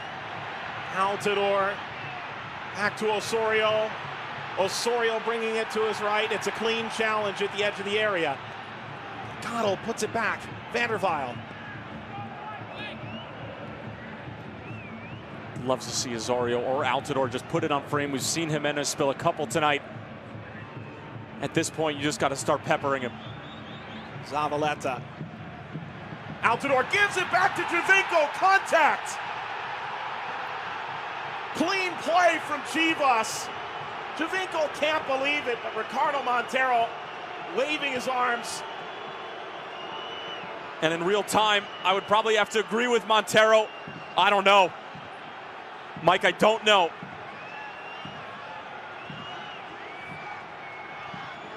That's a penalty. I thought that he got the ball right at the last. I didn't think there was enough contact in it after the first replay, but after taking a look at it, he impedes him on his way to the ball in the box. I just can't see how that's not a penalty. Turned over, Guadalajara pushing. This ball played into the hands of Bono from Pulido. Pulido broke his arm in July in a Mexico friendly. Another look. It's the arm. It's the slide tackle from behind. I thought that Giovinco might have gone down a little bit too easily, but I disagree with Ricardo Montero, who has called, I think, a very, very strong game up until this point. This is really the first controversial moment that we've had. What a through ball. Giovinco aiming for the back post. Moro was gliding in. And Jimenez did get a touch. Well, it's exactly what you want to see from Toronto after going down again in this one. Responding, going forward, being bold. Zaldivar set to come on. Oh, the dislocated left ankle in December. He missed 4 months' time. His first start in the Clausura season coming against Tijuana. In their most recent game, he'll come in off the bench. That's enough for Godinez. A 2-1 lead for Guadalajara, and maybe now a bit more defensive. Godinez did extremely well tonight. Again, it's been Toronto, I think, who at this point has had more of the possession, more of the chances. But when Godinez was available and when he was on top of the ball, I mean, he won't get credit for the assist on the Pizarro goal, but he let that run through. I mean, he makes that play. Godinez, a youngster with a really, really bright future. Solid night's work of 76 minutes.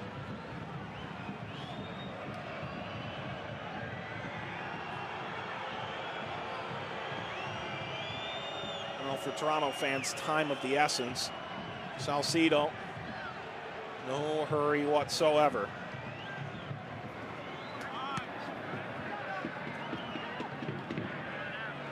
Saletta back. Bono. There's a foul. Foul roll. Hit. You're going to start to see Michael Bradley in a much more advanced position. You're going to start to see Van der Vaal creep forward.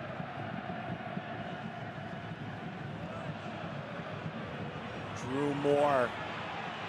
Not egging him on. Giovinco. Giovinco onto his right. Giovinco still transversing the area. Shooting now. Ricochets down. Osorio slid into it.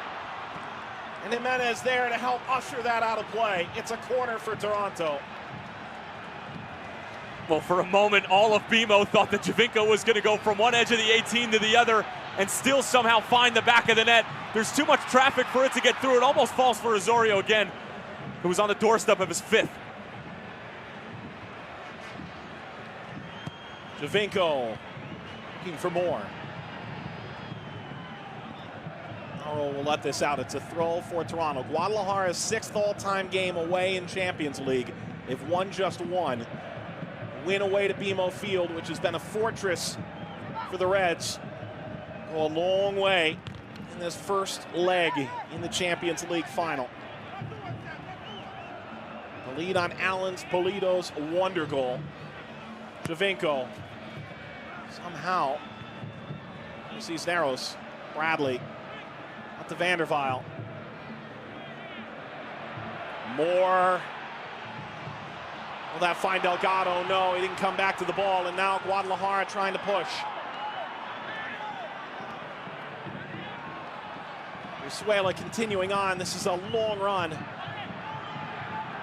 That's terrific. That is unbelievable work. To be able to go that far, I mean, you said it. It was a 60-yard run and still keeps the ball. They give it away, but it puts Toronto in a position where they have to get 8, 9, 10 players behind the ball.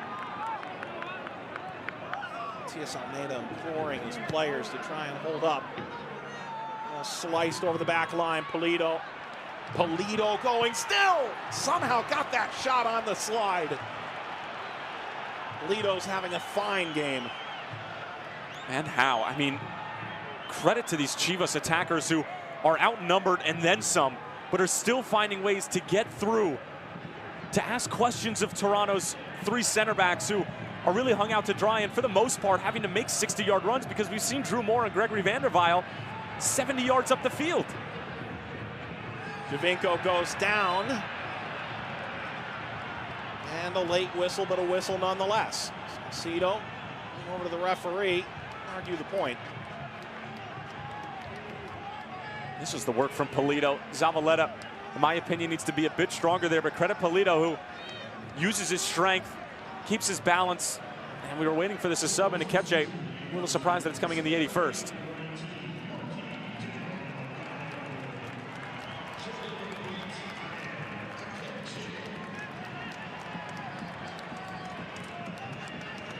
Delgado is off. Akeche is on.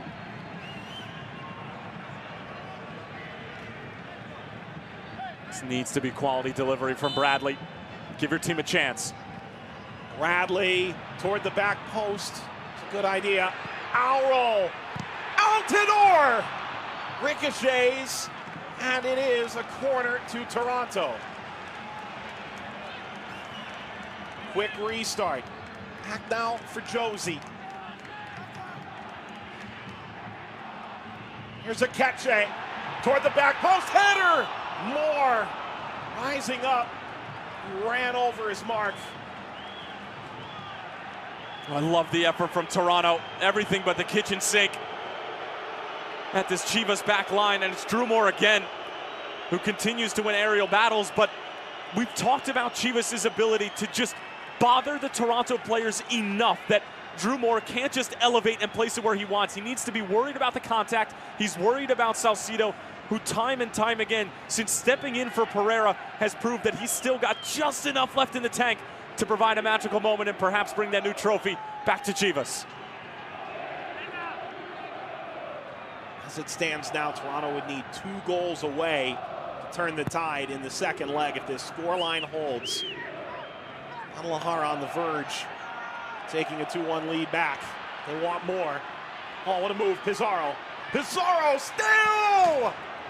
It floats wide. Well, how good is number 20? Keeps his balance. Bradley tracking from behind. One of the best defenders in the region. Sidesteps 1, sidesteps 2.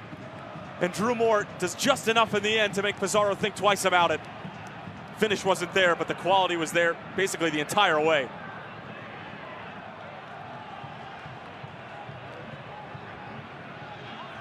Into the halfway line. This is an onside play for Polito, who plays it out in front. The drop back. Pizarro overrun by Akeche and Auro. Pineda. Brizuela. And now it's Brizuela. Akeche playing it. There's nobody home. The attack on still for Chivas. Team that's played far, far, far better than they did away to New York in the semifinal leg, but the impetus was different. They needed just to hold their 1-goal lead. Here, opening on level terms in the first leg. Guadalajara to a 2-1 lead here, entering the 85th minute. And that's what we talked about during the open, right? Was how was Chivas going to respond? The second leg was so different because they were just playing 90 minutes worth of defensive football, but now they're put in a position where you just need to go out and play, and you get the best out of your players. I mean, you know, when you head into a final, the moment is the biggest, and the performances are usually the best. And the Chivas players, the 11 that was sent out by Matias Almeida, and then Lopez and Saldivar, the guys who have come on, everybody's bought in. It's been team football. When they go forward, it's unselfish. They deserve every bit of this result that they get tonight. If they are to get in Toronto, don't respond, but an enormous amount of credit needs to be given to Chivas, who, to some, probably most within Major League Soccer, came in as the underdog. They certainly haven't played like it tonight.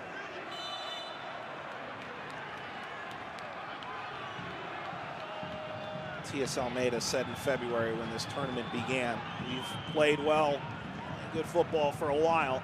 They were optimistic. Set to miss the playoffs in League MX, and all the chips went into this tournament. They fell on the weekend, 3-0 to Tijuana, playing almost exclusively reserves.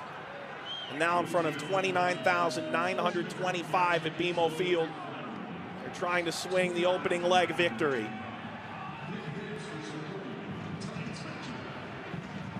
Brizuela, the moves on, clips it toward the corner.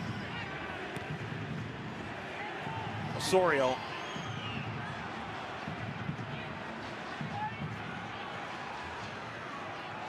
Moro.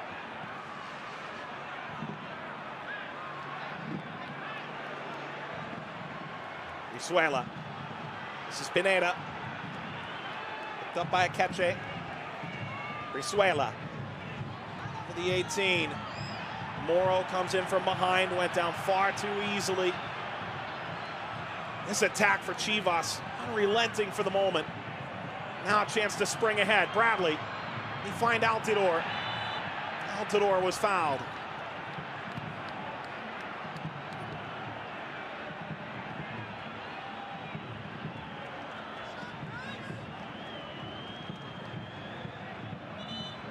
It seemed like forever, Chivas. All into the 18. Javinko win a corner. He's making that argument. Yes, he did. Well, it's frustration for Guadalajara. It's a chance to get some numbers ahead for TFC. I was going to say, it felt like forever that Chivas were stationed in Toronto's defensive third, a team who's down 2-1 at home at risk of dropping this result in the first leg. They've got to go. Service. Osorio. Wonderful work from Cisneros at the byline. Now gliding by Osorio.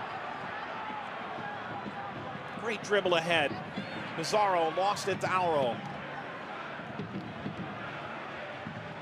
And Mike, while we've talked about the team effort that Chivas has put in tonight, there have been a few individual moments of brilliance that have allowed Chivas to move further up the field. Cisneros, Lopez, Polito, all providing little bits of magic for Matias Almeida. And those are so crucial when there's a trophy on the line, because both teams at this point have proven their worth. Now it's a matter of who's got a little bit more in the back from an individual level. The flag is up against Lopez. Matias Almeida said this week that he felt the two best teams reached the final, and whether you agree with the sentiment or not, given the way these teams are currently playing in their league, irrelevant.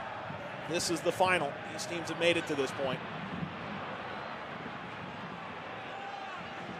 I wasn't necessarily convinced by this Chivas side in the round of 16 and then towards the end of the quarterfinal, but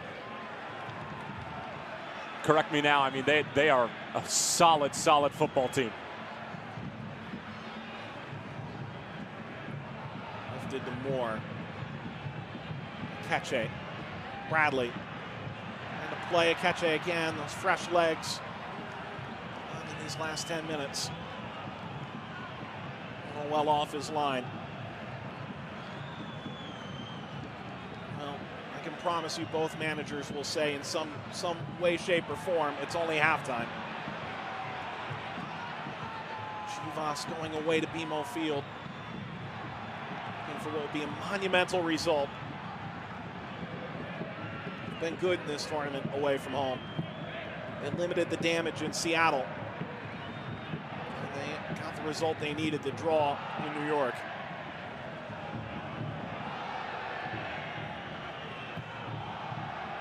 Well, everybody came into this match saying that TFC, the MLS, they're the ones that need to prove a point. But, I mean, how many articles have you and I read of swirling around Chivas that their golden rule of only having Mexican players on their Mexican side, that it may not be working and that time may be running out, that sometimes that may need to change. And proving it now on an international level, I mean, how much bigger does it get for Matias Almeida to be able to go ahead and try to win a tournament like this? Toronto's not the only one with a point to prove. Slow and steady now. Pineda turns on the Jets in the 90th minute. Akeche. Throw Toronto. We're into stoppage time at BMO Field. 4 minutes of added time. Bouncing to Moore. He's had a wonderful performance on the whole.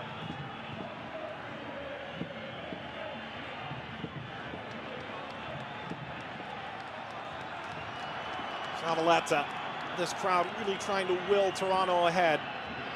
Just shy of 30,000 tonight. Guadalajara, typical large cheering section of their own. Osorio. Altidore will tee it up and loft it well out. And I understand the idea from Josie Altidore, but there was so much legwork done by his teammates to be able to get to that point, and Osorio probably could have had a shot himself. Likes to put it at the foot of a man who scored some really, really big goals for this club. Quality eluded him when the moment asked. Final change on the way for Guadalajara in stoppage time. Jose Macias.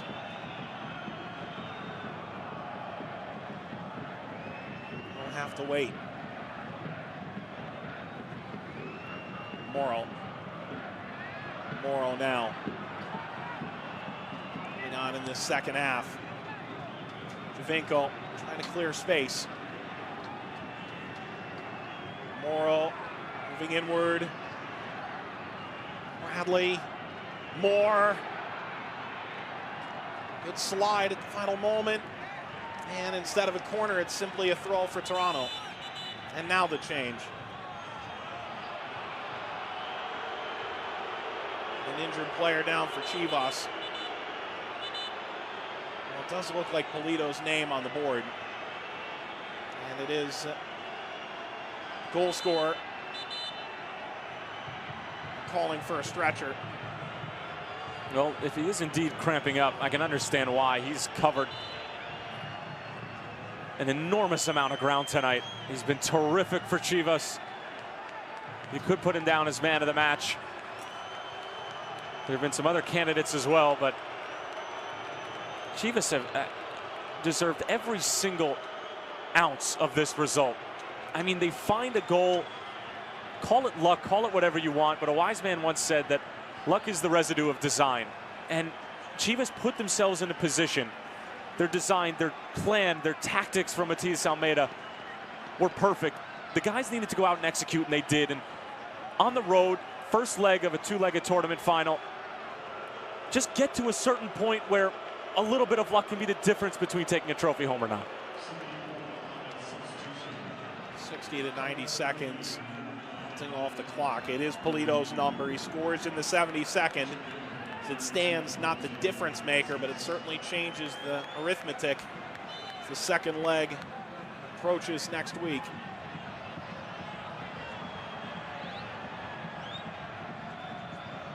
Flipped back toward the corner. Incredible work. Continuing on, Pizarro has the runner coming, and the shot is over the crossbar. Oh, Saldivar comes in off the bench the final moments. The subs have come on and make an enormous impact for Chivas de Guadalajara. And when you bring on those offensive substitutes, when you know that you need a bit more of a defensive performance and to slow the game up, they have to be able to make an impact, and they can't just hide. We've done an incredible job. It's full time, and Guadalajara away to BMO Field in front of 30,000 picks up a 2-1 victory over TFC, and they head back to Estadio Akron next week with a 2-1 advantage and 2 final away goals. Outstanding, simply outstanding from Chivas. They come into BMO. Toronto FC has not dropped a game yet at home in this tournament. They haven't dropped a result since that draw against Colorado, which was basically academic at the end of the day, but Toronto have a lot of work to do. Chivas cannot be happier with the result that they pulled off. They earned every inch of it. Polito and Pizarro for Guadalajara. Osorio for Toronto. For Tyler Terrence, our entire team in Toronto, Mike Watts saying so long, and we'll see you for the second leg next week. Good night.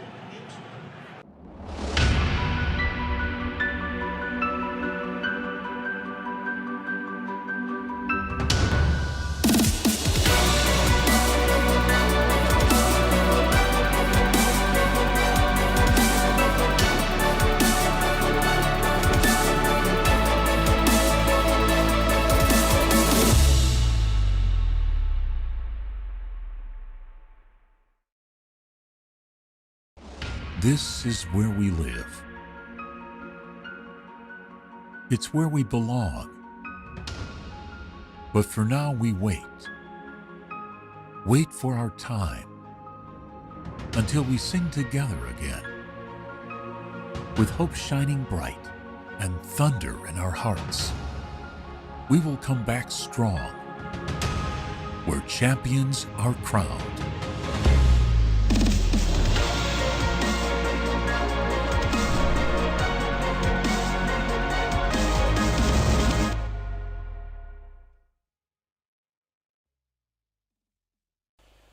¿Qué tal, amigos? ¿Cómo estáis? Bueno, espero que estéis pasando estos días de confinamiento obligatorio de la mejor manera posible. Son días duros, son días complicados, son días para ser muy responsable y para ser muy solidario. Ya sabéis que no se trata solo de no contagiarnos nosotros, que también, sino de evitar contagiar a los demás, porque es posible que nosotros tengamos ya el virus dentro, pero que seamos asintomáticos, o sea, a nosotros no nos cause ningún efecto, pero que sin embargo se lo podemos pasar a alguien al que sí le puede provocar causas, como sabéis, que en algunas ocasiones son devastadoras. Así que pensando no solamente en nosotros, sino pensando en los demás, la única solución que hay contra esto ahora mismo es quedarse en casa, evitar el contacto con los demás. Es curioso y es paradójico, pero la mejor manera de ayudar a los demás es no tener contacto con ellos.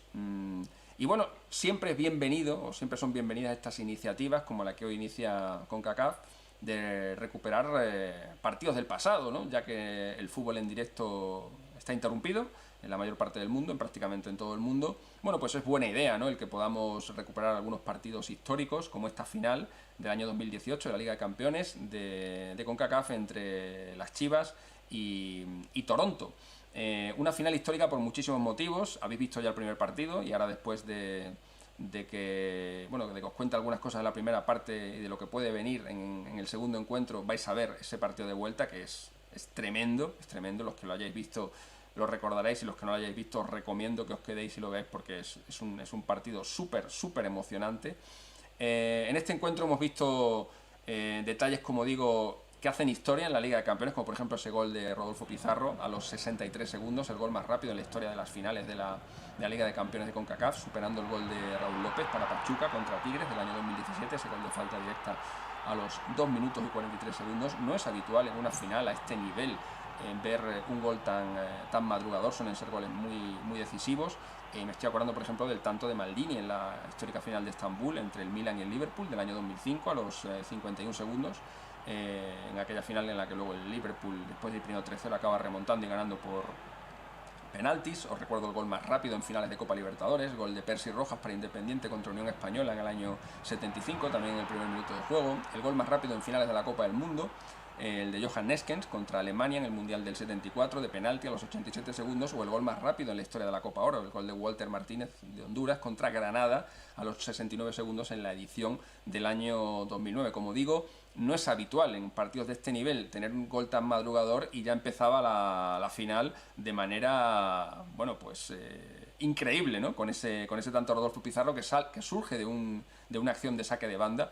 Siempre que veo un gol en una acción de este tipo, me acuerdo de una conferencia que daba Benito Floro, el que fuera entrenador del Real Madrid, que se llamaba La importancia del saque de banda en el juego ofensivo, y mucha gente se lo tomaba a broma, ¿no? Porque Floro era un poco filósofo del fútbol y decían, pero bueno, pero ¿de qué nos va a hablar en una conferencia de la importancia del saque de banda en el juego ofensivo? Pues mirar, en una final de Liga de Campeones en la que se está decidiendo un título tan importante, de un saque de banda surge el primer gol. O por ejemplo, me estoy acordando de la final de la Champions del año 2002, la del famoso gol de Zidane entre el Madrid y el Leverkusen, pero el primer gol, el gol que marca Raúl, surge también de un saque de banda.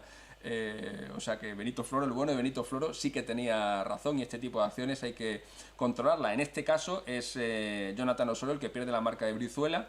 Brizuela da un centro desde la derecha, lo que hace Godín es que dejar pasar el balón en medio gol, y luego viene por atrás Pizarro para sentenciar y hacer el 0-1. Aprovechando el dominio inicial de las Chivas, Toronto, como habéis visto, empieza muy nervioso.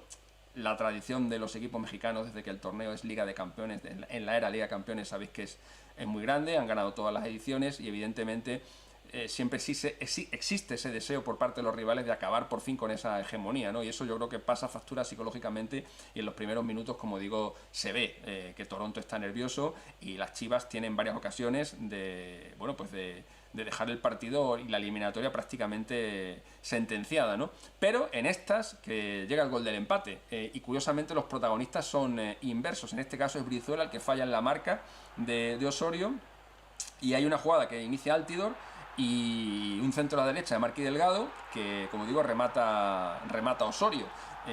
Si falló Osorio en el primer gol y gran acción de Brizuela, aquí ocurre todo lo contrario. El error es de Brizuela, por cierto, de todos los jugadores sobre el campo, el único que tenía experiencia en finales anteriores, estuvo en la final del 2014 con Toluca contra Cruz Azul, y Marco Osorio, jugador, como sabéis, de padres colombianos, pero nacido en Canadá y canadiense a todos los efectos. Bueno, eso acaba con los nervios de Toronto, y a partir de ese 1-1 el partido cambia. Por cierto, que Osorio se convierte en el gran verdugo de los equipos mexicanos en esta edición de la Liga de Campeones, puesto que en cuartos le marca a Tigres, en semifinales le marca a la América, y ahora en esta final le ha marcado en el partido de ida también a las Chivas, ¿no?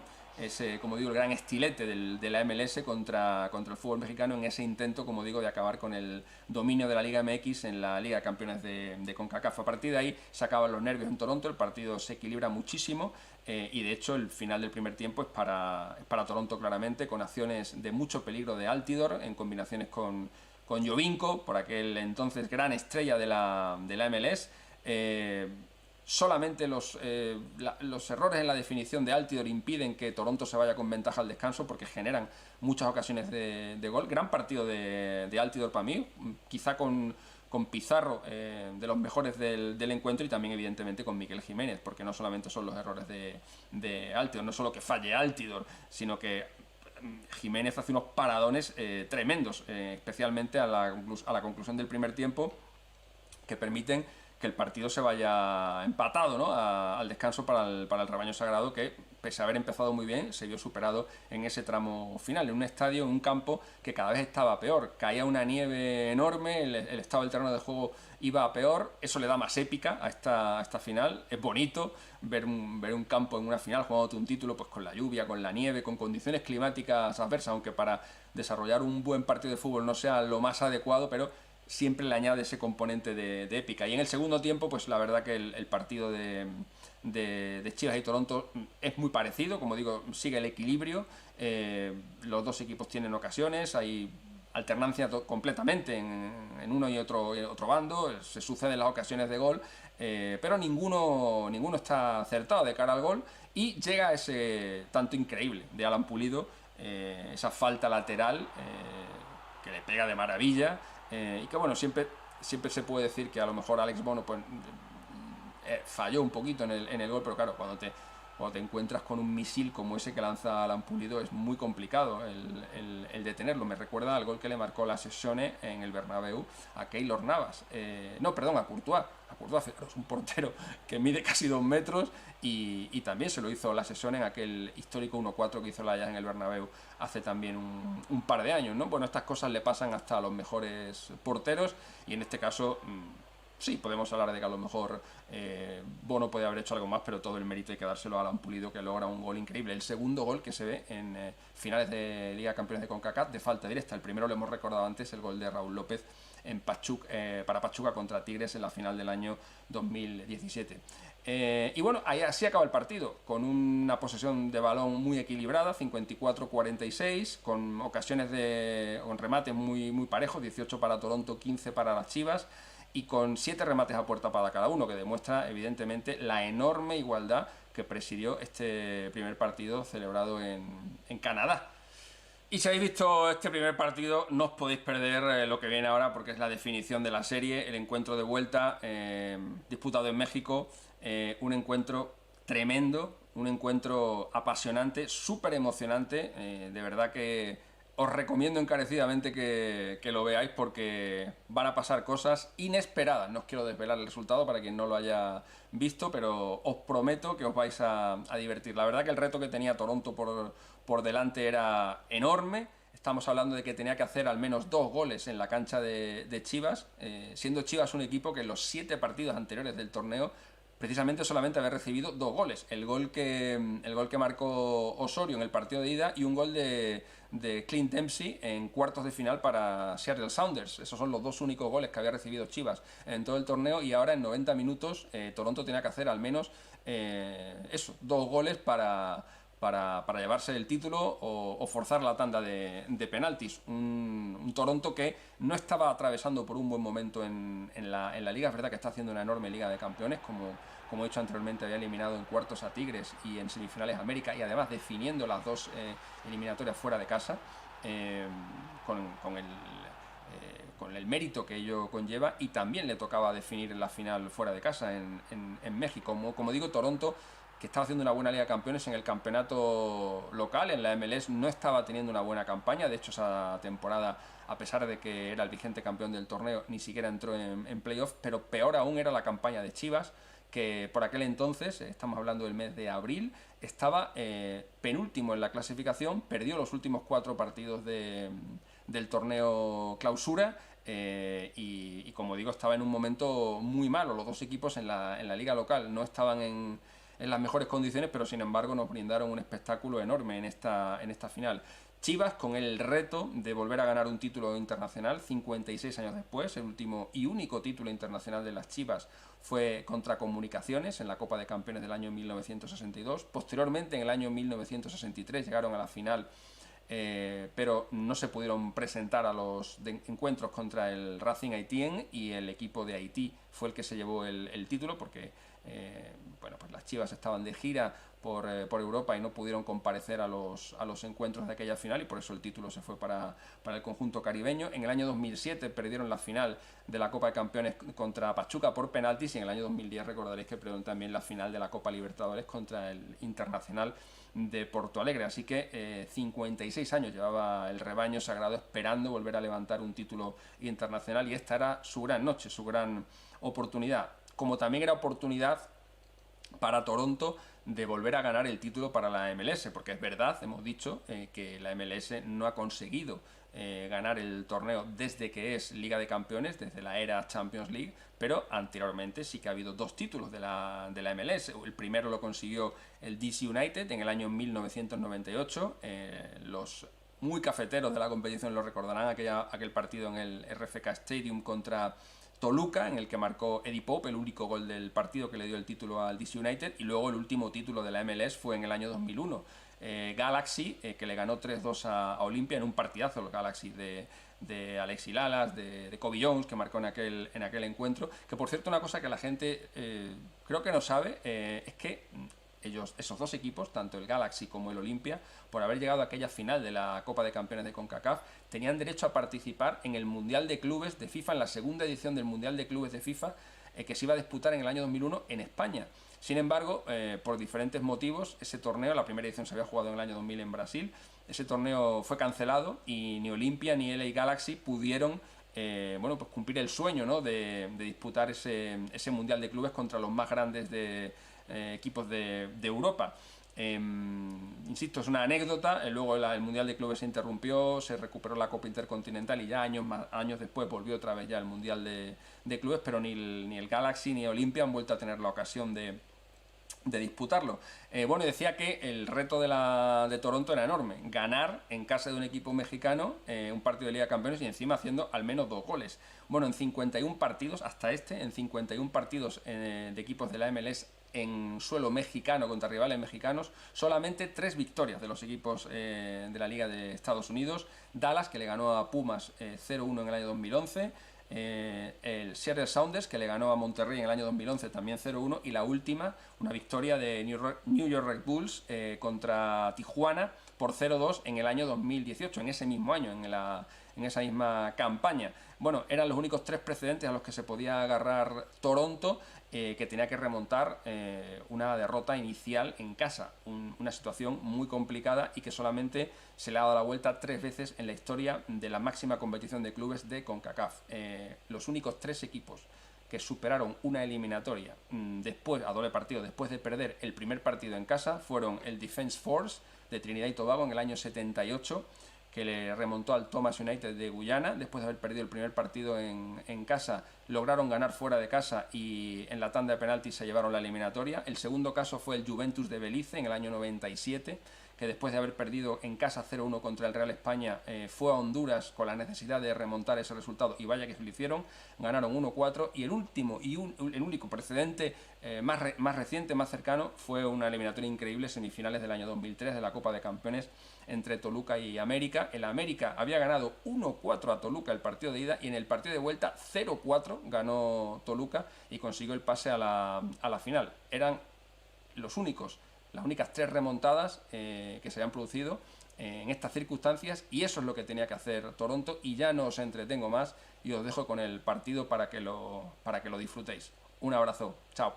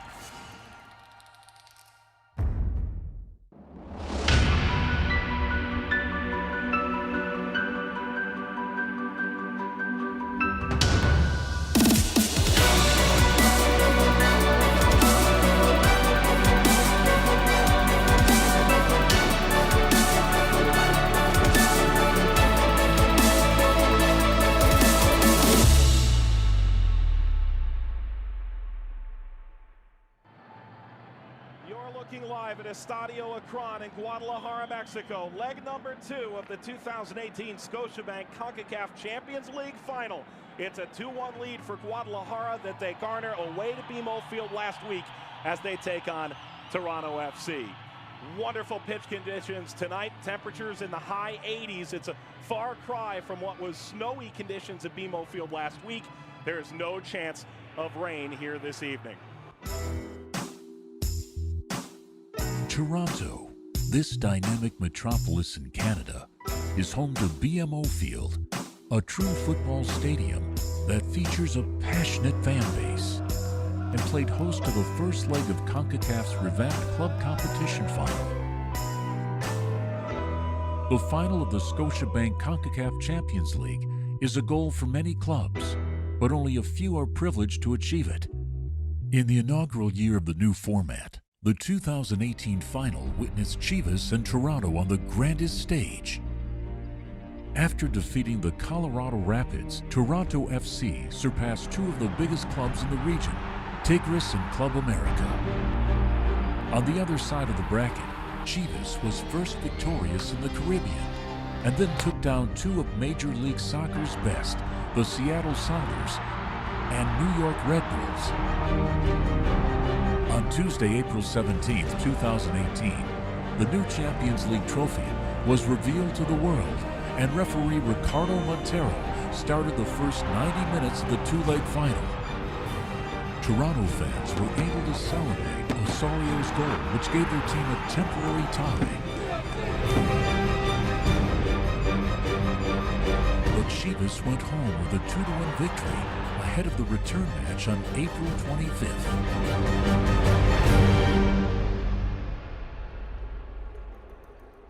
As the players and the referees take the field, leg number 2 of the Champions League final in 2018 in CONCACAF. It's Chivas of Guadalajara at home with a 2-1 advantage, taking on Toronto FC of Canada.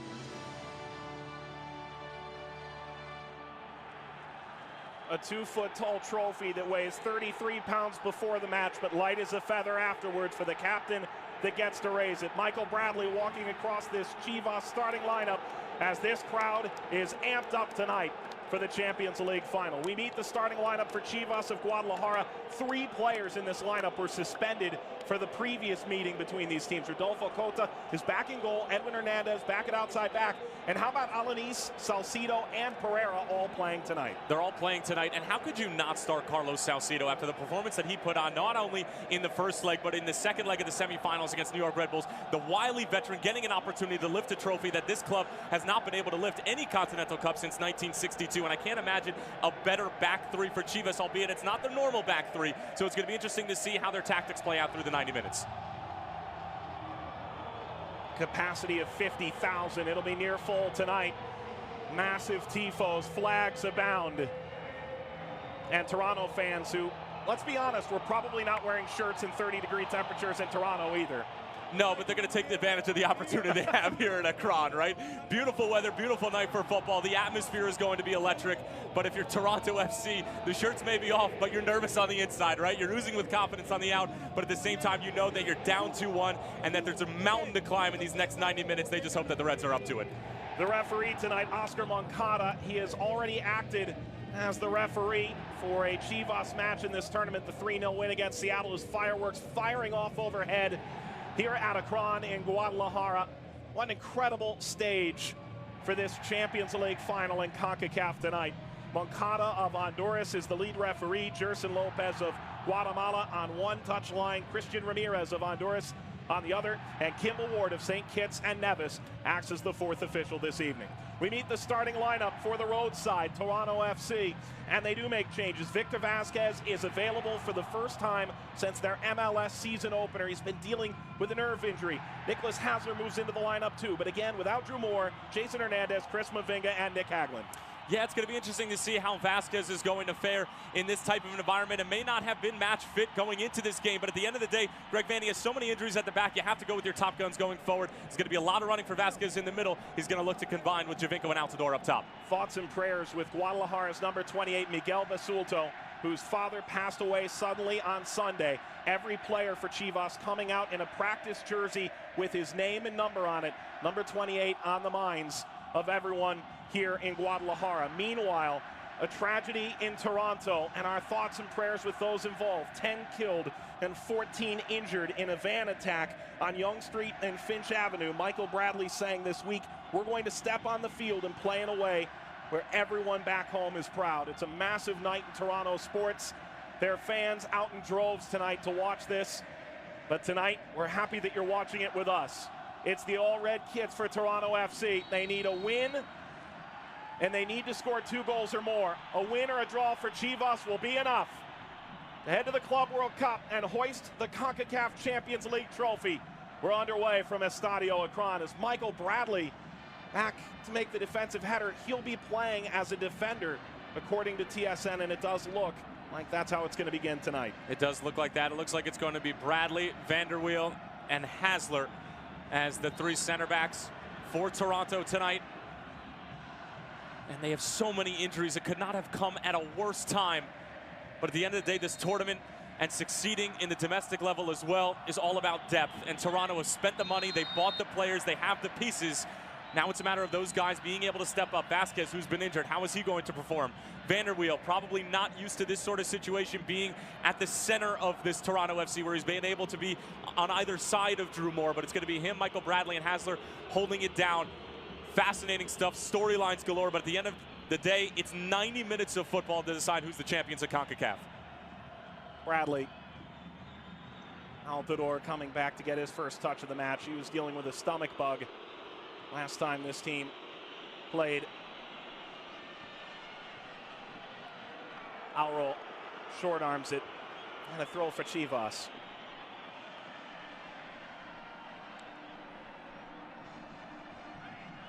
Matias Almeida, 7 finals now in 2.5 years, and yet Mexican newspapers and reporters questioning his job security entering this 2-legged final.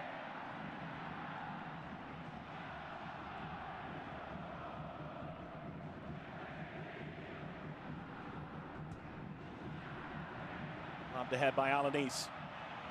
Pizarro scored in the 2nd minute of the first leg. Pizarro turning on Auro, sends the cross. Pineda.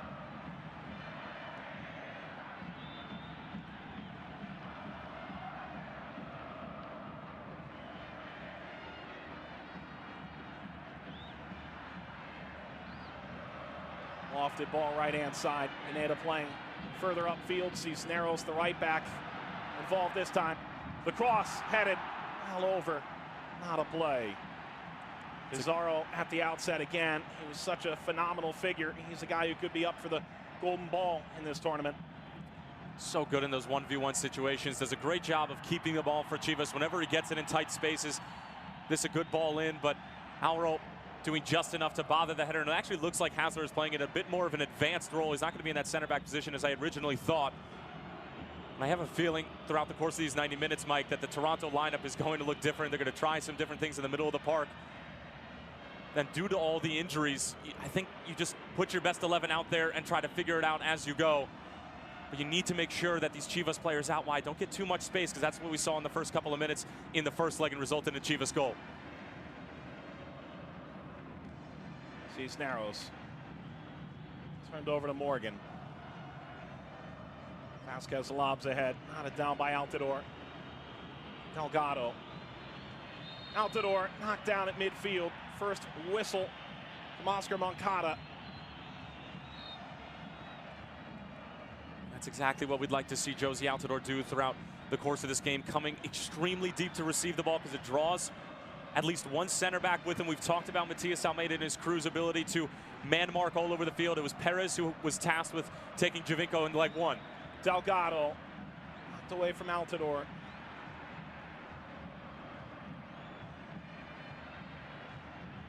Ashton Morgan now.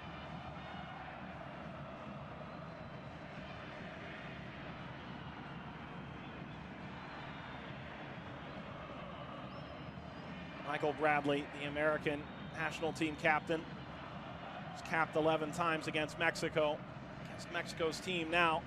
Went for Canada's team. It's a massive club affair. 2018 Champions League final. Javinko.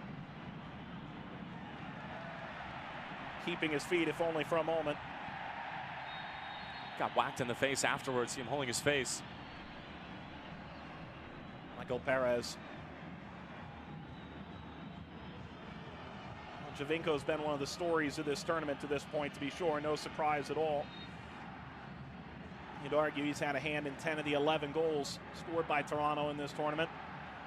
But he's had a different role than anticipated due to the injury to Victor Vasquez.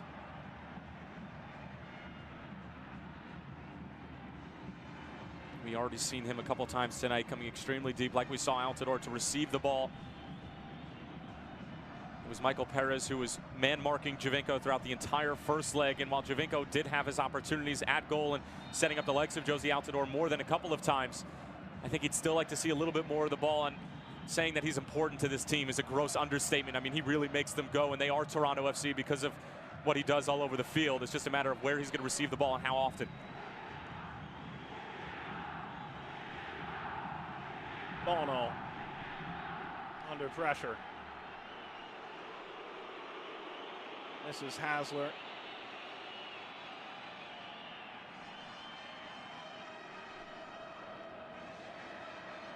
No surprise early on that we're seeing a lack of rhythm, Mike, usually in this sort of a final setting, just trying to get the nerves out, feel out to the other team's tactics, what they're going to bring to the table. And you'll start to see a little bit more crisp play once we enter 10th, 15th minute. Foul against Hernandez. Missed the first leg due to yellow card suspension. There's Greg Vanny, 43 years old, former American national team player.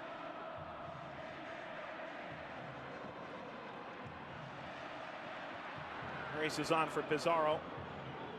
Auro, the Brazilian, came in preseason.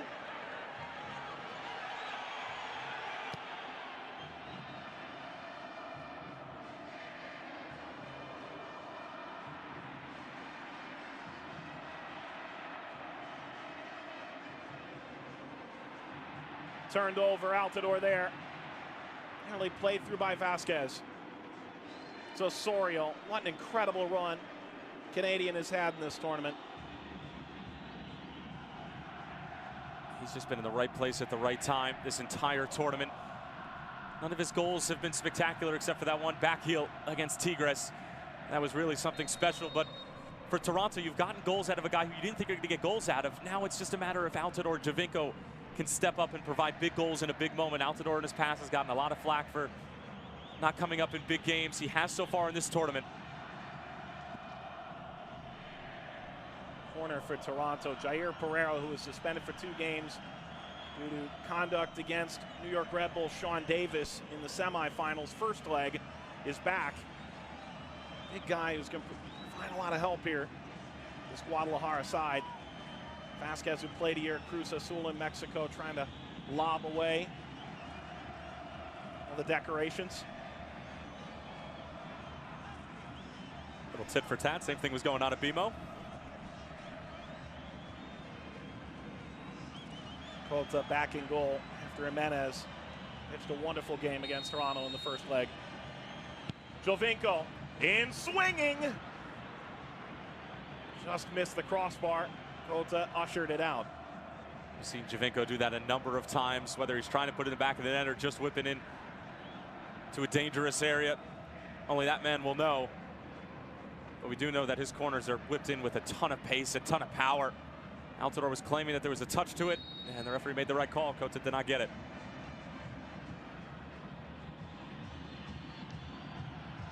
Cota for Vanderweel. Had to give chase. Morgan driving.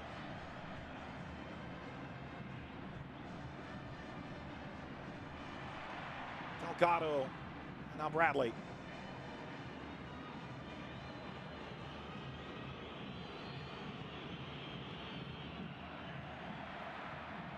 Good step by Salcido. Couple players hit the ground. Vasquez for Delgado. Altidore breaking through. Cota coming out. Cota knocked it down. He dared Altidore to shoot early. Chivas dodges an early bullet. Did not think Cota needed to come off his line for that. The ball was angled toward the corner flag, but Cota proving me wrong at the end of the day. The race is on at the pylon. Corner coming for Guadalajara, and it's Carlos Cisneros getting upfield. Dangerous here. Dangerous because Cota came off of his line, but as I said, the ball was angled towards the other way because Altidore was making his run there and Delgado just slipped it through. Did not think he needed to come off of his line, and as we talked about, 10th minute, both teams starting to find a rhythm a little bit, get a chance on one end, corner on the other.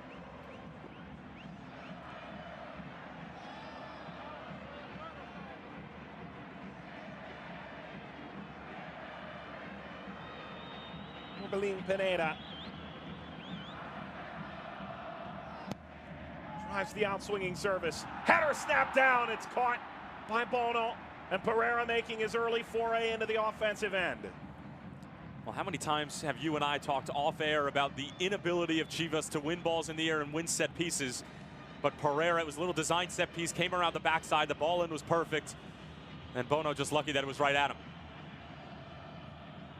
One goal for Guadalajara really doesn't change all that much. Toronto still needs 2.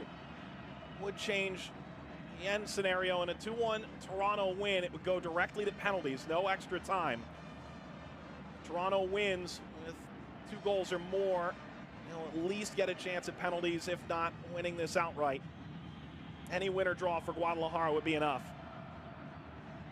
Hangs up for Giovinco. Pereira covers. Diagonal ball. Marky Delgado. Well over the crossbar.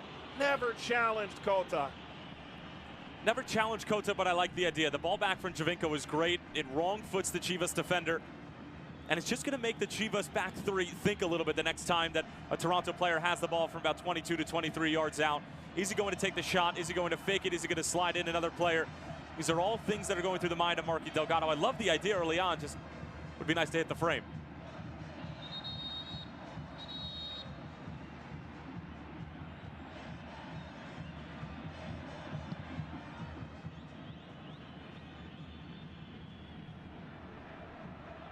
Skips down to Pizarro. Vanderweel. Osorio, not a good touch. Advantage played. Pizarro shooting. It's caught by Bono. A rising curling effort. Seen two bad giveaways in the middle of the field. This one from Osorio. Fair play to the referee, who saw that Chivas were picking up in the ball in a more than advantageous scenario. But Toronto needs to be careful of those square balls and just dead giveaways in the middle of the park. If Greg Vanny's team had learned nothing when they came down to Mexico during the preseason, is that if you make mistakes in the middle of the field, these Mexican sides are going to punish you. It's a team that spent weeks in Mexico preparing for this. They've been here for a week now. They sent a team of reserves to Houston for their MLS match. All the chips on the table for both these teams. For Toronto early in their MLS season, for Guadalajara knowing that the playoffs are out of reach. Liga MX in the Clausura.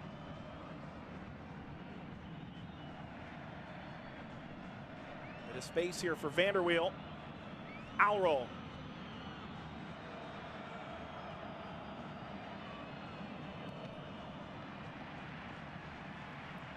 We saw this a number of times from Toronto in the first leg. The center backs getting forward because Chivas are going to be man marking all over the field, and most teams are going to utilize the width of the field. So if Chivas is going to man mark on the outside, that means there's going to be plenty of space on the inside. That's what we saw Drew Moore in an alternate universe might have had 4 goals in the first leg. Had a couple of great opportunities, but nonetheless, it's going to be a ton of space for the likes of Gregory Vanderweel and Michael Bradley, for that matter, to be able to get forward and play make from that center back position. Back from Pizarro. Trying to convince Chivas to slow things down. Chance now for Javinko. Javinko cutting. Play on, says Oscar Moncada. Don't agree with that at first look. Looked like Javinko got taken down. Chipped through by Bradley. And Javinko was looking for a free kick in what would have been a very advantageous position. Just takes one quick touch around it. That's a foul. Javinko was already going down, but he still nips him. Great little touch to get away from the defender. Knew exactly what he was doing. He was trying to draw the foul. Just didn't get the call from the referee. Jair Pereira escaping. Lots of infighting here. And now a chance to turn on this for Chivas. Kept alive by Pizarro, but launched out to midfield. Altidore. Is there room now for Toronto? Victor Vasquez. Cut out. Perez. No surprise, Vasquez has not looked himself in the first 15 minutes. Vasquez played 53 minutes back on March the 3rd. Has not played since. Guadalajara 2-1 advantage as we reach the quarter-hour mark in the aggregate. 2 away goals at BMO Field. Pizarro in the 2nd minute. And Pulido in the 72nd. Jonathan Osorio's 19th minute goal continuing his fantastic tournament. He's the leading goal scorer in Champions League this year. Foul from Bradley. Notably for Bradley, the yellow cards that have been accumulated throughout the tournament are irrelevant now. There is no next game, and according to Greg Vanny, that helps everybody understand the expectations a little bit better. It does. It helps everybody, because we were talking about in the first leg how a guy like Michael Bradley, who's playing in that number 6 role where you're meant to be aggressive, you're meant to put in tackles and get stuck in, has to ride that line between being aggressive and knowing that your team needs you desperately, especially with all the center back injuries, to be able to play in the second leg. So now with that weight lifted off your shoulder, no worry about a yellow card. You can go out, put in tackles. Not saying that you need to go and get a yellow card right off the bat, but at the same time, you can be a little bit more aggressive. Pizarro plays back Hernandez. Back to Hernandez. He's off the mark. Pizarro now. Pineda off of Hasler. By Alanis.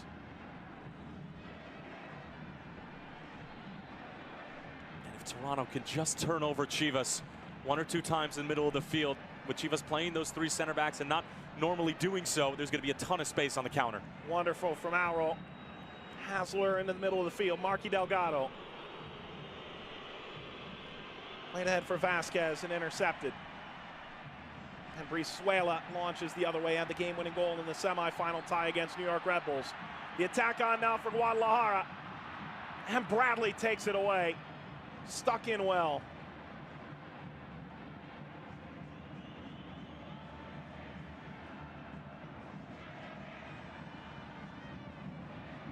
Something that the Chivas defenders do extremely well that I'd like to see a bit more from the Toronto defenders is being able to find that outlet pass, being able to find Altidor's feet from 35, 40 yards away. Chivas defenders pick their head up. They know exactly where the run is being made.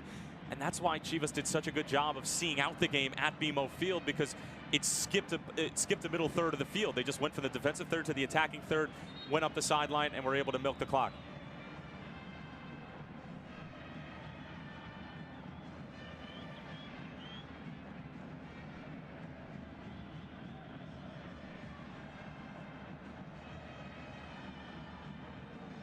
Altidor behind Osorio. Collision. Pizarro.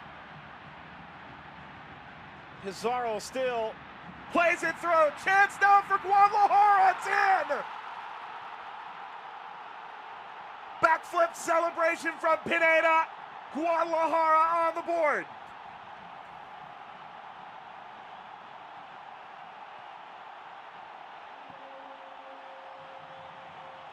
Absolutely devastating counterattack from Chivas.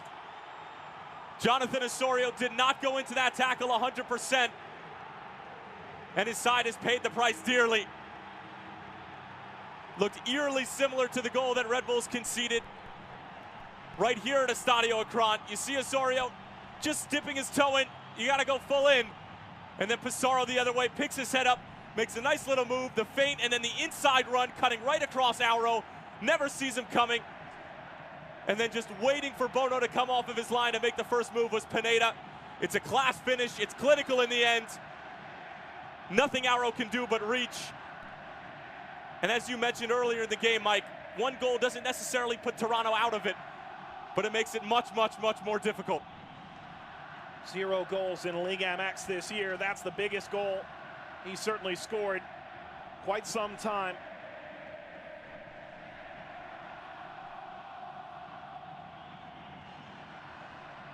So now, if Toronto scores 2, it would go directly to penalties at a 2-1 scoreline. Another goal for Guadalajara, and all of a sudden Toronto need to begin playing catch-up. They would need to suddenly pick up 3 goals, turn the away goal margin around. But while it doesn't do that much to the aggregate, Mike, it does a lot to the tactics of what Matias Almeida and Greg Vandiger to have conversations about and ultimately make decisions about come the second half, because now all the onus is on Toronto. They have to go and get the goals, and Chivas can be a bit more defensive-minded. Hernandez, top of the 18, popped up. Auro is fouled.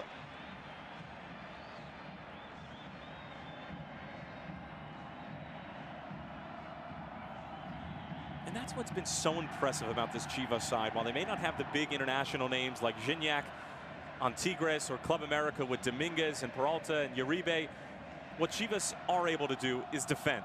And when they are defending, they go after the ball. When they win it, they're so decisive in the attacking third. We saw times where both Tigres and Club America against Toronto weren't exactly sure what they wanted to do with the ball. And when they came home to Mexico, they were down and had to push the envelope.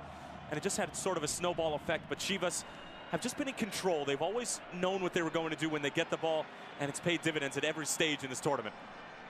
Alanis upfield, taken by Ashton Morgan.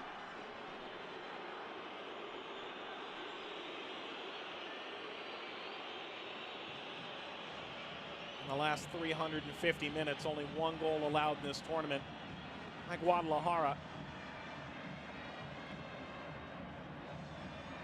To Osorio in the 19th minute of the first leg.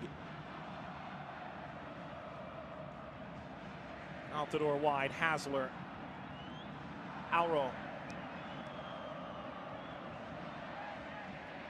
Greg Vanny spoke about it during the week that many teams try and keep you out of the middle of the field. Guadalajara will largely give that to you. They seem to do so well at pinning you to the touchline. And you see it here. Look how much space there is for Michael Bradley to go forward. Altidor looking for Hasler. Now through for Jovinko. Push from Delgado. Play continues. Delgado's taking it now. Ricochets to Giovinco, who's on the turn. Giovinco couldn't play it through. Now a chance to counter for Guadalajara. Turned over to Osorio. Morgan closed out. Huge interception from Osorio. Chivas were off and running the other way.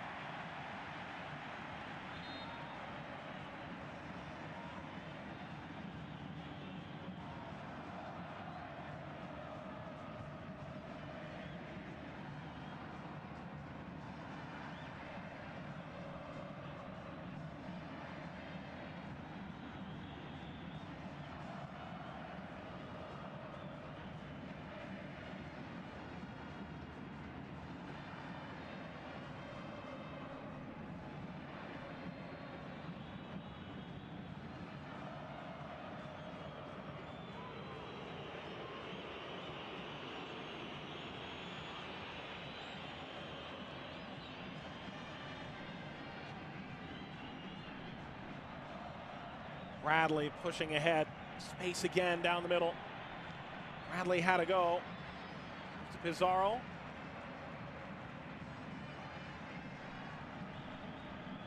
That's all well and good for Michael Bradley, but what I'd love to see is maybe one extra touch. Make somebody commit to you. Make one of those guys who's man-marking a Toronto FC player step to you. That's going to open up somebody to play some sort of wall press, get some interplay going. And that's where Toronto were successful in the first leg, is when they were combining in tight areas, and that's what Toronto's been known to do for a couple of years now, is be able to ping the ball inside and out. Off of Cisneros. Corner to TFC in the 24th minute. Ashton Morgan, the longest tenured player for Toronto FC, 8 years. Debuted with the team against Arabanito in this competition in 2010. Well, now it's Victor Vasquez who's going to take the corner. It was Giovinco the first time. Colta trying to get everybody aligned.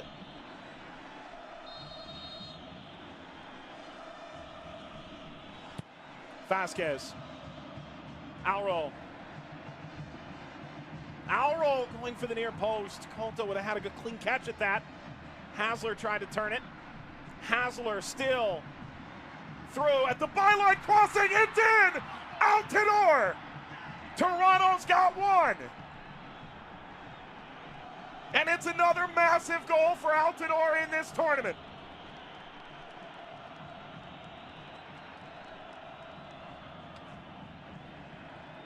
Well, the ball that came in from the corner from Vasquez looked innocent. It was over everybody's head. Auro was just the safety valve on the back post. And then what ensued afterwards was just an absolute mess defensively from Chivas. Somebody has to get stuck in, similar to Osorio dipping his toe in. Chivas toying around with the ball. Hasler should not have that much room, should not have that much time, shouldn't be able to get to the byline and square it across, but he does. Give credit to a man who hasn't started this tournament yet, making the most of his opportunity. Altidore with a cool head, keeps it on the ground, keeps it low with pace. 1-1, game on. Nutmegs 2 defenders on the way, including Pereira, who had the last chance at the goal line. Altidore scored against Club America. He scored again, this time away to Guadalajara. A goal now for Toronto puts us in position for penalties at full time. Another goal for Guadalajara, and Toronto would need a couple and then try and win this on away goals. Greg Vanney was very clear. There are 90 minutes to this game. Michael Bradley said the same from the top down. This Toronto team felt like they had time and that they shouldn't get too nervous too quickly.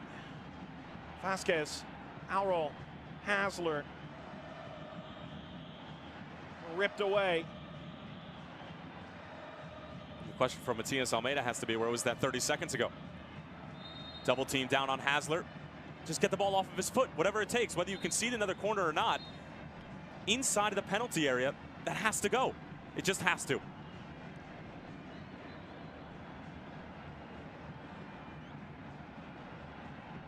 But credit to Toronto. Every time that they've gone down or faced some adversity in this tournament, they've responded emphatically. They've kept a cool head.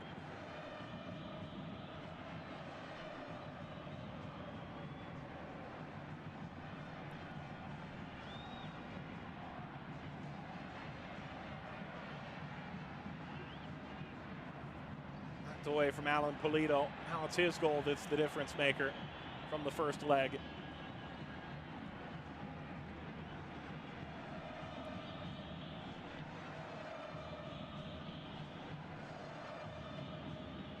This is a Guadalajara team that did not speak to the media yesterday after arriving late to training. Using the hashtag directors do your part. Had a loose translation from Spanish. A team photo. Issues about club bonuses, travel logistics. Yet here they are in the final. Trying to overcome all those ancillary issues. Cross is in. And it ricochets out. Hernandez. Out of play. Pizarro getting the better of Alro, jockeying for position on that delivery. Hernandez not able to find the frame, but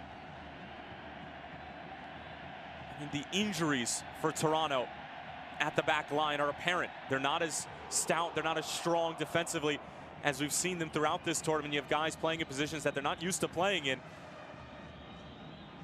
And it's apparent, and Chivas have already taken advantage of it once today. Bradley stepping in well. Osorio. That goal conceded to Toronto is the first time Guadalajara's conceded at home in this tournament. They had a 9-0 goal differential, winning all 3 of their matches. Estadio Akron hopping up for Altidore. Comes down to Altidore. Plays it for Javinko. Popped up over the 18. And Altidore goes barging in. It was reckless from Altidore. He ends up going down as well. And it's Pereira who's down on the field.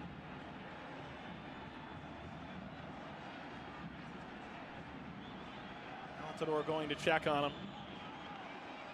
And for my money, that probably should be a card on Josie. I mean, no play on the ball. Pereira stationed perfectly in between him and the ball, but so just comes right up the backside and almost trying to sell it as if he was the one who was fouled. Pereira back to his feet. Dealt with injury earlier in the Clausura season. Greg Vanney resetting his troops. Saw love at the end. I like that from Josie. He's been playing so hard. Struggling with some stomach issues during leg 1 and still was able to put together a decent performance. I think a lot of people would have liked him to score. He had a couple of point-blank opportunities. Jimenez, who was playing at the game, you have to give credit to him, who came up huge and only conceded 1.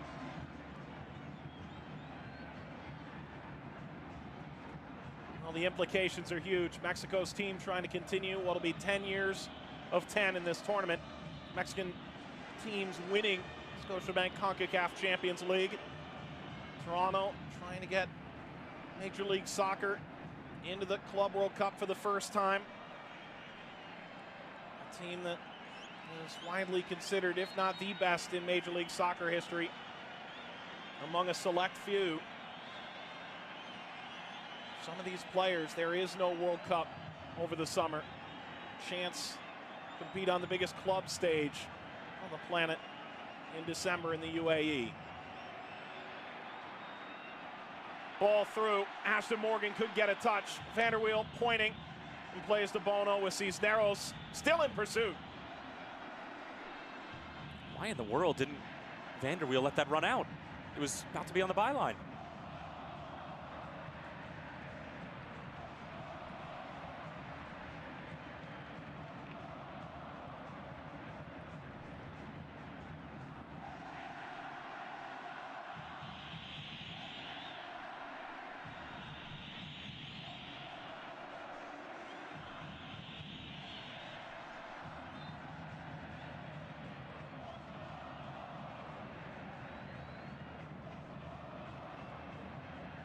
To throw the 22-year-old.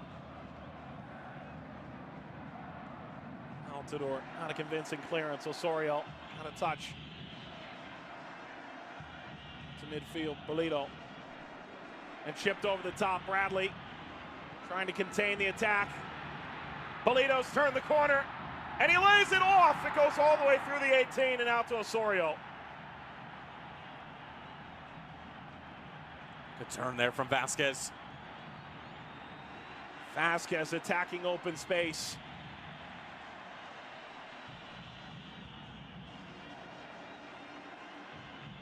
So much green in front of Auro.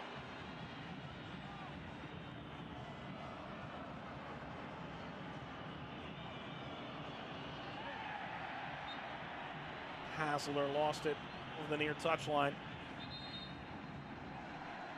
This is a chance here, and Chivas fans are going to be asking for a foul as Morgan comes in. As it was Cisneros who was waiting for that ball to be squared back across. It was great work from Polito to be able to get to the byline, beating Bradley for pace. How many times have we seen Chivas just drive directly at the byline and try to square it back across and catch these three-back system of Toronto outmanned?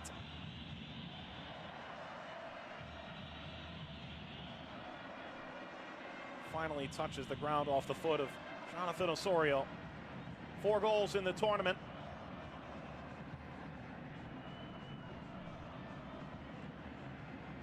Delgado, former Chivas USA homegrown. And a foul, Giovinco going down. He's the most fouled player in this tournament this year. I'm telling Michael Perez that. Perez has been the one who's been tasked with trying to deal with Giovinco step for step, as he's usually the one following him around the field. As you've seen Giovinco a couple of times come extremely deep, trying to float out wide, just trying to confuse the Chivas back line.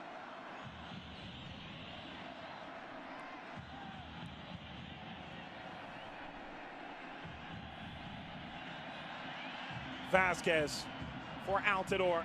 Dropped by Cota. He'll collect now. You have Pereira in front of him. Altidore was bracketed. See Altidore holding up his fingers, counting to 6, hoping that the referee is well aware of how long Cota's been taking. And if you're TFC, use these next 10 minutes to throw a couple punches at Chivas. Don't just let Chivas coast into halftime, make some tactical adjustments, catch their breath. You're the ones who just scored. A team is most dangerous after they've either conceded a goal or scored a goal. It's obviously past that point, but at the same time, Greg Vandy's side needs to keep going. If you could find one before halftime, I mean, Chivas had a lot to sort out, and you're on the front foot. You're going forward at that point. Use these next 10 minutes. Try to find another goal. Salcido knocks it back. 19th minute goal from Pineda. 25th minute goal from Josie Altidore. It's 3-2 in the aggregate in favor of Guadalajara. A goal for Toronto at full time at 2-1 would send it to penalties. There are no extra time periods in Scotiabank Concacaf Champions League. Through ball, flag is up. Oh, Pineda thought he was through.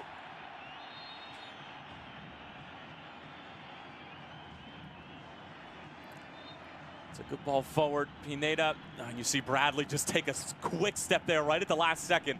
Knew exactly what he was doing.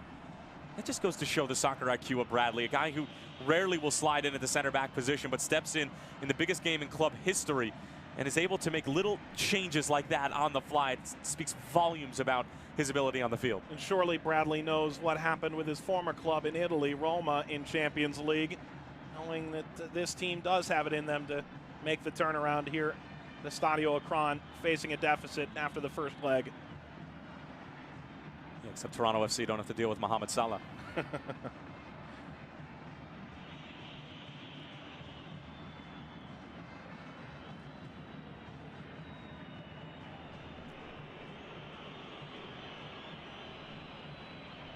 Vanderweel.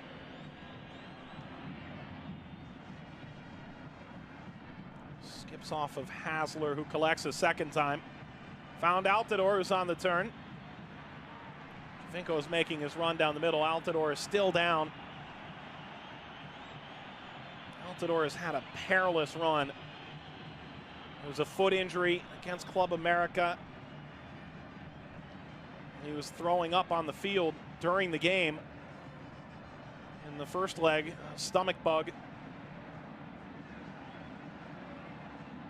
Reports from Mexican newspapers that everything from the chefs to the water they brought Toronto self-sustaining in this trip to Mexico to try and avoid those issues. Chances on now for Guadalajara. Entering the penalty area. Laying off. Shot. Ripped. Way out of play. And it's Salcido pressing way forward. This is class from Chivas from start to finish. On this goal here, the run inside. Polito. Cheeky little finish, just dinking it over Bono. But Pizarro again, doing exactly what his club needs him to do in those types of situations in the attacking third. He's not going particularly fast, but he's smooth in his operations, right? Picks his head up, knows where the run is being made. The ball was weighted perfectly. Jesse Marsch said it. He was the best player on the field, probably in both legs against New York Red Bulls. And you make the argument, if Chivas are to come away victorious, that he is going to be the MVP of this tournament.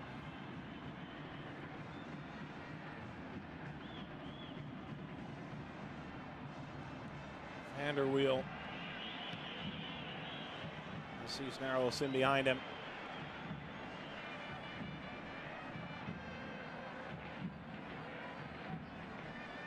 Chivas has done a great job of responding to the Toronto goal, not getting rattled by the fact that the visitors were able to put one away and that they're one goal away from a penalty kick shootout.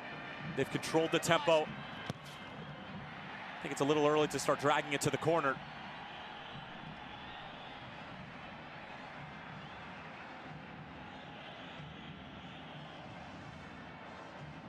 Throw for Ashton Morgan. No Drew Moore, no Justin Morrow, no Jason Hernandez or Chris Mavinga. Haglund is out too. Zavaleta dealing with a quad injury, available in the 18 on the starting lineup. Defense has an all-time lack of depth for a Toronto team that prides itself so much on their depth. And as much as we talk about some of the superstars for Toronto, Greg Vanney will be the first to tell you how proud he is of the academy that he at a time helped to build. He was the academy director for TFC. Just like Guadalajara will be the first to tell you that it's a team made up entirely of Mexican internationals. And always has been. 6 out of the 11 in the starting lineup last week, Mike, were academy players. So these are two teams who have just done such a good job of building from the ground up. As we take a look at the Toronto FC goal from Altidore.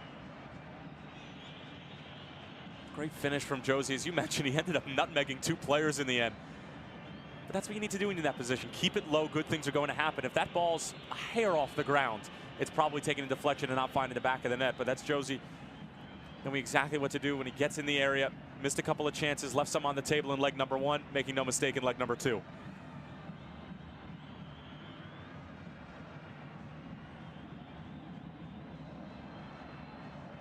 Guadalajara leads on the aggregate 3-2.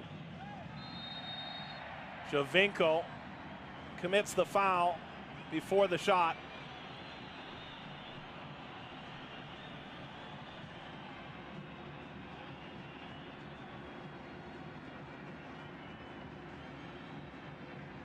I don't think these two are going out for an adult beverage after the game. And a long 135 minutes for those two. They are very familiar with each other.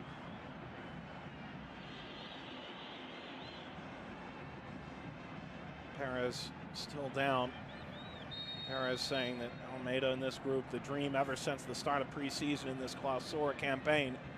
Guadalajara was making the Club World Cup in the United Arab Emirates in December. Hoisting this brand new trophy in Concacaf. Guadalajara, 12-time league champions. Their first championship in 11 years in the 2017 Clausura. It's the reigning MLS Cup champions and twice Canadian champions, 2016 and 2017, both by way of late goal winners. Pizarro, get it by Osorio.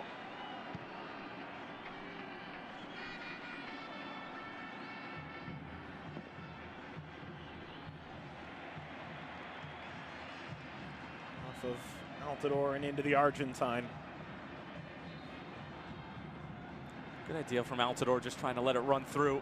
See if the defender was going to bite.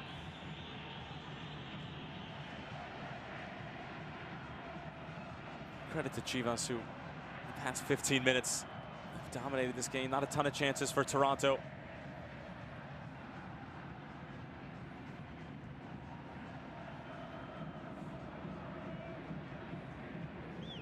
Alro trying to find his way out, and Hasler comes in, commits the foul. Good strength shown there by Polito. Seen some terrific 1v1 shielding exhibitions going all the way back to the first leg from this Chivas side. Do a terrific job of holding the ball up, demonstrating strength. While they may not be the physically largest team in this tournament, probably one of the smaller. It's a great footballing strength about whoever Matias Almeida shuttles out there. Foul against Javinko. He's been frustrated since the outset. Oscar Moncada is looking for a little less lip. He'll show yellow in the 43rd minute. You see Josie Altidore in the forefront, arguing with the fourth official as well.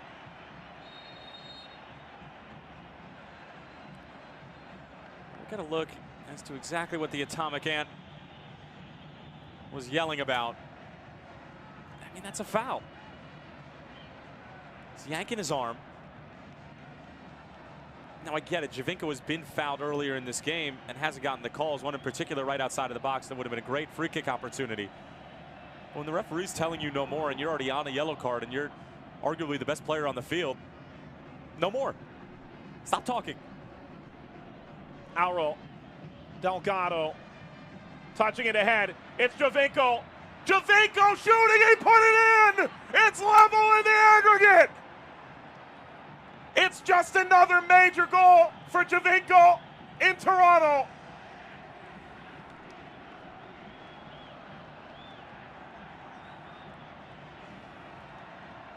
And the two stars have scored, Altidore in the 25th and Javinko in the 44th. Well, moments after being told to silence himself by the referee, he silences more than 60,000 here at Estadio Akron. Great little ball forward from Delgado, and then this is where Javinko's at his best. 1v1 situation. He says, Michael Perez, let's tango. And Javinko getting the better of it. How many times have we seen Javinko fool keepers thinking that he's going to bend it to the far post, sneaks it inside the near. You saw Kota leading to that far post, Javinko taking advantage of what he's given. My goodness.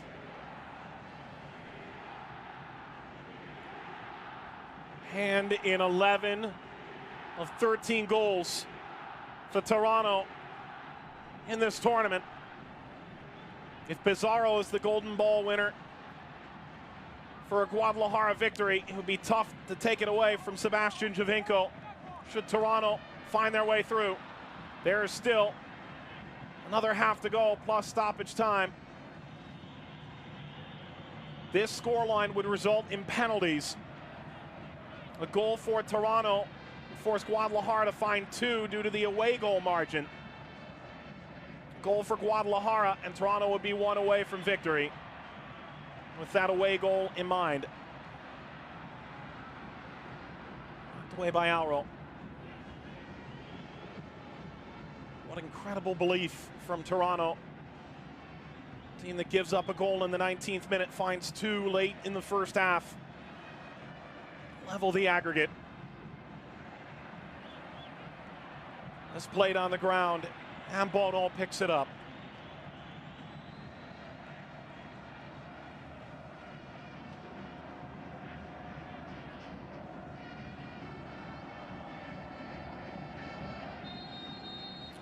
We've reached halftime. Well, Toronto finds 2. It's the 2 they needed. And now these teams go to the dressing room, and it's all level. It is all level, and credit to Greg Vanney's side, who made a couple of in-game adjustments. Altidore, Javinko stepping up when their team has needed them the most. Biggest game in club history, and their 2 biggest stars have risen to the occasion. Javinko and Altidore, hats off to you. Chivas have some work to do heading to PKs at the moment. So much more to come from Estadio Akron.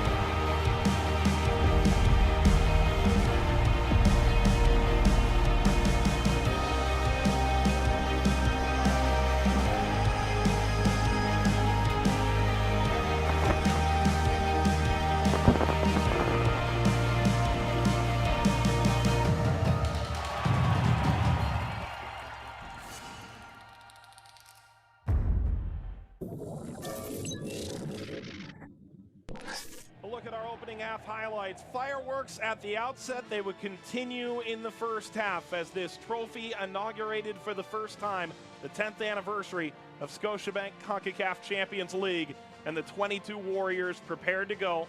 Chivas a 2-1 advantage from BMO Field last week.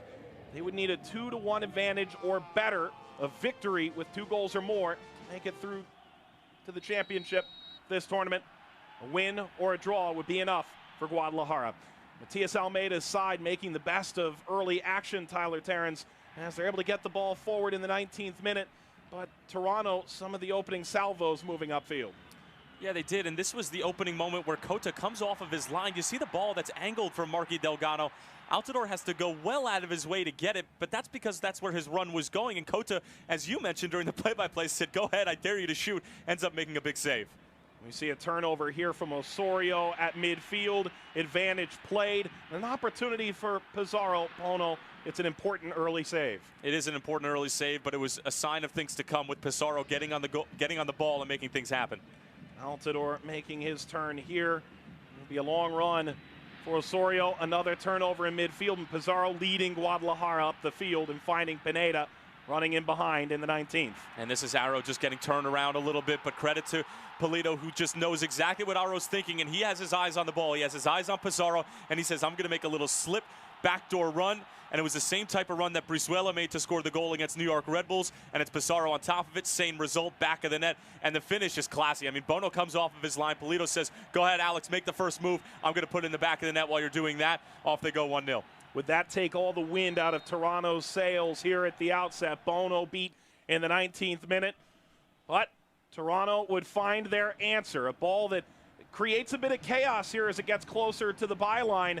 And all of a sudden, by the time it's knocked in the 25th minute, Josie Altidore is all alone on the back doorstep. And for me, Chivas have to do better defensively, but credit to Hassler, who just bullies his way through, determination, perseverance, whatever you want to call it, and Altidore keeping it low. We mentioned nutmegging 2 players on the way, but it was written in the stars for Toronto. The superstar on the United States national team for this Canadian side, Toronto FC, tremendous European experience, a massive goal for Toronto. Now they're 1 goal back in terms of the aggregate. Toronto would continue to push the heat down the middle of the field, and Sebastian Giovinco, the individual effort in the 44th minute, beating Cota. And it's deception the entire way, right? He's able to wrong foot Perez, he's able to wrong foot Cota, and then it's the simplest of finishes into the near post. It's simple in Giovinco's mind, but for mere mortals like you and myself, it's a world of difficulty, and Giovinco knew exactly what he was doing. Delgado picks his head up, gives it to the playmaker, and says, Atomic Ant, go do your thing. And he does his thing, and then some. Giovinco and Altidore, the 2 stars stepping up in the biggest stage for Toronto. They've done the work at this point to get to a spot where it's penalty kicks right now. But it's a 50-50 coin flip when you get to penalties. Now if you're Toronto, you have to keep going forward. He had just gotten a yellow card a minute earlier. He finds that all-important goal in the 44th minute, and suddenly this Champions League final is now level. Toronto picking up 2 goals in the opening half as Guadalajara scored the opening goal. It's now 3-3 in the aggregate.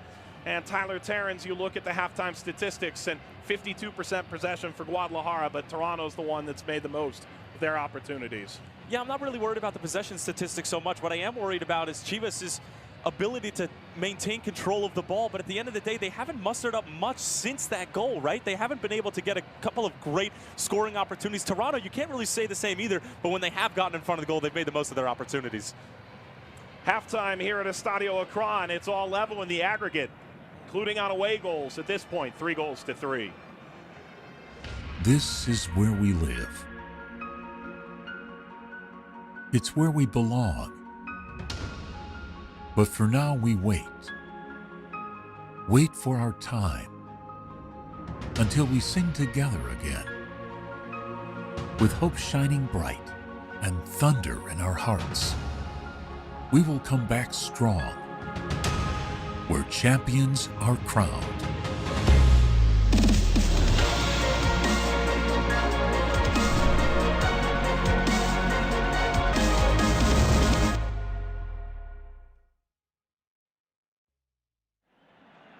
The winningest team in Mexico all time, taking on a Toronto team that's spent a decade in the doldrums of Major League Soccer, but these last 3 years have become idolized franchise around MLS. trying to complete their climb to the top of Concacaf. Back at Estadio Akron, it's hosted the 2010 Copa Libertadores final. It hosted the inaugural Women's Liga MX title against Pachuca, one that Chivas won. And it's hosted so many massive matches in the last 8 years, all culminating in this Continental Championship game. Tyler Terrans alongside Mike Watts with you this evening. It's now 3-3 on the aggregate. Toronto 2 goals in the opening half, and it's from their stars, Josie Altidore and Sebastian Giovinco. Orbelin Pineda, a major goal. The 22-year-old in the 19th minute, beating Bono. And now it's all square, Tyler. 45 minutes to crown a champion. 45 minutes to crown a champion, and while everybody at home is sitting here thinking, oh God, here we go, PKs, because we have a 3-3 on aggregate. Toronto FC fans can barely look, same with Chivas. But at the end of the day, I think that we are going to see more goals in this one, and more goals means no PKs. So for Toronto FC, you have to keep doing what you were doing at the end of the first half. That's keep driving, keep finding Giovinco's feet in the attacking third. And for Chivas, it's more of the same in terms of finding your best player, and that's Pizarro. Both Pizarro and Giovinco have been the best players for their teams, and that's why these two teams are in the final right now. But like you said, Mike, it's 45 minutes. You got to go and find one. If you're both of these teams, Chivas, you're at home right now. You're expected to close this out in front of your home fans. Not supposed to go to PKs. Continue to find Pizarro. That's the biggest thing I think that Matias Almeida has to be saying to his side, and limit the space that Giovinco has. And just because you're man marking Giovinco with Perez doesn't mean that he's the only one that has to defend Giovinco, because one defender is not enough with the atomic hand. He's more than capable of taking on one. He usually takes on two. Hernandez knocks it ahead. It's the classic vertical stripes, Rojo Blancos of Chivas, Guadalajara. It's the all-red kits for Toronto FC. Both teams playing with somewhat broken hearts. Miguel Basulto is available in the 18. His father passing away suddenly on Sunday. A tragic van attack in northern Midtown Toronto, claiming the lives of 10. Both teams showing different ways of paying respects. Both looking for that one goal that could put them through to continental glory. And Cisneros. Cisneros on the cut inside. Intercepted by Marky Delgado. I think Delgado did a really good job in the first half. Defensively, I'd love to see a bit more out of Jonathan Osorio. His lack of ability to put in a tackle was a direct result of the first Chivas goal. It's got to be a bit more hard in the middle of the field. You don't have Michael Bradley looming right in front of the center backs to be able to put in challenges like that to prevent the opposition's attack. The onus has to fall on somebody else, and I think it's Delgado and Osorio. Delgado has responded. Osorio like to see a bit more. Herrera driving to the left. Guadalajara just one win with Clausura and Apertura seasons in Liga MX. A team that's been dominant here in this tournament, and defensively as cutthroat as any team in CONCACAF of late. Bono knocks it away. Toronto's gone through a 65-day run against perhaps the toughest possible schedule in this tournament, defeating Tigres and Club America, two of major favorites. They've earned their place. The race is on. Cisneros. Cisneros crossing. Header is up and over. Vanderweel arriving in time, and it was Pineda again. And it's great work from Cisneros on this near side. Ashton Morgan has to get closer, and Vanderweel just does barely enough to be able to bother the header. We talked about Chivas' ability in the first leg to do just enough to bother Toronto as a player in terms of attacking the ball. Same goes for Vanderweel and this Toronto back line.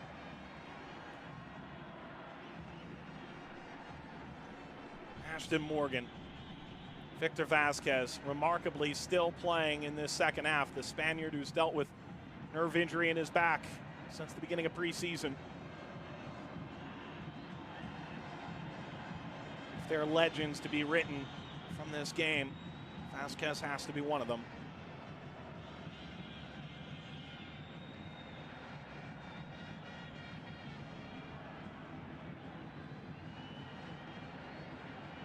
Vanderweel pushing.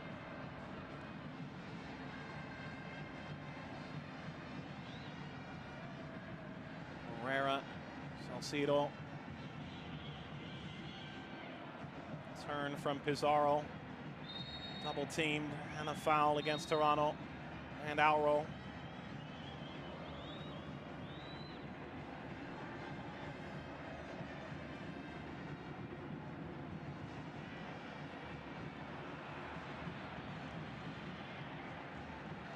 Throw to TFC, team that said when they arrived, 2 legs, now we know what the outcomes are. They set their minds to a mission. He needed at least 2 goals. They've done that much. Scoreline now would be penalties. Goal either way would, for the moment, turn the tide in this Champions League final. Well, they've set the standard for Major League Soccer and said this is where we are. Altidore trying to hold off Vasquez. Javinko. Is it going to be Javinko again? It won't be.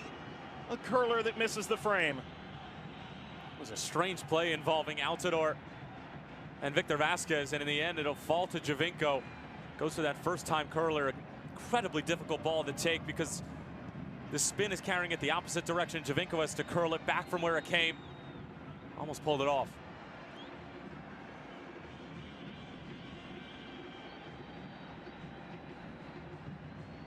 Six appearances in UEFA Champions League for Vanderweel.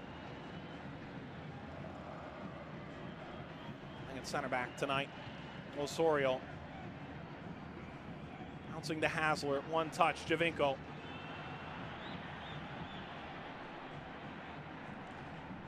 It's got to be a bit more communication between Kota and the back line, because the first Toronto goal from Altidore could have been completely null and void if Kota claims that initial ball that comes in from Auro.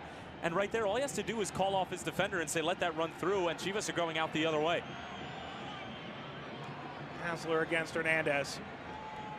Keeping it still. It's out over the byline. And a corner for TFC, according to Oscar Moncada, the Honduran referee. I'll tell you what, Hasler has had a great game thus far. I don't think in a million years anyone would have predicted that he was going to be starting in leg 2 of a Concacaf Champions League game, but he has run with the opportunity, doing all of the little things necessary to help the Reds to victory. The only player who started both this game and their MLS game against Houston. Javinko punched away by Kota. Vanderweel slides to the right. On the ground, Altidore, a touch. Delgado's taking it back. Wings it wide. Auro crossing, bounces down. Vasquez! Caught by Kota. Tried to take that on the volley. TFC just putting loads and loads of pressure on this Chivas back line.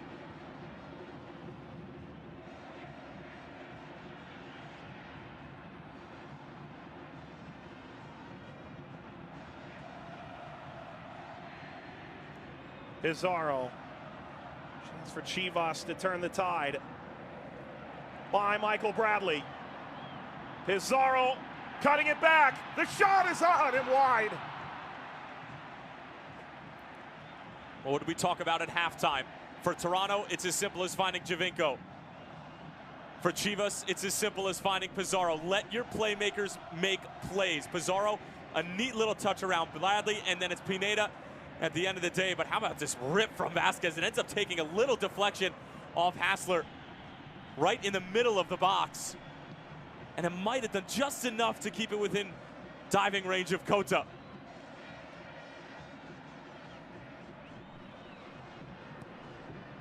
Perez misfires out of play.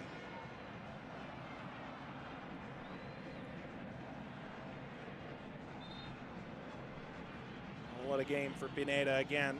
He found himself on the other end of Pizarro's ball a moment ago. It's the third ever MLS team to reach the final. League MX teams have won each of the first 10, rather the first 9 in Champions League. Made the final all 10 years. Looking to continue this run of Mexican dominance, unprecedented as it is, intact.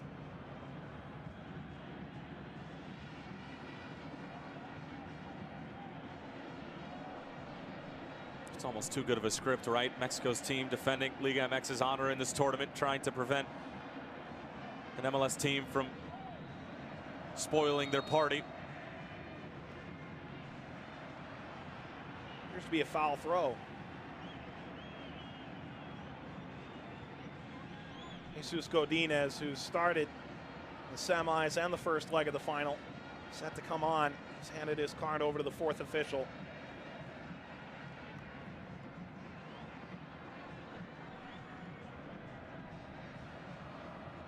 Cisneros.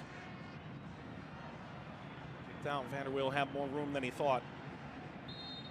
Delgado and Vasquez both putting their hands up, asking the Dutchman why it ended up going out for another corner.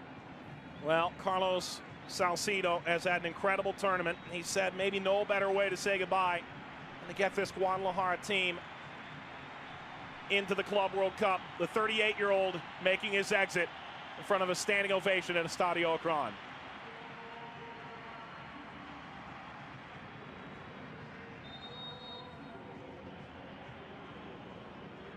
What a legend Salcido, and towards the end of your career, you're not the main man anymore, but he did enough when his team asked him.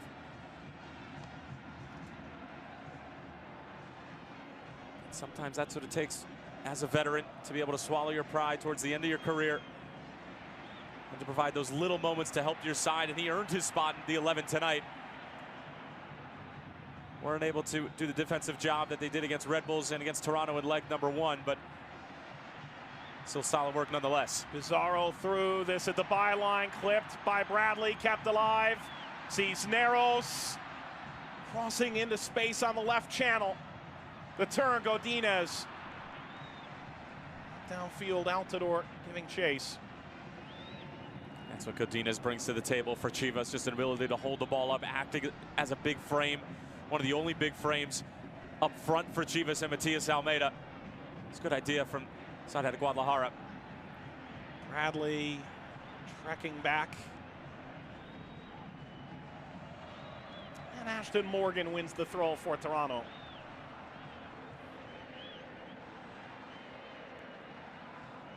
Pereira, wonderful foot skills there.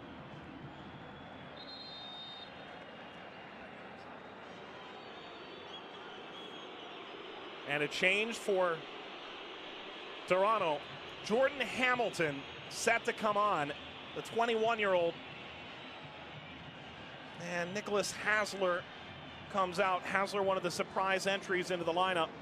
And you were really impressed, Tyler, with the game he put together. I was really impressed with Hasler.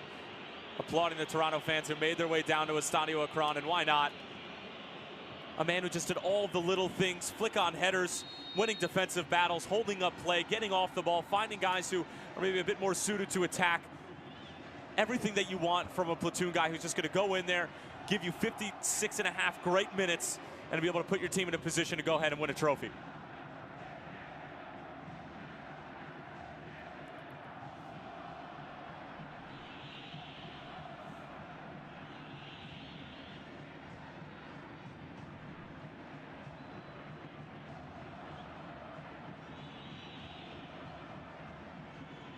Coming for TFC, and Hamilton is fouled.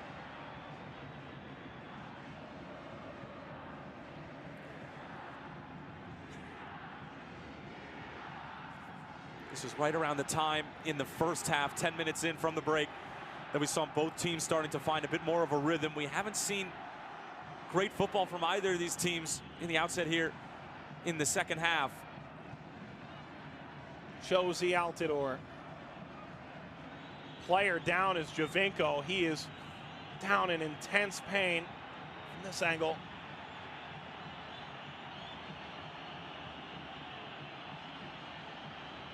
And TFC fans' hearts surely sink in the moment.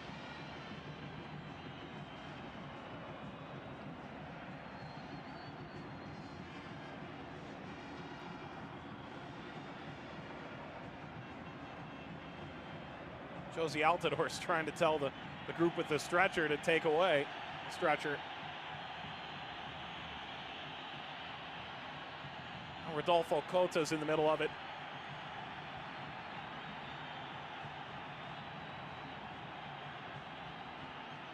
Well, Well, you can't say there isn't a little swagger in this TFC team. They feel that they were definitely the favorites coming into this two-legged format with Chivas, but it was Chivas who came down here with the lead. Now we're all tied on aggregate.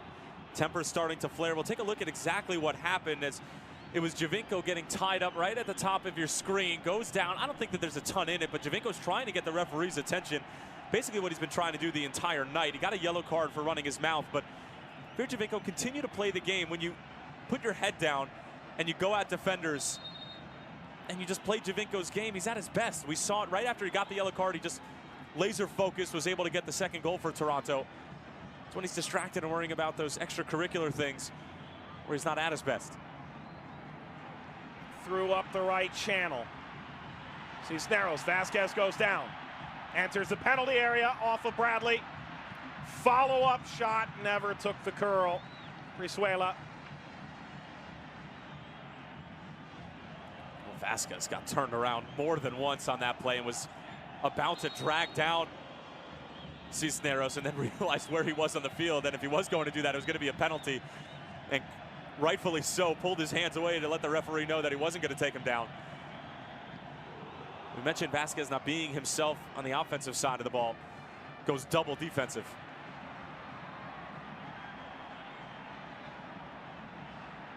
Here comes Guadalajara. Leveled off, top of the 18. Pineda. Chance now for Guadalajara, entering the area. Ball fired over the crossbar. Lars Brizuela again. He lost the 2014 Champions League final, trying to avoid a similar fate. Everything going out wide for Chivas. And they're just saying to their wingers, Brizuela, Godinez, Pizarro, whoever finds themselves out wide, go at these Toronto FC defenders, because they really haven't proved throughout the course of the night and in the first leg that they can handle these Chivas attackers 1v1. Well done by Vanderweel. We are level in the aggregate, 3-3. The away goals are the same. This scoreline, penalties. Goals by either side swings the margin. Polito played it through. Godinez off the post and ricochets back out. And now a foul against Auro. That close for Guadalajara.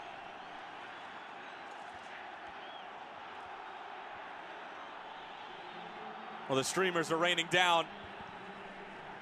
More so out of frustration than anything right now, but they would have been raining down at a celebration.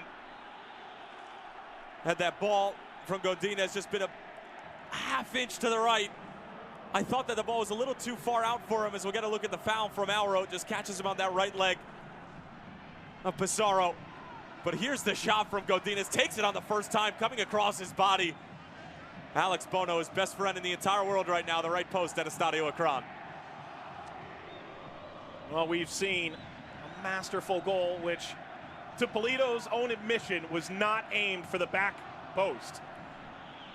It just floated and floated, left Bono in no man's land. This a much tighter angle. Polito serves! It's knocked over this time by Bono. This time he surely meant to go for goal. And Bono, wouldn't be left alone again. Well, I was watching for Bono's positioning at the beginning of this, because fool me once, not going to fool him twice. He's stationed much closer to the goal line. He's able to handle it if it is on frame. That's incredible how similar that is. Polito looking for the 72nd minute magic golazo. He scored the opening leg. Not this time. Corner coming for Guadalajara. Plays it low, top of the 18. Pizarro. Ricocheted away. Auro playing long, looking for Giovinco. Didn't hit him.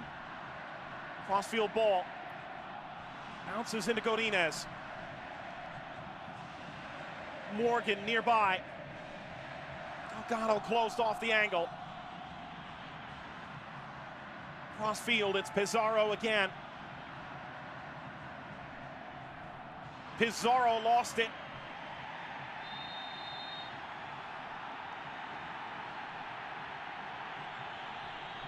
Finger shake from Brizuela. Felt he was hard done there. It's back to Toronto. Interested to see what the call is here, because it's Brizuela who falls on top of it, and it's Auro falling on top of Brizuela. You can make the argument it's a handball there on Auro. Ends up going out the other way. Well, what a wonderful event here tonight at Estadio Akron, the biggest club match in CONCACAF this year. All in all, void shore disaster. Throw for Guadalajara. A 2-1 lead from the leg at BMO Field last Tuesday night has evaporated. Well, this crowd shake a Toronto team that got results away to El Volcan and the Azteca. It's a foul in the attacking half. Won by Pulido. Eduardo Lopez is waiting to come on. He scored in the 55th minute in the comeback against Seattle in the quarterfinals.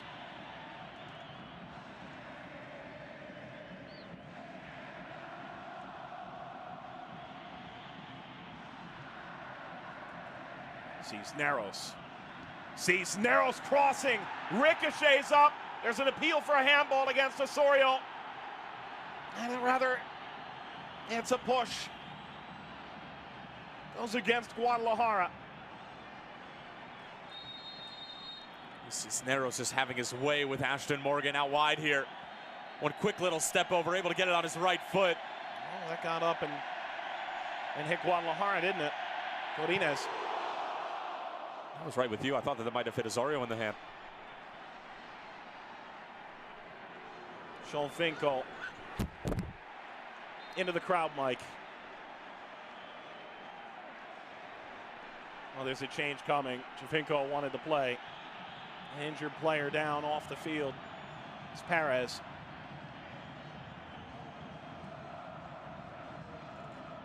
Well, no surprise that more collisions on the field involve these two.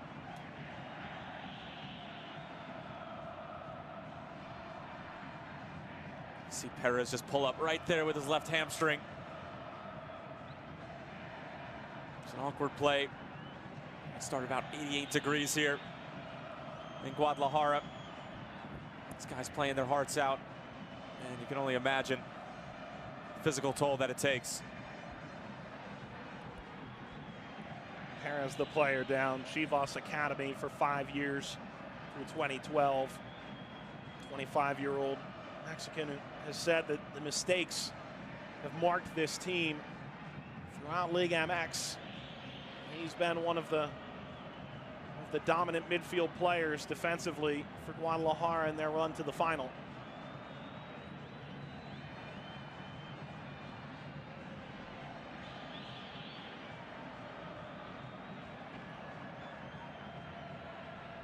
Eduardo Lopez arriving at the fourth official.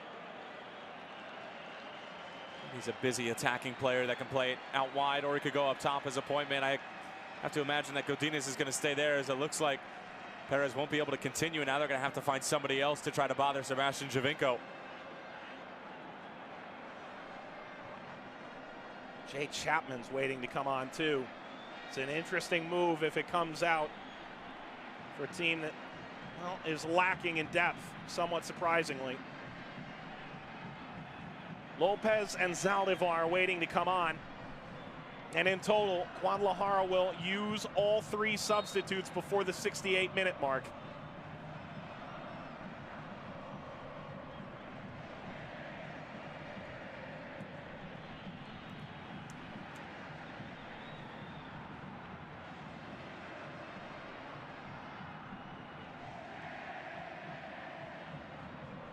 Brizuela was good, not great tonight.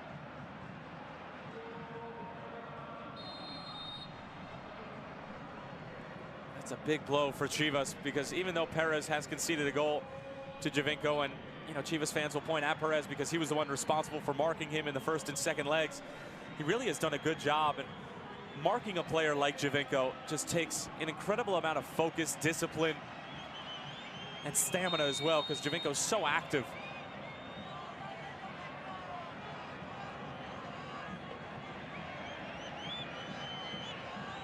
Corner for Giovinco. We know he can try the Olympico from here. Giovinco at the penalty spot. Bradley heads Vanderweel all the way back to Alex Bono. Teammates saying he kept us in Champions League. One mistake doesn't change that. Cota makes the catch. You could say the same for how well he played at New York Red Bulls in the semifinal. Both these goalkeepers have had phenomenal tournaments on the whole. Well, neither of them put on the 12 or 13 save performance that Luis Robles did earlier, but both have come up in huge spots. They've been active. They've been communicating with their back lines for the most part. We talked about Cota a couple of times where he could have been a bit better in that department, but in order to get this deep into a tournament, you have to have a great anchor at the back, and both of these men are that. Vasquez giving chase. And led upfield by Pineda. At the initial touch, keep Toronto from going through. Through ball played. At the byline. Crossed. Nobody home. High hop. Auro. Pizarro nearby. I love that from Auro. He could have just thumped it up, trying to find Altidore or Giovinco, but he slows things down, hoping that Toronto can keep possession. Really well done for the Brazilian. 70 minutes gone at Estadio Akron. The aggregate still level 3-3. There is no extra time. Either away goals decides it, or we go to penalties. Right now, the scoreline, penalties. Contact from behind. It was slow for Marky Delgado in the end. It's a throw for Toronto. That little nick that he gets is nobody's fault but his own. Auro was open on the far side. Get it off your foot and go out the other way. Well, Victor Vasquez will come off. The fact that he lasted 70 minutes is a remarkable achievement all its own. And now Jay Chapman comes on in the biggest game of his career, bar none.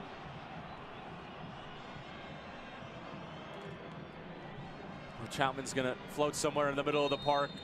We'll see if he's a bit more defensive, a bit more offensive as these next 20 minutes unfold. But Chapman's a guy who's really only averaging about 10 appearances over 4 seasons with TFC.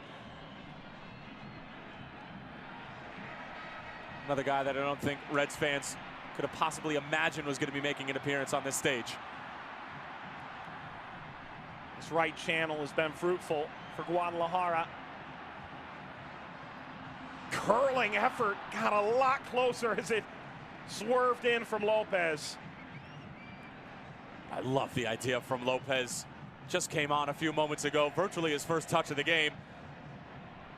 Morgan, knowing that he's a righty, trying to force him towards the byline to his off foot and to get it on his right, but Lopez not afraid to see if Alex Bono is paying attention on his line.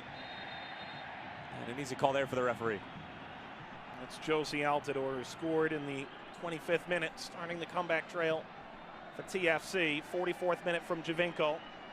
The reigning Canadian and MLS champions away. Estadio Akron trying to overcome a 2-1 deficit from BMO Field last Tuesday night. Reached the Club World Cup. Lopez, excellent through ball, but even better from Bradley, stretching out. And now Bradley under intense pressure. Turned it over to Godinez. Godinez finding his way through. Contact, play on. Slow and steady. Cisneros gets by Chapman, cuts it across, and Chapman recovered. Corner Guadalajara, 73rd minute. Well, if you're Greg Vanney, you have to be extremely pleased with the defending. Michael Bradley ends up getting stripped in this scenario. Easily could have found Godinez. Godinez held strong, and then it's Chapman able to deny the service, but they do concede a corner. All eyes on Godinez, Polito, Pineda, Herrera. All the bigger, more scoring-heavy options. Pizarro right at the penalty spot. If I'm Alex Bono, can I go and get this? Header is over the crossbar. Bono jumped up, made sure that would get over. Pizarro playing the helpful one. I don't think either team wants to go to penalties, but Chivas just making it much more clear that they're in a hurry to put the ball back in play because they feel like they're on the front foot right now, and I would have to agree. As you mentioned, Mike, this right side just continues to get pounded by Chivas.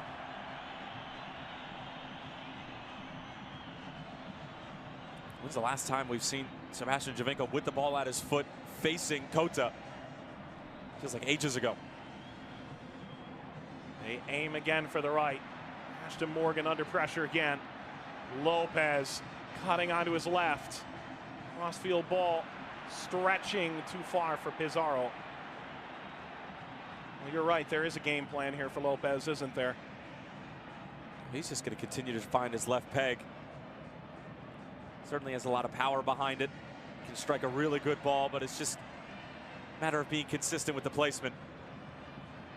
Hamilton held up.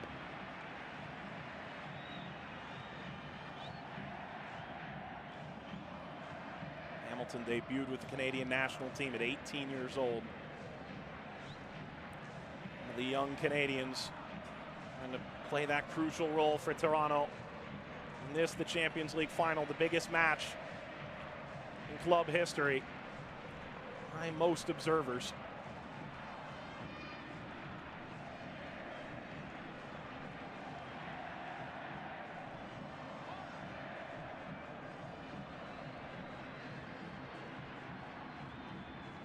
Chapman trying to recover. Ball for Lopez. Morgan under pressure again. Sent back Pizarro. Pizarro sending it too far. Kept alive though. Godinez. It's like a roll of toilet paper following him around. Pizarro setting this up. Altidore coming back defensively. Shot. Rings wide.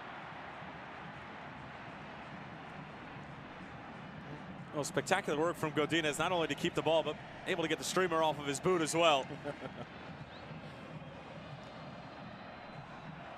the end of the day, the shot just spraying wide, but Chivas continue to knock on the door, continue to ask all the right questions of the TFC defense, which is thin to say the least heading into this match. Now they got some young pieces in there, and Jay Chapman. Vasquez coming out, Ashton Morgan. He's got 76 minutes under his belt right now and has been consistently run at in the second half. We're going to see Toronto take a shot for about a 5 to 7 minute period in these last 14 minutes or so. It's just a matter of when, or perhaps we could see Chivas just completely outplay them and maybe find one. Pineda. Switching the point.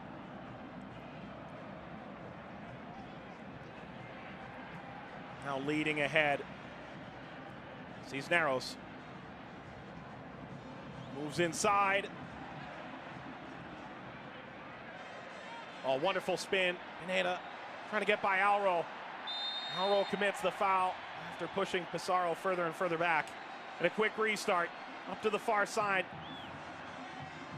Ball bouncing all the way through 18-yard box. Collected by Lopez. Lopez, top of the area. Pizarro. Closed out by Chapman. Chapman knocking it off Pizarro.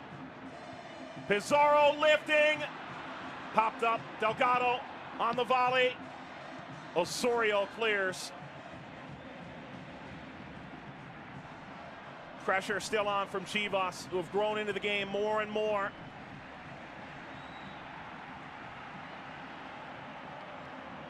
And if I'm Toronto, I need Altidore, I need Giovinco, I need these guys to show themselves a bit more. When our defenders get the ball, can we give them an option? Turned over by Chapman. Long distance try, held by Bono. Time seemed to stop, and Zaldivar taking advantage of the momentary lapse. Chivas are right there. I mean, it's one more opportunity on the near side for Lopez, Cisneros, whoever it may be. All it is one great ball to whoever might be running onto it. Toronto have got to figure out a way to get a foot on the ball and to throw Chivas out of the rhythm, because right now it's just a matter of time. Lopez. You can see Morgan is gassed. The attack on. Godinez. Bradley walking in.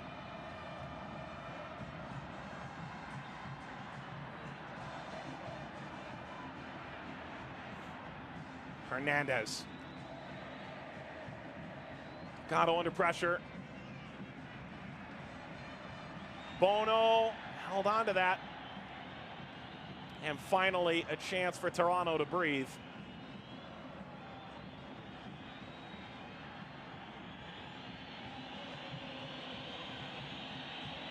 Credit to Chivas, though. Toronto was not strung more than 3 or 4 passes together in some time. Too high for Giovinco.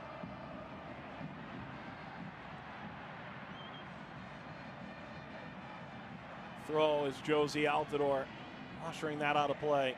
Godinez has done a great job for Guadalajara off the bench. He has. He's been holding up play. He's been occupying either Michael Bradley, Gregory Vanderweel. He's just been busy, and that's all that you can ask if you're Matias Almeida, for a number 9 to come in and just make life difficult, and he's done more than that. Altidore short-armed it. Stepping forward, Osorio. And a foul. Goes against Zaldivar. This is a Toronto team. Got 90th minute goals in both their 2016 Canadian Championship against Vancouver, 2017 run to the Canadian Championship against Montreal. That's why they're here. And now as we go into the final 10 minutes, more magic. Bradley going long.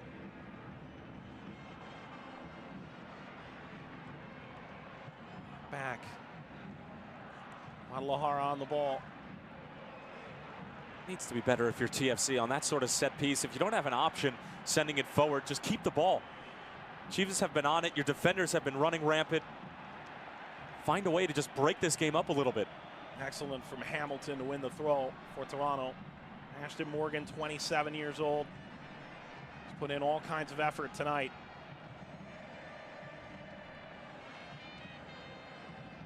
Bradley. Misfires for Giovinco. Kicked up the line. Giovinco giving chase. Herrera. Godinez right on the chest. Guadalajara attacking again. Lopez. Surrounded by red shirts. Sorio cheeky in his defensive effort. Bounces free. Hamilton. Didn't hit that nearly well enough on the first hop. Altidore chasing after it. Altidore just pointed for a substitute. But the attack going the other way. Vanderweel.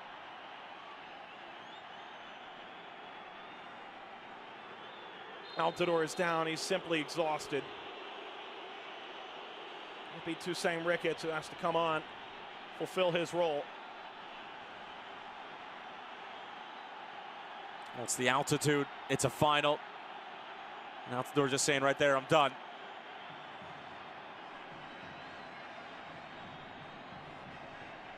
If he gets this by Alanis, who knows? You can see he's already waving. He must have tweaked something earlier in the game, see if he could push through it. But while this is the conclusion of this tournament, there's a long Major League Soccer season ahead of Toronto. While they have put their eggs in this basket, there's more to come for Josie. No World Cup, but certainly a lot of good things for Toronto come the MLS. You think about the semifinal. Altidore went out in the 7th minute of that match against Club America, and Toussaint Ricketts did not have the same kind of impact, nor did anyone expect him to. But you would think he's the player coming on now at this crucial juncture. Oh, he has to. And, you know, we talked about Toussaint Ricketts coming on and just needing to be Ricketts, not trying to be Altidore or anything too spectacular, because he's not at the end of the day. He's not somebody who's been capped more times than most players in U.S. men's national team history. But Ricketts needs to come on and like Godinez has done on the other side, hold up play, bother the center backs. Just do the little things that a number 9 is going to be able to do. And listen, you only have 7 minutes to do it plus stoppage time. It's got to be everything that you have. If there's no goal between these teams, we go straight to penalties.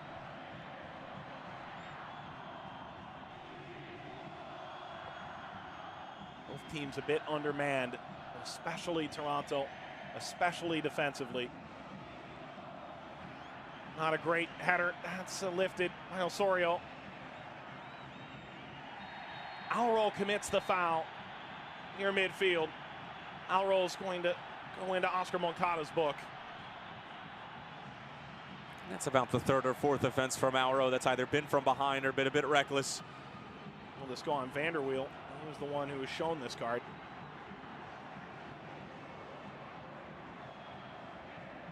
Should be Auro. Auro commits the foul right there, but Vanderweel kicks the ball away. A little bit of dissent for the referee. I think it actually might have been both of them.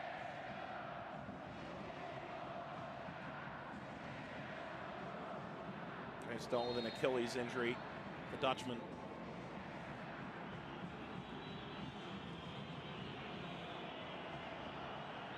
It is Auro picks up the yellow card in the 84th.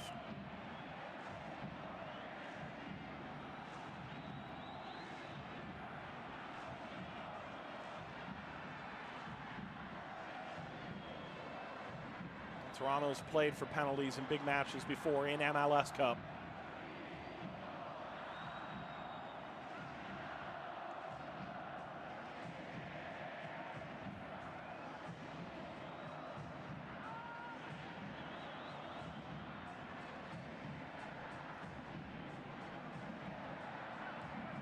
Lopez.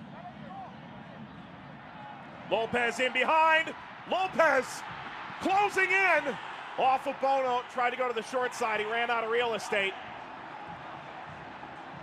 And he would not beat high. Well, Lopez waits till the very last moment to try to get this shot off. He was going to take it with his right, decides to go with his left. And Bono does a terrific job of cutting off the angle. But how about the ball in from Lopez? Waited perfectly. In swinging, popped up.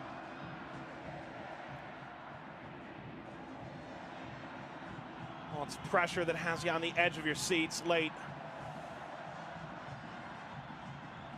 Sees Narrows.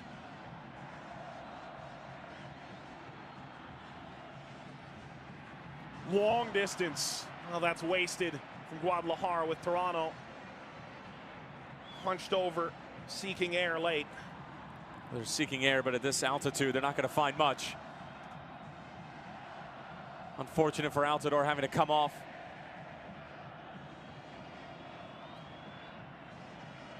If you're TFC, it's just a little bit longer. This is what the offseason workouts are all about. This is what the conditioning is all about. For moments like this, just to be able to find a little bit more in the tank, even if it's not to score a goal, but to make that one more defensive track back. Jovinko. Agarakeche's come on. Osorio. Oh, will it be him again? Osorio. Jovinko. Jovinko shooting. It's wide of the post.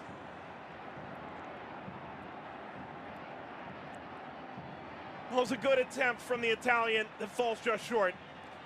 Well, it's magic from both Osorio and Jovinko, who have been the go-to guys for Toronto in this tournament. And Jovinko whiskers away from the game winner. Well, it does feel like the next goal will win this thing. Lopez. The turn. Guadalajara on the attack. Cross bounces all the way through. Pizarro and Godinez were on the doorstep. Pizarro running into Auro.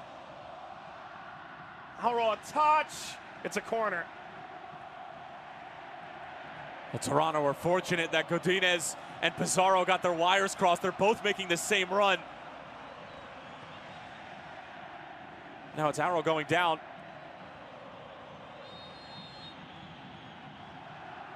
The referee not giving anything here. Header is caught by Bono on the goal line. Guadalajara's had a couple real clean looks on these corners.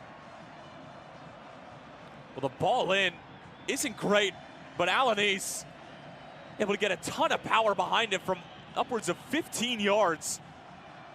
If that's a little bit to the left or right of Bono. Big celebration in Guadalajara tonight. This scoreline would be penalties. A goal either side would be the nail in the coffin. It's knocked away from Jovinko. It's a throw. If Toronto were to score, Guadalajara would need two. Chapman. Chapman plays it in front. Bounces down. Contas got it. Oh, man, Hamilton would have been the most unlikely of heroes. And Greg Vanney desperately motioning for his team to get back. This game has really opened up in the final moments. We still got some stoppage time, but both of the midfielders for these teams are absolutely gassed. Toronto getting their licks in at the end. Guadalajara looking for what could be a game winner, a championship sealer. Akeche on defense. Pizarro is knocked away by Akeche. He's come on as a sub in the final 10 minutes. Well, this crowd can feel it. They're on the edge of euphoria. Corner, Guadalajara in the 90th minute. Cross popped up and out of play. Toronto much more aggressive defensively on the corners than they have been in the past over the course of these 90 minutes. And this time it paid dividends.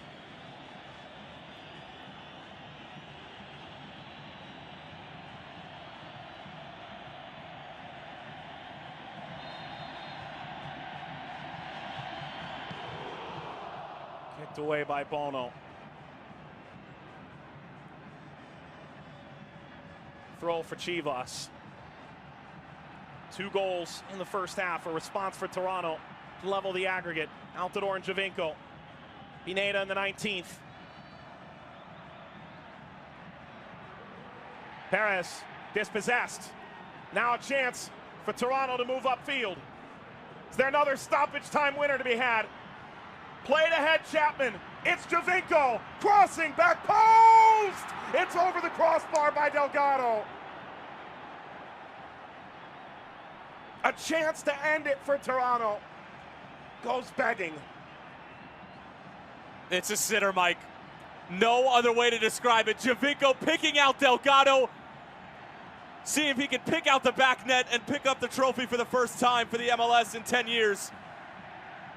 Penalties seconds away. Almeida pushing everybody forward for Chivas. Mexico's team on the verge. 1 goal would do it. At this stage, one would think. Bouncing down. The shot is on. Ricochets off of Bradley. And now it swings back to Toronto. What a final. It's lived up to every expectation possible. Mexico's team, MLS's greatest hope.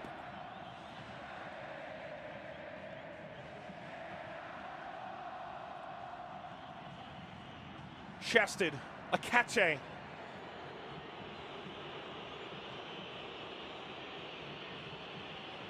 Akeche on the turn. On the ball again. Chapman in reverse.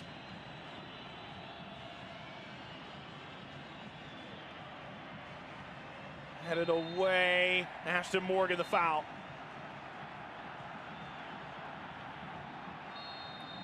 We're going to penalties in the 2018 Scotiabank Concacaf Champions League final.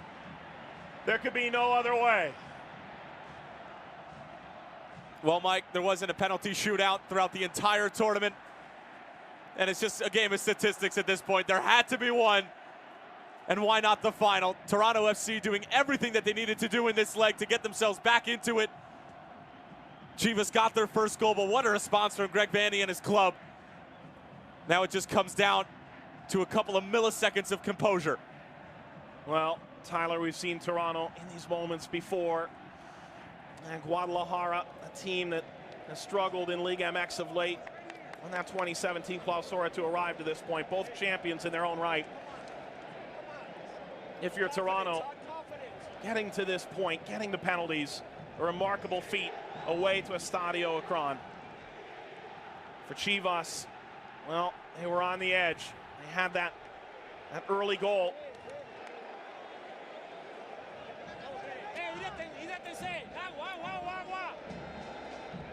You could see the body language from some of these players. You saw Pereira having to be lifted up off the ground by one of the athletic trainers.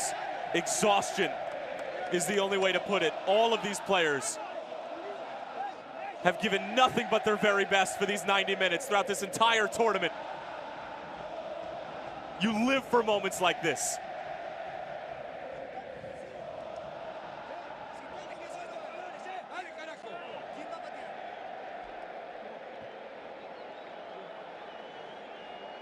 And now the question, who wants to take these penalties? Best of 5. And then you move on from there, round by round. Well, the first word that our crowd mics picked up from the Toronto bench was confidence from Greg Vanney. And that really is the buzzword when stepping up to the spot from 12 yards away. Know what you're going to do before you step up to the ball. The last thing you want to do is change your mind while you're running up to the ball. If the keeper has a word with you, stay in your head, nowhere else. I can guarantee you that penalties were practiced by both of these sides in the week leading up to this match. They've known their 5, they've known it for a while. Now it's just a matter of going out and executing. And if you're the keepers, it's anybody's guess, it really is. But Bono and Cote have both been outstanding in this tournament, outstanding in their careers.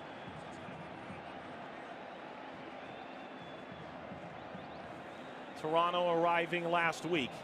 They practiced behind closed doors in the training facilities of Atlas. They come to Akron, Major League Soccer's reigning champion, and twice the reigning Canadian champion. Guadalajara, the Mexican giant. Few teams, regardless of continent, can make the claims that Chivas can. Their long-term success, Liga MX. They haven't won this continental title since 1962. Michael Bradley. Will he raise this trophy tonight? Will it be Jair Pereira?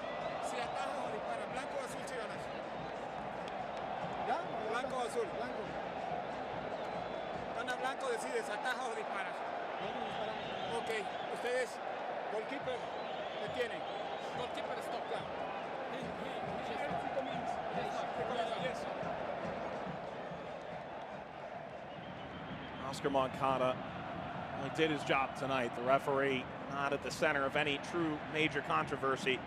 The best mark of a referee in a final. 50,000 screaming Chivas fans. Alex Bono, first round pick of Toronto, the MLS Super Draft out of Syracuse. Young man who says his expectations as an organization to play in these international finals. It's the longest walk in all of sports.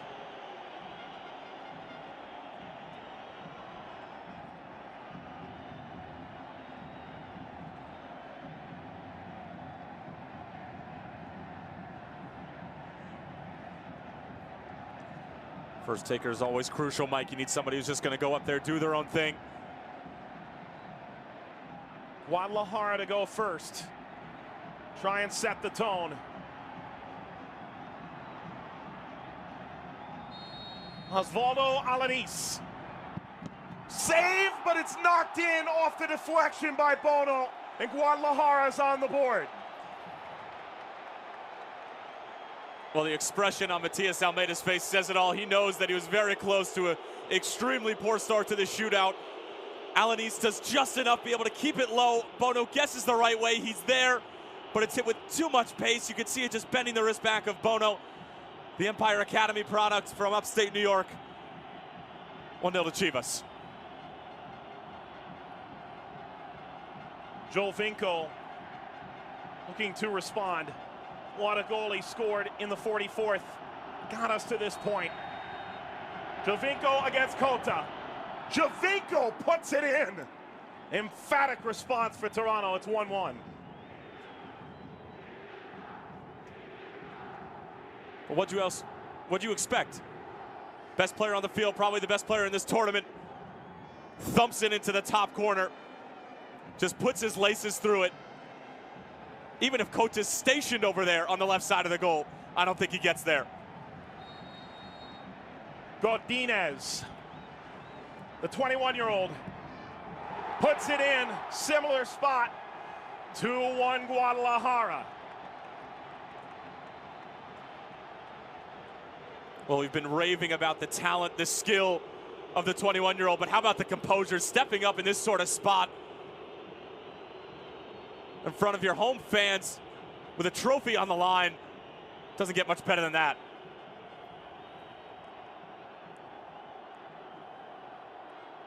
Now for Toronto, Osorio, 4 goals, leads all goal scorers in the competition. Jonathan Osorio against Cota. Off the crossbar on the save by Cota. Guadalajara leads.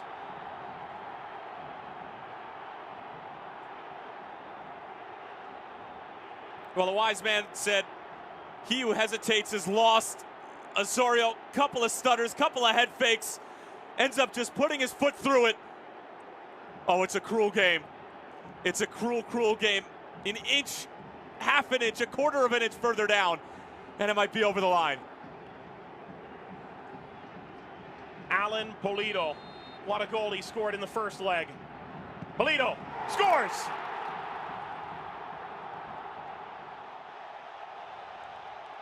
"3-1 Guadalajara." And if you're Bono and TFC, you have to regather your composure. Pulido thumps it into the left side. Bono guesses the wrong way. He's been on to the Mexican penalty kick takers early on. And now they're going to need a Bono save or a giant Chivas miscue.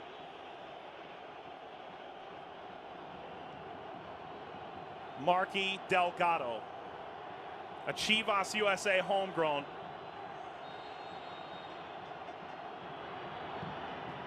Calm, cool, and collected. Delgado scores 3-2 Guadalajara after 3 rounds.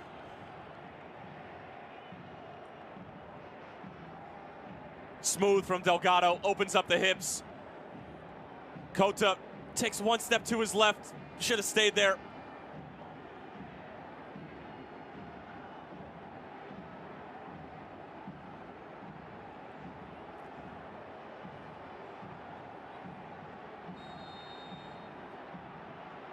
A chance to put Guadalajara on the verge. In from Zaldivar. 4-2, and Toronto needs a save, and they need to score. That's 2 in a row now that Bono has guessed the wrong way, but credit to Zaldivar. Like Delgado, opens up his hips, goes to the far side.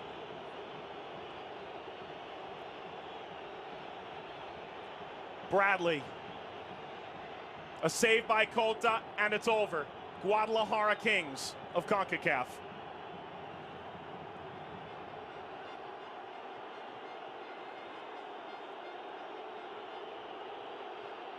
The Toronto captain, all the pressure. Bradley, put it over for Mexico, for Chivas. Guadalajara has won the Champions League.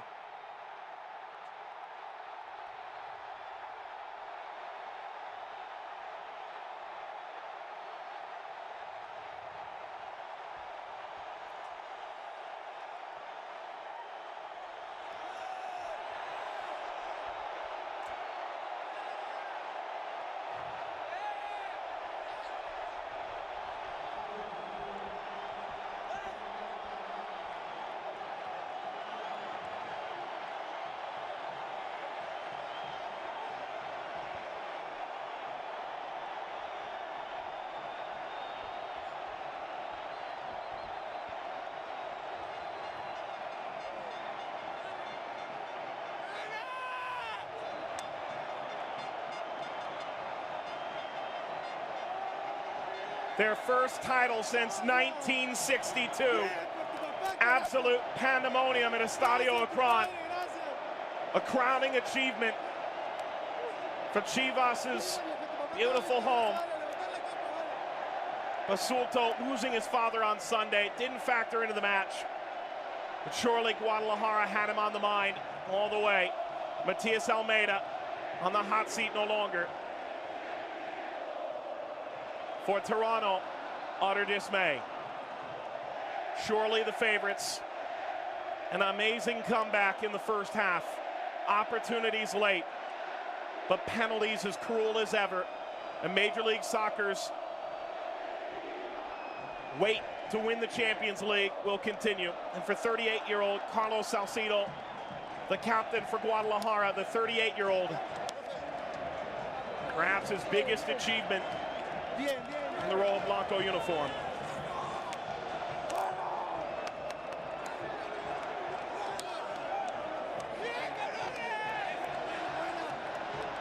Well, if you're on the side of Toronto, or if you're a Chivas fan, or just somebody who enjoys the beautiful game, you couldn't have asked for a better tournament. It had drama. It had late drama. It had storylines. It had terrific players. It had upsets. It had everything that you could possibly ask. But at the end of the day, there has to be one team standing. In Toronto, you said it, Mike, it's cruel. This game can be so cruel at times, and for Chivas, a side that has been questioned with their ways of their golden rule of not signing players outside of the country of Mexico, proving all the haters wrong, proving that you can go forward with homegrown players. Matias Almeida, somebody who was questioned over the past months, maybe the past year, questioned no longer, providing a historic moment for the club. And this tournament did not let down. It was a new format, a new trophy, and new legends to be written. Phenomenal stuff.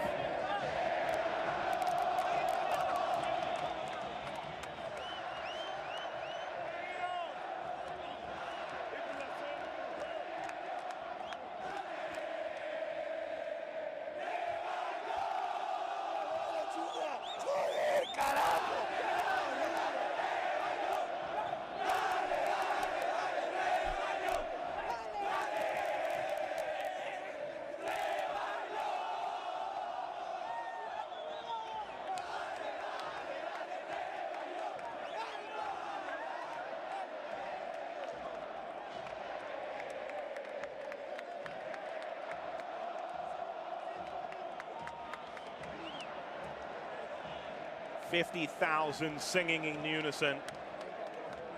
It's a Champions League crown, over 50 years in the offing for Chivas side. Spent a decade sorting itself out. Mexico's pride and joy. Their biggest rival, Club America, fell to Toronto.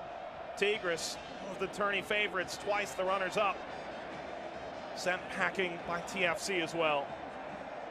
But in the end, well, it's a story that would likely be denied by most.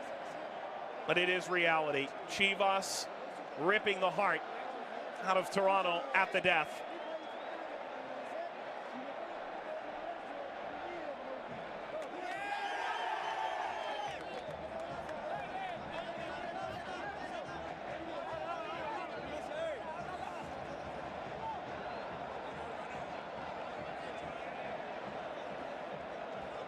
The award still to come.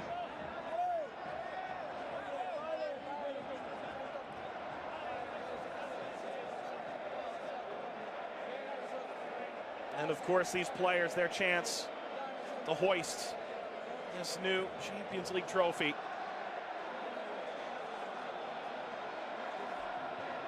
And in December, we'll begin December 12th, the FIFA Club World Cup.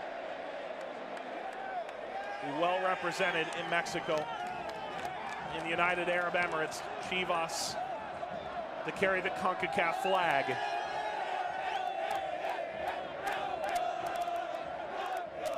Interviews to come as well. But Tyler, at this present moment, heartbreak for Toronto and for Chivas, a season that has had so many ups and downs. And that smile from Matias Almeida, priceless. It is, and with all of the controversies swirling around this side, protesting against the club, asking the directors to take action.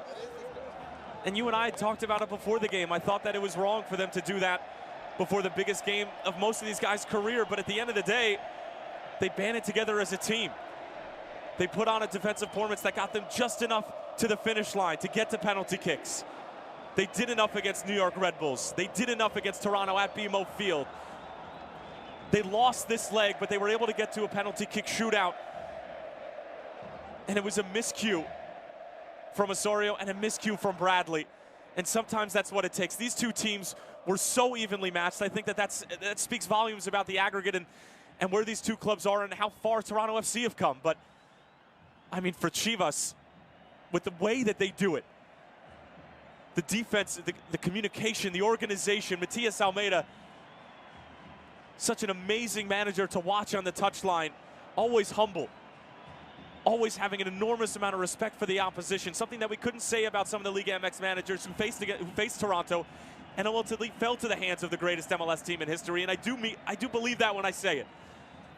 Toronto FC have blazed the path for future MLS teams to follow. They've done it the right way. It's taken time, and Chivas may come away as the winners, but Toronto FC have done Major League Soccer unbelievably proud. And while it may sting so much right now, there's so much to look forward to, and for Chivas, the party has just begun. They said they'd do it for the crest, for these fans, for this franchise. Josie Altidore, absolute heartbreak. The goal that had Toronto on the comeback trail. Simply out of gas at the end. This entire Toronto team can say that. It's a group that dealt with incredible injuries, and the resiliency of this group away to Estadio Akron, the results they put together away to Mexico in this tournament. They couldn't have faced a tougher road. Greg Vanney saying before the semifinals that Club America, Chivas, they have this history already. We're trying to build one. These teams are known as some of the great clubs in this region. And Chivas waiting over 50 years for their title. Toronto will need to wait at least one more year.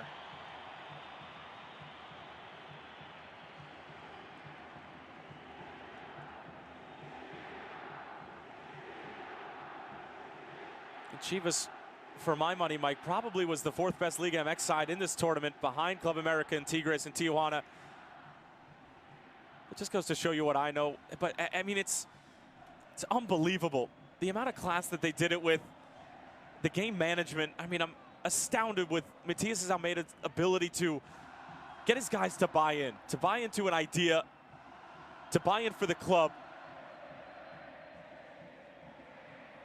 And you mentioned the injuries for Toronto, and a guy like Hasler you just saw, who gave 57 minutes, probably the hardest of his life, for a side that needed him. I'm sure a month and a half ago he couldn't have, in his wildest daydreams, have imagined that he was going to be on this stage and having to give those sort of minutes. But he did, and I mean, they got them to this point. It's tough to watch for Toronto. It's incredible to watch for Chivas. And that's just how this game goes sometimes.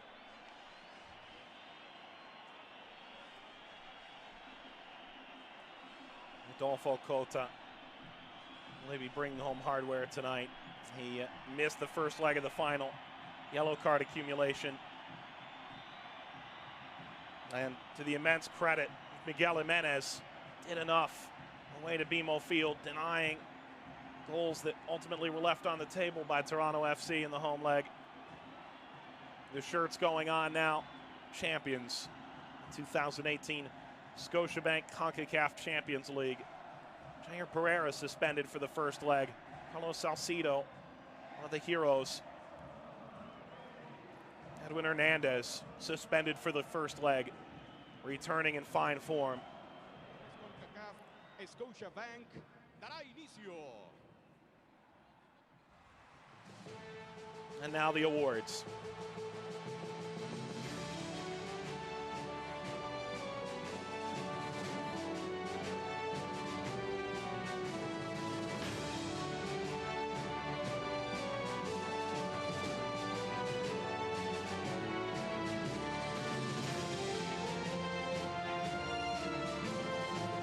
New trophy. Concacaf rebranded during this tournament. The first to bear its new logo. 33 pounds. Hundreds of hours, months of work spent crafting Concacaf's biggest club prize. Damas y caballeros, esta noche la ceremonia de premiación de la Liga de Campeones Concacaf Scotiabank inicia con el premio al Fair Play presentado por el señor José Sánchez, representante de Scotiabank. Este año, el ganador es los New York Red Bulls. The Fair Play Award, Going to semi-finalists, the New York Red Bulls, who fell to Chivas in excruciating fashion at Red Bull Arena. Felicitaciones a los New York Red Bulls.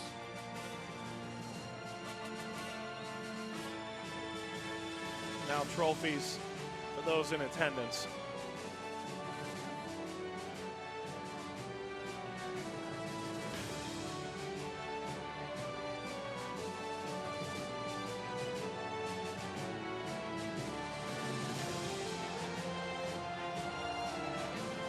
Y ahora, damas y caballeros, la premiación de esta noche continúa con la presentación del premio a la revelación juvenil, presentado por el señor Juan Suárez, representante de Scotiabank. Premio a la revelación juvenil Scotiabank es para el jugador Rodolfo Pizarro. The Young Player Award, 24-year-old Rodolfo Pizarro. He dreamt of being an idol for Chivas. He wanted to represent this Chivas side on the historic FIFA World Cup stage. It's a well-deserved award. Well, he's done that and more for the club. He was so good throughout this entire tournament. Received praise from the likes of Jesse Marsch, Greg Vanney, you name it. So good on the ball. Such a bright future for Rodolfo Pizarro. Best is yet to come for that man.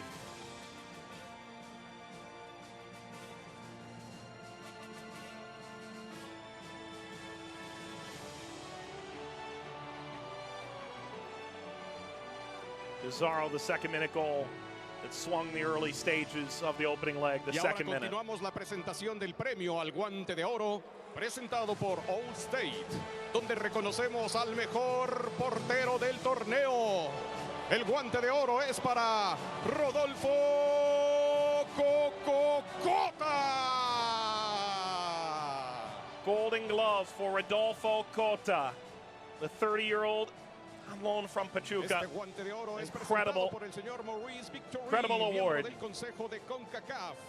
Un fuerte aplauso para Rodolfo Cota. Jonathan Osorio, Sebastian Giovinco, surely to be handed awards, the outskirts of their teammates.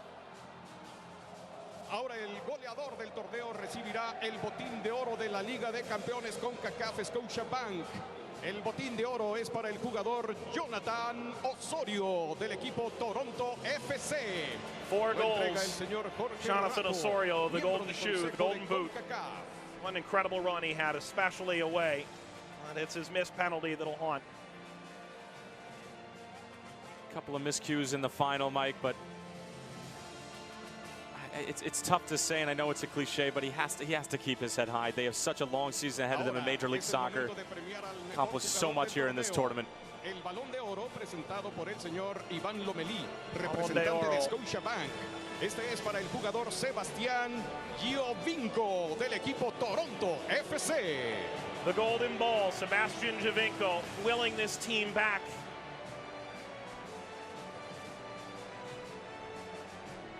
Most valuable in the tournament.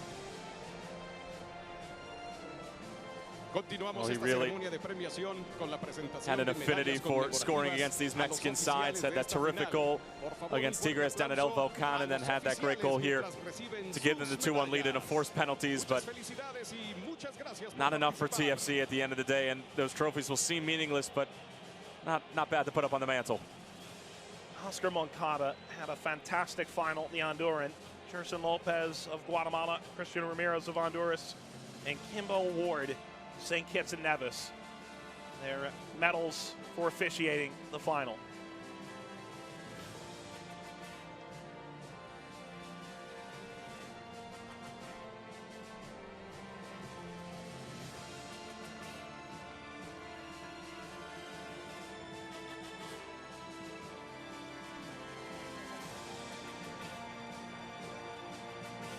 Y ahora, damas y caballeros, la ceremonia de premiación continúa con la entrega de medallas de plata para el segundo lugar al equipo de Toronto FC.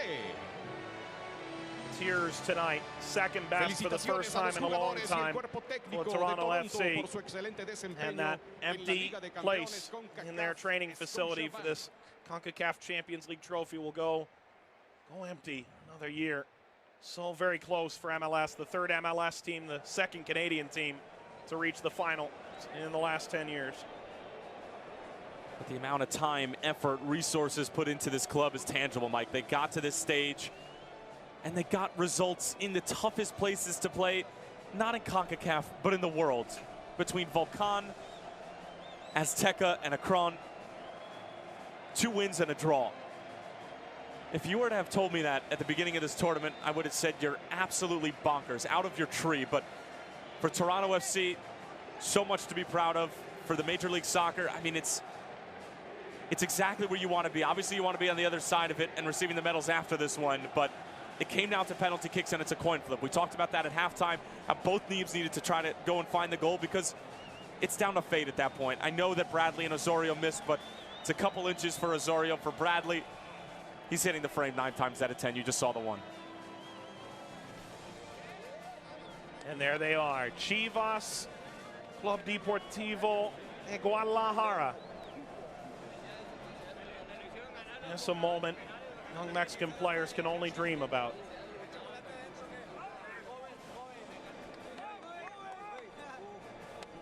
It's an award uniquely given to this Chivas side.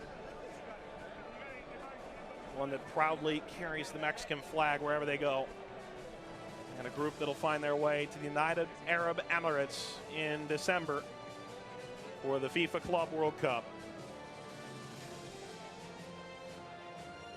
7 finals in 2.5 years under Matias Almeida. The Argentine has worked his magic again. Ahora, la entrega de medallas de oro para el equipo de las Chivas. Muchas felicidades. Que se oiga ese aplauso, Chiva hermanos. Un fuerte y gran aplauso a los jugadores y cuerpo técnico por su excelente desempeño en la Liga de Campeones Concacaf Scotiabank. Muchas felicidades.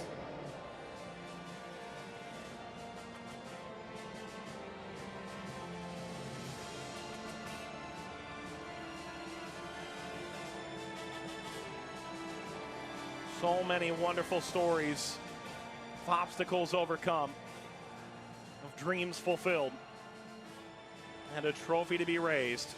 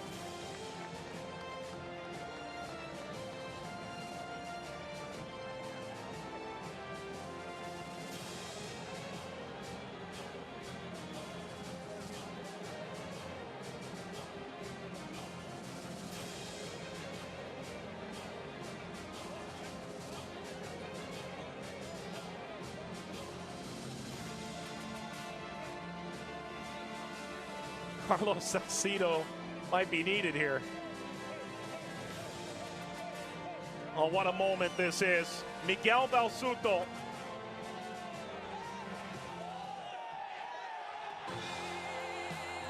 Mexico's team, Mexican dominance, Guadalajara, champions of the 2018 Scotiabank CONCACAF Champions League.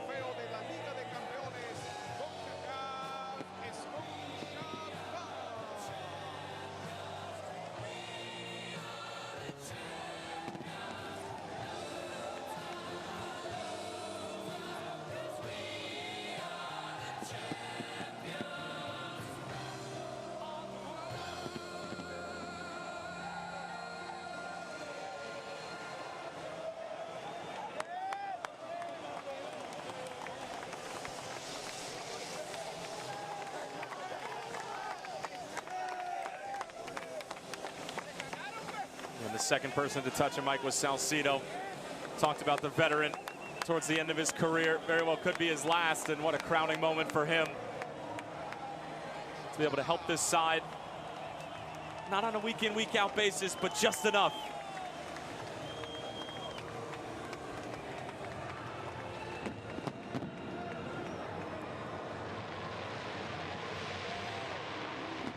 A look at the full-time statistics from tonight's second leg of the final. Guadalajara, 23 shots, and Tyler, so many of those came late in the game when Toronto simply ran out of fuel.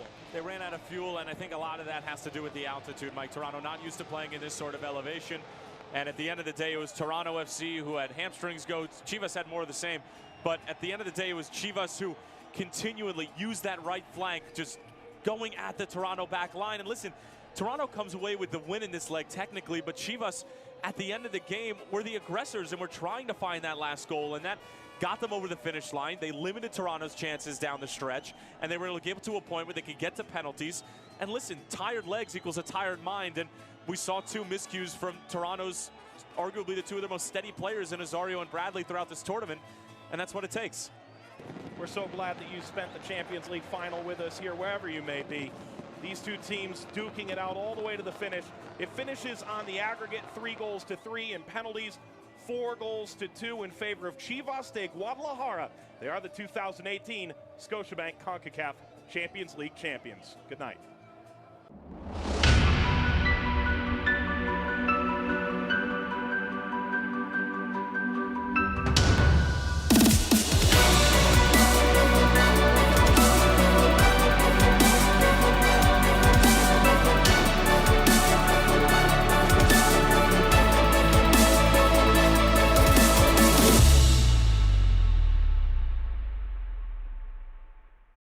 Official Concacaf app. No matter where you are or who you're rooting for, you can watch your favorite competitions, teams, and players on the go. Get the latest news on all things Concacaf. Get access to stats, play-by-play, players' information, schedule, and standings.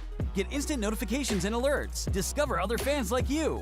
And show your support in social media with our exclusive camera filters. All of that and much more. Take your Concacaf experience to the next level. Download now the official Concacaf app, available on the App Store and Google Play.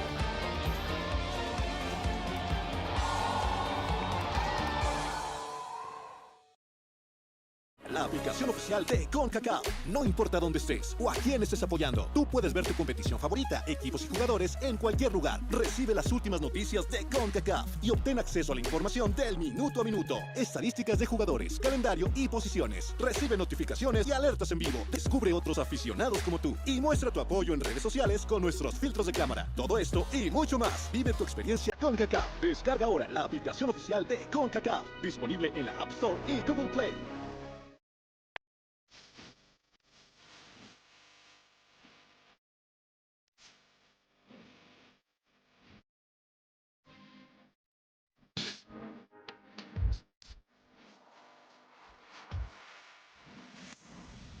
Pues muy bien. Bueno, Alexander y Celso, muchísimas gracias a ustedes por estar con nosotros esta tarde, ¿no? Por esta charla. Y yo soy Arch Bell, colaborador de la Concacaf en concacaf.com y mi colega René Rodríguez también con nosotros hoy. Y René es un hondureño que lleva muchos años en la Concacaf. Sí, Hola, un gracias. Ustedes forman parte de una lista de jugadores y exentrenadores históricos de Concacaf. Nosotros estamos haciendo una serie de esto y ustedes a la vez forman parte de la lista única de 26 parejas que han jugado a nivel de Copa del Mundo como padre e hijo. ¿Qué significa para ambos este hito que muy pocos tienen en el mundo? Bueno, yo la verdad es que siempre que hablo de esta situación, la hablo con el corazón explotando, ¿no? Porque para nosotros, para la familia, para mí como padre, para una persona que le ha dado todo al fútbol, ver que uno de los hijos se realiza, también profesionalmente, llegando a lo máximo. Jugar en una Copa del Mundo no es cualquiera.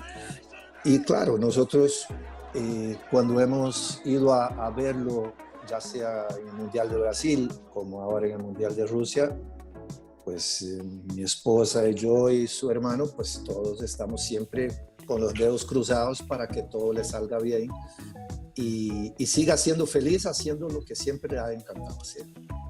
Sí, bueno, Alex, René, muchas gracias por la invitación. A mi papá ya lo saludo todos los días, entonces ya es costumbre. Qué bonito, porque hay hijos que no saludan a sus padres, déjenme decirles. Los papás son los que tienen que hablarle a los hijos. Qué bonito, qué bonito. No, y bueno, para mí, pues, por supuesto que después, ¿verdad? Después de que pasan los acontecimientos, ya uno cae como en realidad de qué fue lo que sucedió, ¿verdad? O de qué es lo que está pasando. Yo mi carrera la comienzo tratando de distinguirme como una persona única, ¿no? Sin que me referenciaran con ser el hijo de alguien más. Pero ahora mi deseo más grande es que recordar de quién soy hijo, porque eso me llena de muchísimo orgullo y me da mucha motivación para todos estos años de fútbol que todavía me quedan. Entonces, todavía tarda uno en entender el gran concepto de lo que acaba de pasar, de que dos generaciones hayan estado presentes en todos los mundiales en los que Costa Rica ha estado. Y entonces, bueno, eso para nosotros es una alegría enorme y siempre fue persiguiendo lo que más nos gusta, que es nada más jugar al fútbol o entrenar. Celso, mi primera pregunta sería, ¿qué pasó por la cabeza cuando se enteró que iba a estar en el equipo de Profe Pinto para Brasil 2014? ¿Qué pasó por la cabeza? ¿Se dio cuenta de la historia que se hizo con esa convocatoria?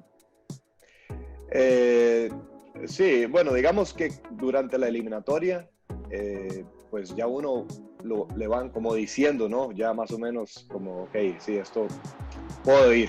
O sea, se puede dar, porque uno va intuyendo como jugador en los entrenamientos, en los partidos de preparación, durante la eliminatoria. Pues uno puede captar todas esas señales y puede ir diciendo, ok, sí, yo creo que sí estoy dentro.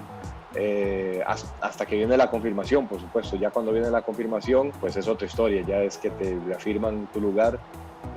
Ya en una Copa del Mundial que es un evento, ¿verdad? Que es un evento tremendo para el país de nosotros, pero ya después el hecho de pasar por la oportunidad que tuvimos, es que a veces se me quedan cortas las palabras. Hay muchísimas imágenes, muchísimos videos de eso y creo que representan más de lo que yo al final pueda decir. Es un evento que nos marcará a todos por el resto de nuestras vidas. Y Alexander, sobre todo, ya que ocurrió ese mundial en Brasil, un país muy especial para usted. Sí, indudablemente, ¿verdad? Nosotros teníamos la continuidad de haber ido en el 2012 y el 2006, Costa Rica queda fuera en el 2010. Yo puedo ir como integrante del Technical Study Group de FIFA a Sudáfrica, ¿verdad? Y yo cruzaba los dedos para que Costa Rica, y por ende obvio que Celso pudiera estar y vivir un mundial y jugar un mundial, porque ya yo lo había vivido como jugador y como técnico. Entonces, claro, cuando además se sabe que es Brasil, eso tocó muchas fibras mías, ¿no? O sea, porque además se dio la coincidencia que Costa Rica jugó 2 veces en Recife, que es la ciudad de mis padres, ¿no? Y entonces yo pude ver familia. Celso conoció familia mía que no conocía. Entonces eso fue muy bonito. Fue realmente un encuentro de esos que uno siempre, de película, ¿verdad? Que uno siempre está deseando que pase en la vida de uno. Y Celso, el hecho que Costa Rica llegó a los cuartos, ¿no? Hizo un mundial fantástico, histórico, y ante su familia, ante los ticos que estaban en la grada, fue un mundial de un sueño, ¿no? Sí, sobre todo por quién nos toca en el grupo, por quién nos toca, o sea, ya hubo mucha ilusión desde el comienzo, ¿no? A nosotros nos hacía, todo el mundo me preguntaba, bueno, pero van a jugar con 3 campeones del mundo. Y yo decía, sí, claro, ¿para qué uno va al mundial si no es a jugar contra los mejores? Entonces, desde ahí creo que todo comenzó muy bien para nosotros desde mi perspectiva, porque a los jugadores nos hacía una ilusión tremenda enfrentarlos, y una vez que uno gana el primer partido, ahí es ya muy difícil perderle el hilo a las sensaciones, ¿verdad? Entonces las sensaciones que se generaron fueron muy buenas, y pues a partir de ahí toda esa vibra que tenía el equipo pues la llevamos hasta los cuartos, que bueno, que hasta ahí nos dio porque ya los penales ya fue otra historia. Nosotros decimos que tuvieron que poner a 2 porteros para poder sacarnos del mundial. Está bueno eso, está bueno. Es la verdad. Y Alexander, como padre en la grada, viendo los partidos, viviendo los partidos, es una cosa ser jugador en un mundial, entrenador en el mundial, y después un padre, ¿no? O aficionado en el mundial. ¿Cómo lo vivió? Me faltaba esa parte de mi carrera, verlo como aficionado. Sí. Y fue sabrosísimo. Vos podés vivir muchas cosas que yo no pude vivir como mundialista, ya sea como jugador o como entrenador, porque entonces ahí sí podés vivir toda esa efervescencia que se da en las calles, y más como era en Brasil, ¿no? O sea, yo podía entender qué era lo que estaba pasando y la repercusión que el fútbol tiene en mi país de nacimiento. Y entonces, claro, conforme Costa Rica iba pasando, ¿verdad? Nosotros, ¿verdad? Y yo sabía lo que podía representar para todos, para Celso, obviamente, la repercusión de hacer un mundial, como él bien lo dijo, como lo hicieron ellos, ¿verdad? O sea, la repercusión para sus carreras fue tremenda. La verdad, si Costa Rica hubiera pasado a semifinales, Costa Rica se hubiera borrado el mapa. Entonces mejor que se quedara así, porque esto, o sea, si era una locura allá, ahora imagínense acá en Costa Rica, ¿no? Eso sí que a mí me ha llamado mucho la atención, porque esas experiencias, de esa alegría desbordante de un país, yo cuando estaba en Italia 90 como jugador, nosotros no la imaginábamos.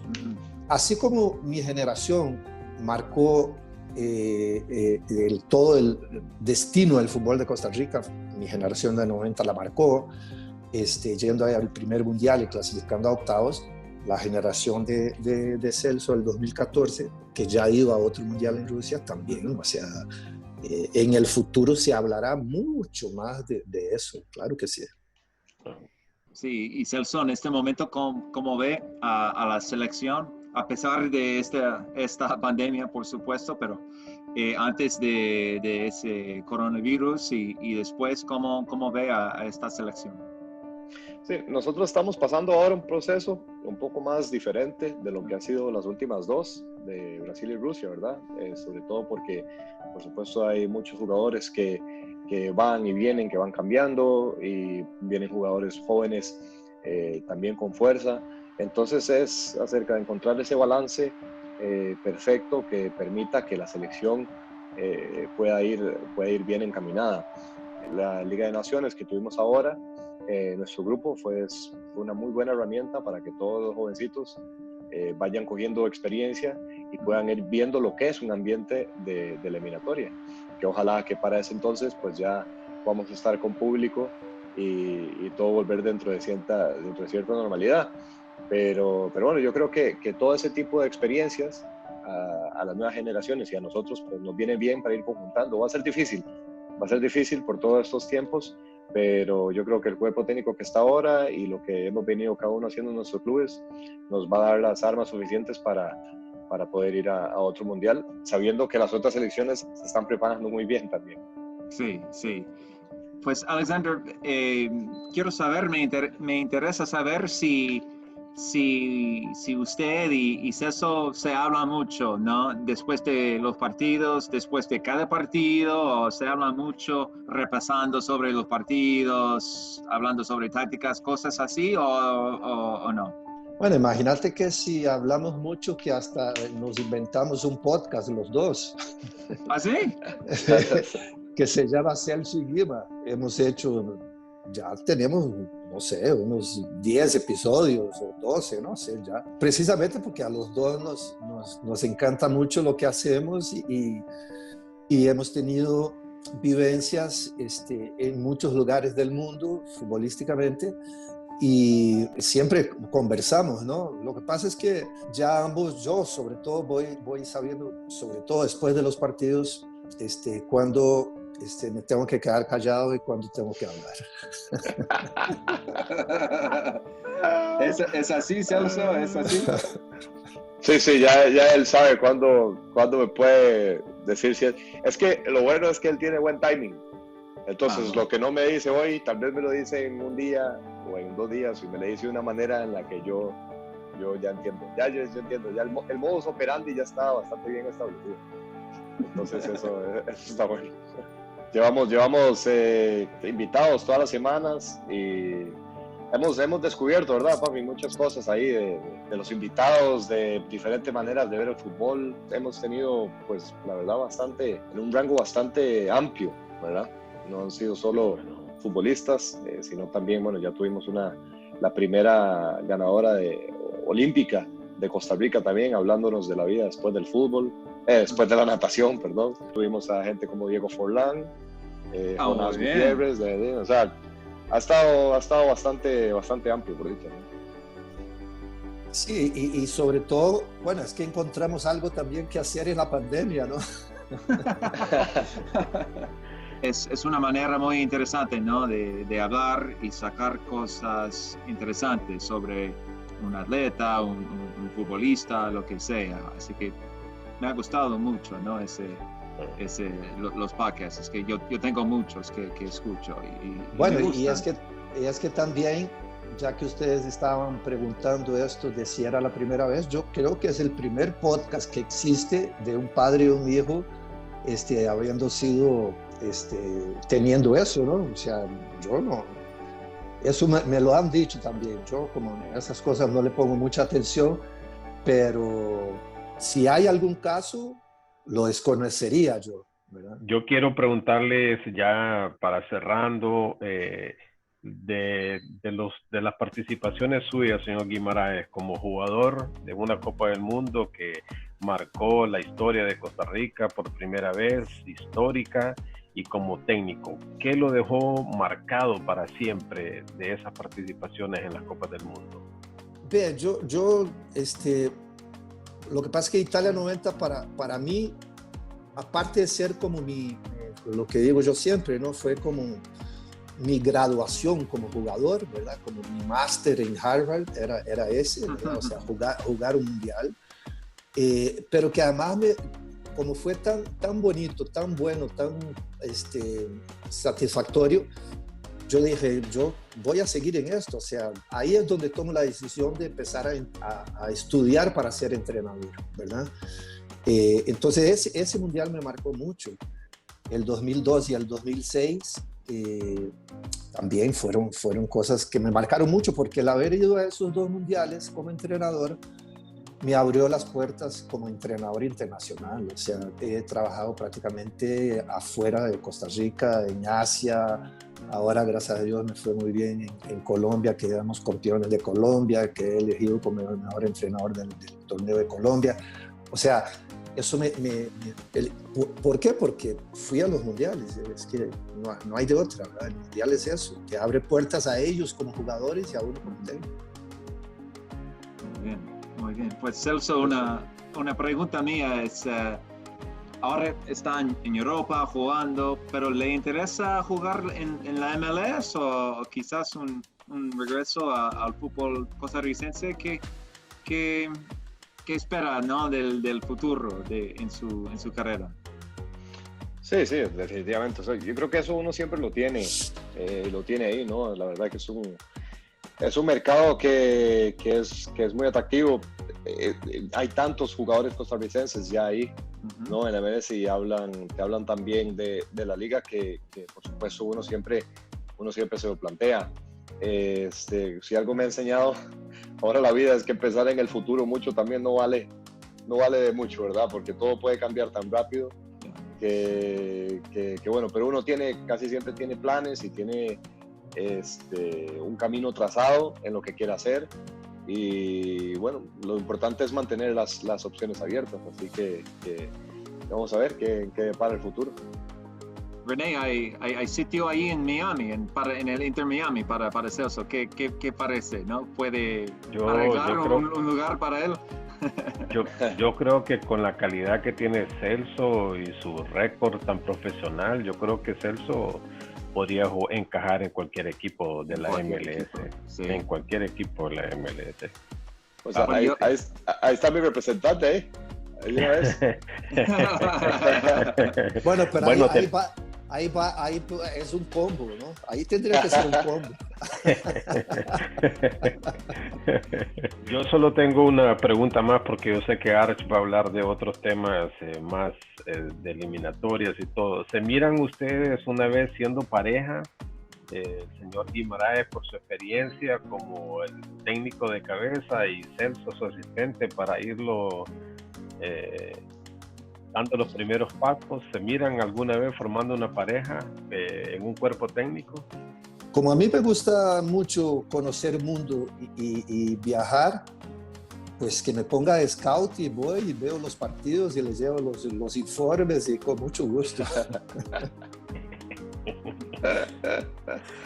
Estaría interesante, a ver. Entonces. Ya, Celso, pues usted dijo antes sobre los partidos de la eliminatoria de Costa Rica, y ya viene otro ciclo de eliminatorias de la Concacaf. Son partidos muy bravos, ¿no? Sobre todo ante, por ejemplo, México, Estados Unidos. Explícanos cómo son esos partidos, a jugar esos partidos, y la mentalidad que un futbolista tiene que tener en esos partidos. Bueno, son por supuesto que jugar con Estados Unidos y con México, por supuesto, siempre especial, pero también jugar contra selecciones que han progresado tanto como la selección, por ejemplo, hondureña, como la selección de Jamaica, que son visitas muy difíciles. Yo creo que el sentimiento de competitividad, digamos, a todos es lo que nos mantiene encendido, ¿verdad? El hecho de querer llegar a otro mundial, uno tiene ese fuego adentro que uno quiere sacar justo en los mejores momentos para poder ir un pasito más cerca del objetivo. Nunca es fácil, pero si algo que nos ha caracterizado a nosotros durante estas últimas eliminatorias ha sido que en casa pues hemos sido bastante fuertes, ¿no? Con nuestra gente. Entonces es reforzar sobre eso, y después las visitas que tengamos, pues tratar de hacerlo lo mejor posible para rescatar puntos ahí. Sí, Alexander, como entrenador, ¿cómo vive esas eliminatorias? Bueno, precisamente desde la desde la incertidumbre, ¿verdad? Porque cada vez que a Costa Rica le toca jugar, parte como un favorito, como lo que mencionábamos antes, pero eso también conlleva una trampa, ¿verdad? A nivel mental, que uno como entrenador intentando decodificar cualquier comportamiento diferente de tus jugadores con respecto a la preparación del partido. Todas estas selecciones, las otras selecciones, la ven así a Costa Rica. Bueno, a mí me tocó trabajar con la selección de Panamá, ¿verdad? Y uno percibía, ¿verdad? Eso. Entonces, desde ese lado, uno sabe que hoy, por ejemplo, para ellos ahora, las visitas al Caribe siempre fueron, pero ahora han crecido mucho, ¿verdad? Y la pasada Copa de Oro se vio, ¿verdad? Y entonces, claro, porque ya cuando hay partidos como Estados Unidos, México, que uno no necesita motivar mucho o inspirar mucho, ¿verdad? A los jugadores. Aparte de todas las planificaciones tácticas y esas cosas, pero sí estos otros partidos, porque estos otros partidos son los que si vos dudás, te sacan los puntos que al final te pueden no dejar ir a un mundial. Sí, así lo ve Celso, son partidos muy difíciles, ¿no? Muy complicados a jugar. Por ejemplo, en el Caribe, una región que ha mejorado mucho, ha crecido mucho con su fútbol. Esas visitas a una isla, la comida es diferente, todo es diferente. Son partidos complicadísimos, ¿no? Sí, porque, bueno, primero creo que es la región que más ha crecido en los últimos años, ¿no? Entonces, todo el ambiente, ¿verdad? Todo el ambiente, cuando uno va allá, también es un ambiente, también uno trata de no caer en ese ambiente relajado, de casi, ¿no? De casi relax, que da la impresión, porque claro, uno va a los hoteles, como todos los hoteles, casi todos son de playa, pues uno hace la asociación de playa con descanso, con eso, entonces realmente mantenerse en el objetivo es una tarea difícil para el entrenador, de mantener a sus jugadores. Bueno, aquí venimos aquí a esto, venimos a ganar acá, venimos acá a ganar y no a dejarse llevar por esas cosas. Entonces, algunos campos, algunas canchas son artificiales también, lo cual nosotros tal vez no tenemos la costumbre. Todos, la mayoría de estos jugadores, todos compiten a un grandísimo nivel, todos están en One Championship, o juegan en ligas francesas, o juegan, ¿verdad? Todos están compitiendo en un gran nivel. Entonces, Holanda, sí. Holanda, claro que sí. Entonces, realmente es muy difícil llevarse puntos de ahí. Entonces, por eso es que uno los valora tanto. Nosotros como jugadores los valoramos muchísimo. Y ya aquellas versiones de que se goleaba o se ganaba fácil, eso es hora de ser así, y ha sido por el crecimiento pues que han tenido todos ellos. ¿Y qué le parece del formato, ¿no? Con 8 equipos en esta última fase de eliminatorias. Eso me parece que va a ser mucho más competitivo, ¿no? Con 8 equipos en vez que 6. ¿Cómo lo ve? Bueno, mira, es así, ¿no? O sea, ahora esta reestructuración se tuvo que dar debido a lo de la pandemia. Y bueno, nosotros estamos plantados ya en la fase final, por lo cual desde mi posición estamos en una buena posición que nos merecemos debido a nuestros resultados anteriores. O sea, que nosotros nadie nos ha regalado nuestra posición, hemos luchado muy duro para estar ahí. Ahora, es verdad que nos enfrentamos a una eliminatoria más larga, sobre todo con esas jornadas en junio, que son 4, ¿no? 4 en un mismo mes, me parece. Yo creo que sí. Entonces, ¿verdad? Entonces va a ser algo. Esos partidos, por ejemplo, de junio son importantísimos. Lo mismo que cuando en la hexagonal era acabar un partido en casa y empezar en la próxima fecha FIFA en casa, eran 6 puntos vitales, ¿verdad? Entonces, creo que el hecho de ir generando puntos a la selección, a nosotros nos va a brindar mucha confianza. Y Alexander, ¿qué opina usted de este nuevo formato? El formato como tal, primero yo creo que si se juega con público, las federaciones deben estar muy contentas porque hay más taquillas, ¿verdad? Eso por un lado. Por otro lado, lo que yo más veo como entrenador es que a todos los técnicos de Concacaf y más aún a los llamados, digamos, a clasificar o a pelear un repechaje, deben de estar pensando mucho, porque ellos no han podido, ningún técnico, no solo de Concacaf, en general, ¿verdad?, de selección, ha podido trabajar prácticamente en el año 2020. Han perdido la oportunidad de terminar de sacar conclusiones sobre X o Y jugadores para tener ya, antes de empezar la eliminatoria, que era lo que uno siempre tenía, ya un mapa, ¿verdad?, de ruta y de tus jugadores. Y creo que en ese momento es el gran dolor de cabeza para los entrenadores de selecciones, es eso. Y más aún que esta eliminatoria, todos los países, la gran mayoría de los países de CONCACAF están en cambio de generaciones. Y entonces eso también uno como entrenador necesitaba estos partidos de preparación para ir, digamos, teniendo una escogencia mucho más certera, entre comillas certera, pero mucho más, con más datos, ¿verdad?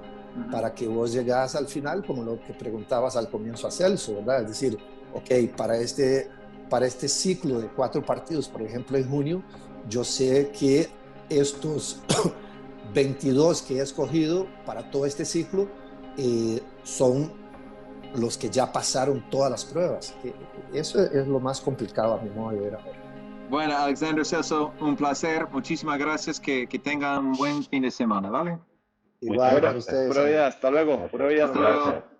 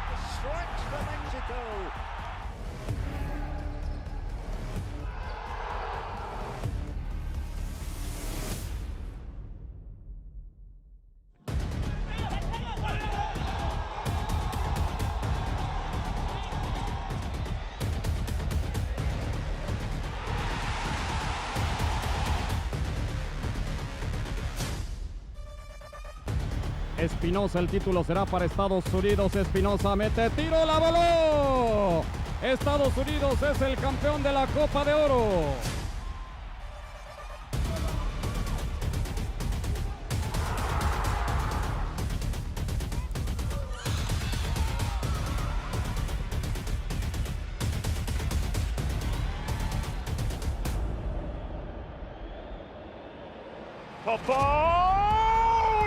Monterrey 2, Atlanta 0. The shot is on and in. Atención con Ronald Gómez, el servicio para Gómez, ¡Gómez! ¡Gol!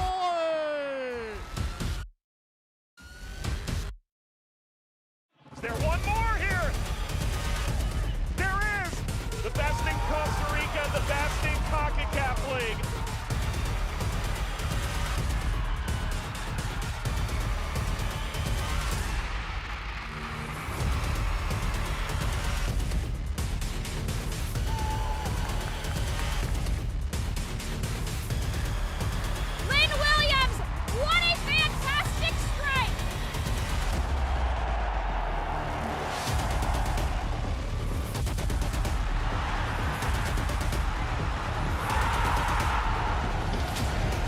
Costa.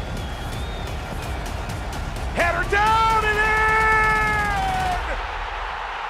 The golden goal!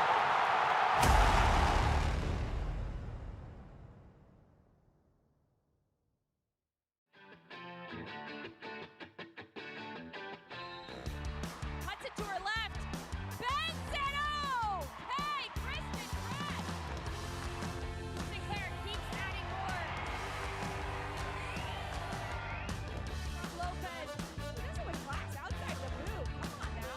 Alvarado goes to the far post. Rodriguez!